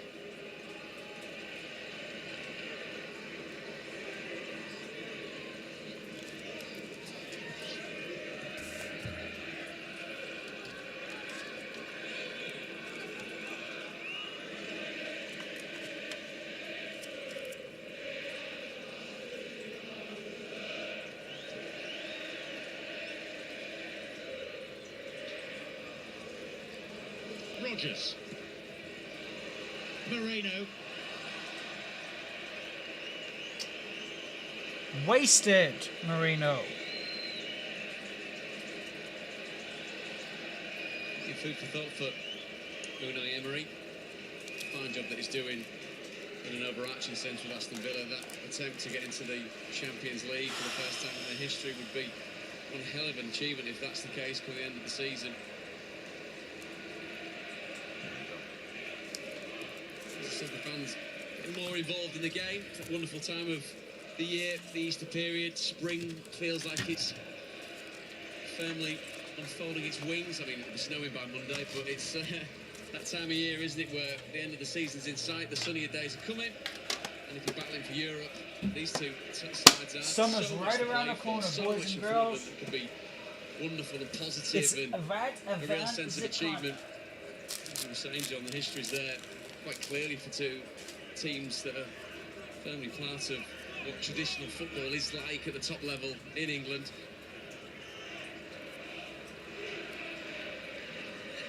You sound to be in quite a whimsical mood today.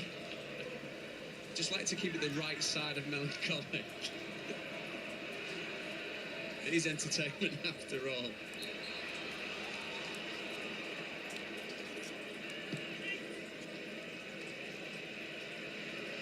Bueno.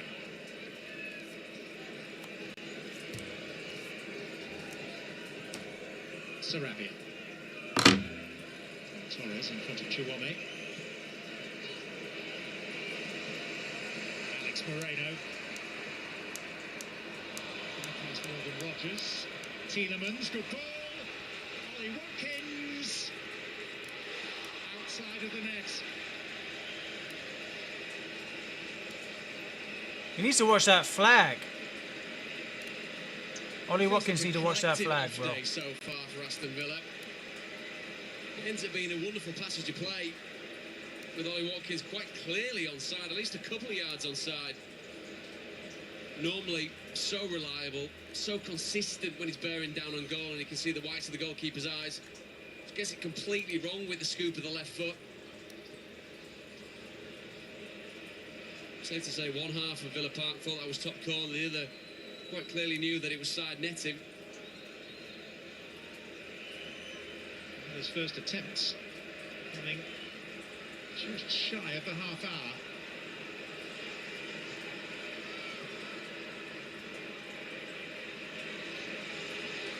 Douglas Luiz.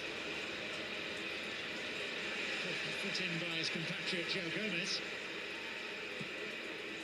Doyle then pops it forward in the hope that Chiwame will give chase.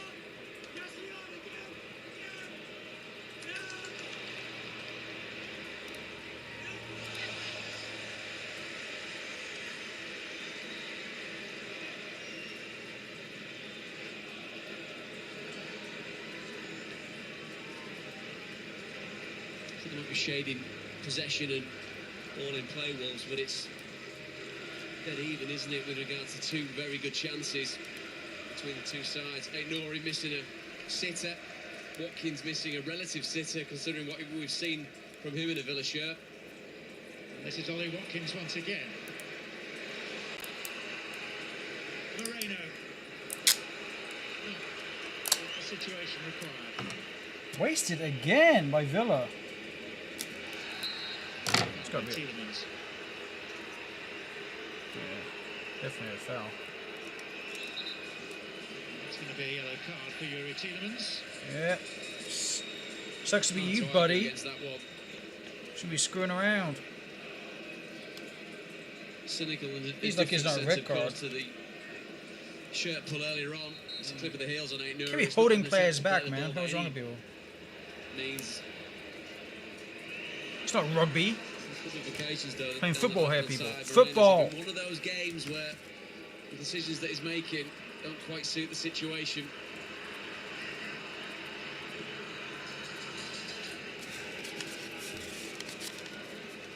Yellow card for Sarabia. Their own mini battle with Sarabia. place in the Premier League table.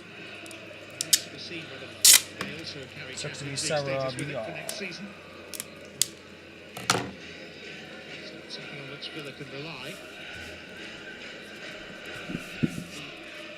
Just behind Tottenham by the finished margins, which is goals scored, their goal difference and their points tally. Sarabia.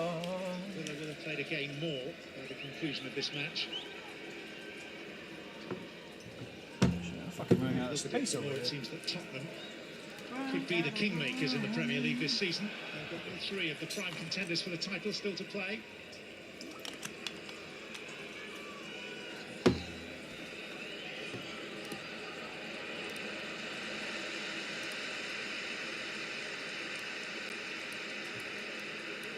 Sarabia. They can run out there right now. Villa's possession inching up. Bailey. Oh, he's tackled, corner. Really good battle, that one, isn't it? First time in about 15 minutes we've seen Bailey force Ait Nouri back into some serious defensive work on the right-hand side.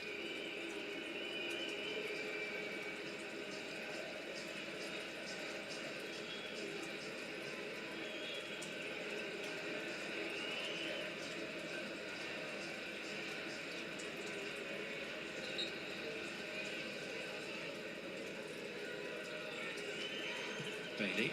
Douglas Luiz. Different angle for Leon Bailey to deliver now. Gilman's header out. Tielemans.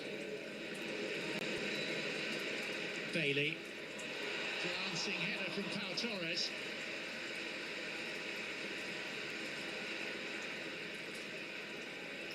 Wolves immediately trying to launch a counter with Sarabia. Swing it towards Lamina.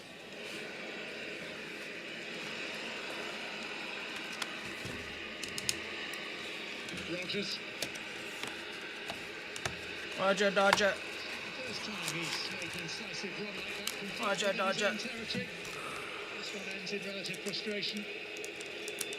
Draws frustration from the crowd, but advantage was played. He was fairly tackled though after that. Very willing, isn't he, to take on the physical part of the game, to drive inside, open up the pitch.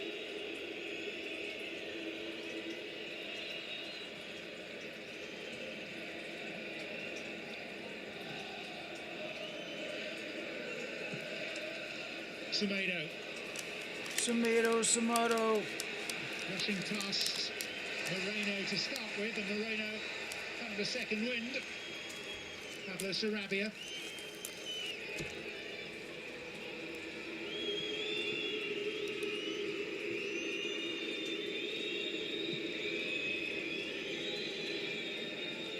Totti.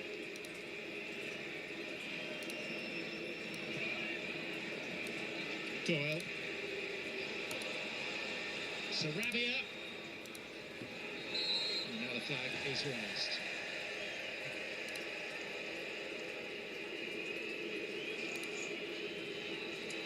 Wolves are convinced that he was onside.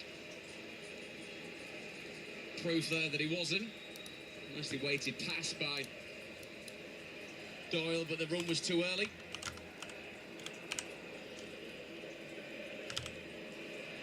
It was a wonderful ball in, once again by Leon Bailey. Took a short corner which was slightly under hit. Got the ball back to his feet just a couple of moments later.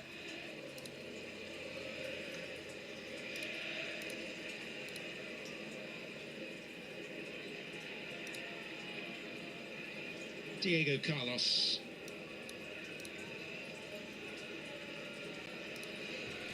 Douglas Luiz. Free kick.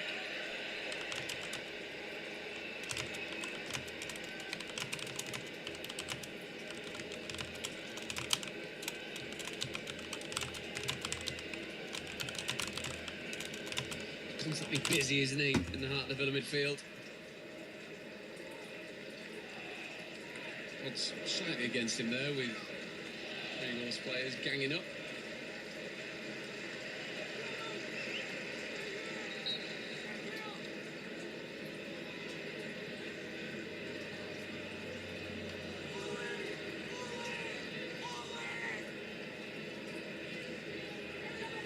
Voice you can hear bellowing is the set-piece coach, Austin McPhee. That's Bailey. Doyle got a little bit of it. Here's DRB. Villa lead.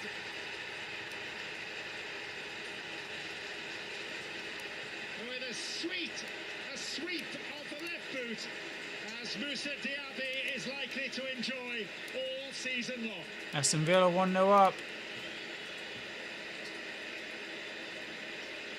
Disappointment for Gary O'Neill, but from a claret and blue point of view, it's that glorious situation when you see a ball roll out to the edge of the 18-yard box. And of course, if you are a Villa fan, there's only two words you're screaming there to Diaby, and that's hit it. And my word, does he duly oblige. Pace, power, the position to drive it through several Wolves shirts. Potentially you've got a goalkeeper that's unsighted, but in that situation, concentration, a good connection, an accurate dispatch, and a hefty but a stern round of applause from his manager. He knows that his team has been far from its best in this first half, but doesn't matter. 1-0 up. Villa's record by Moussa Diaby, who worked with Unai Emery at Paris Saint-Germain. Weighs in with his 8th goal of the season across all competitions. And Aston Villa, at this moment in time, are heading back into the top 4.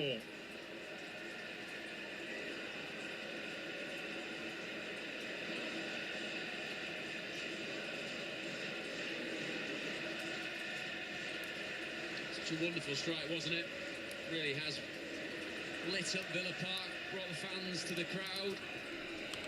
A real sense of noise and celebration off the back of seeing that first goal go in. Wolves' point of view, though, there'll be disappointment. When you look at the replays of the goal, just seemingly go through the Wolves goalkeeper. Douglas Luiz.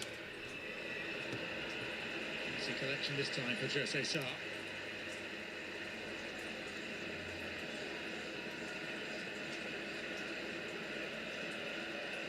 You were describing graphically the feeling that you have when a ball is coming out to you on the edge of an area like that. It just leads me to wonder which of your 2 Premier League goals actually occurred in that circumstance, David. If memory serves me correctly, and it never does, I would say neither. Almost law of averages. Get as close as possible. And still miss. And still miss.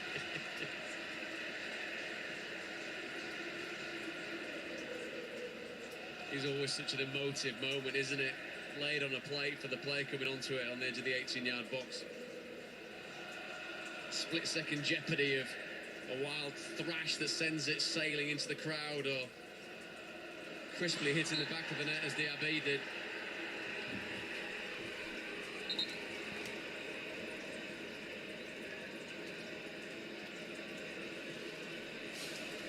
Esri Konsa. Bailey up, got the merest touch. Kilman hurriedly clearing.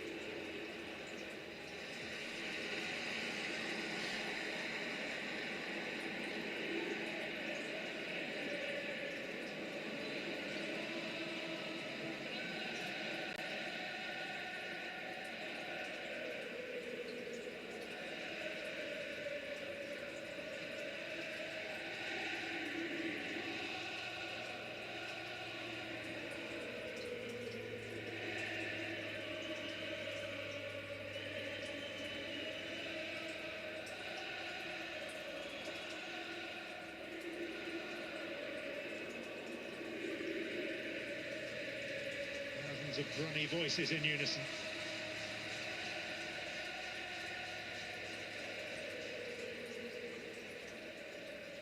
Here's Diego Carlos.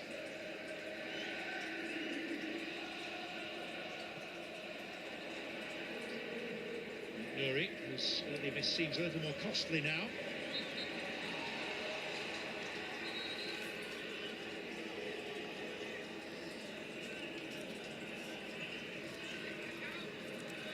Just be one for Gary O'Neill to think about as we head towards the half-time break. This side did start well, they did dominate early proceedings, but there's been relatively one-way traffic for the last 15 or so minutes, I'd say. Villa well and truly coming to the party. It's a question of quality as well, was it, from the home side? Found themselves in decent positions, but overhit crosses, wrong decisions made in possession that really did stifle potentially good situations.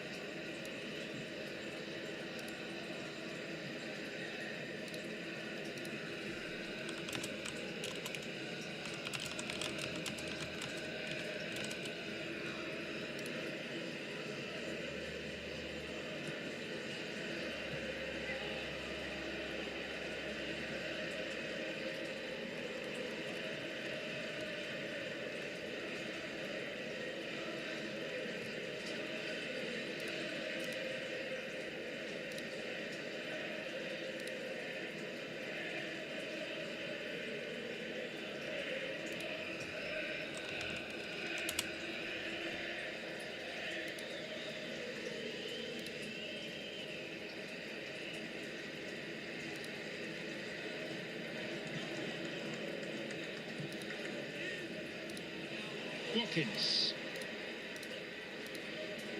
Douglas Luiz. Now Torres.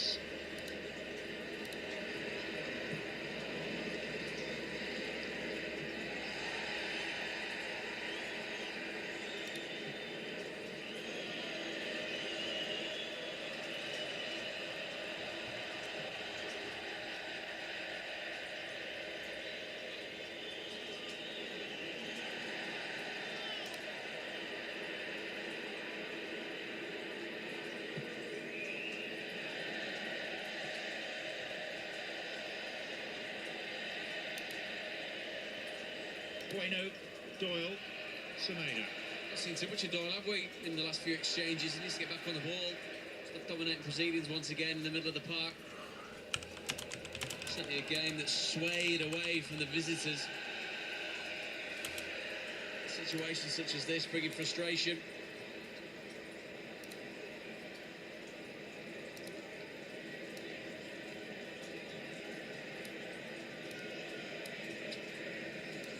So that Moussa Diaby goal has lifted Villa back above Tottenham into the top four. Also back in 10th at the moment. They're going to turn this around and win. They could be as high as 7th come close of play.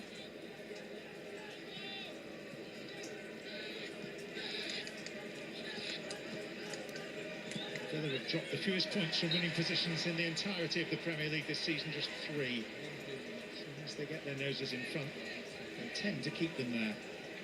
You prefer viewers watching on Twitch or YouTube? Nick, I prefer you watching wherever you want to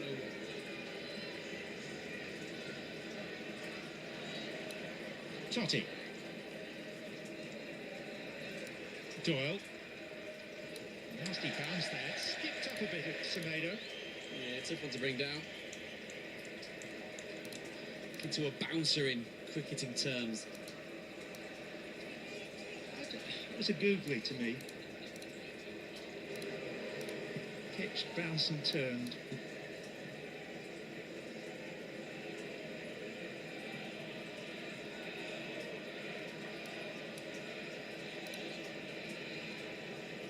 The approach has been similar all across the opening 45 minutes, hasn't it? Emi Martinez, how many times have we seen him with the ball at his feet, just taking his time, building a platform? Bailey.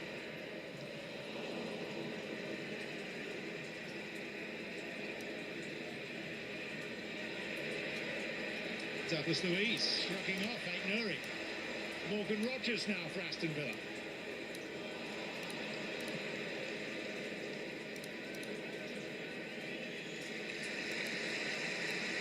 rushed out of the Wolves at the moment, looking to play the ball way too quickly to players that aren't in position, aren't set, aren't ready to receive the ball, to give them some form of platform to move up the pitch.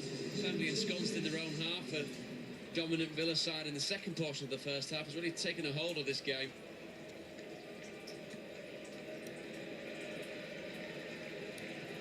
Happy with the scoreline in terms of a reflection of the pattern of the game, or not?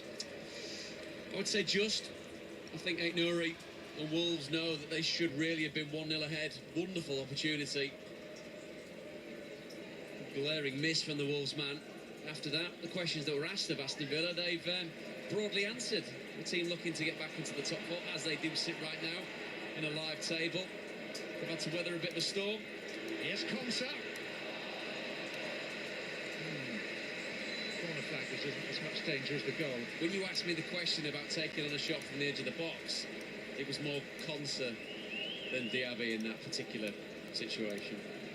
But again, he's grown into the game, hasn't he? We saw a lot down the left-hand side from Wolves early on. I'm sure there'll be a gentle bit of ribbing from Cameron Mings and John McGinn with regards to Konsa's latest effort. Gentleman with the beard in the front row there, by the way, Monchi. Legendary figure in terms of recruitment in European football, the man that was behind Sevilla's 3 Europa League successes when Emery was the manager there. Key part as well of what Unai Emery wanted at Villa, wasn't it? And as you see with hierarchy and structure in football clubs, the more people on the same page, the better the outcome tends to be. And as you said earlier on, John, these truly are heady days for Aston Villa. Even a passing knowledge of what English football is, you know how big this football club is, but we've also seen it in the second tier, haven't we? Diaby. Santiago Bueno. Barely time for another Wolves attack. It's Nelson Semedo. Santiago Bueno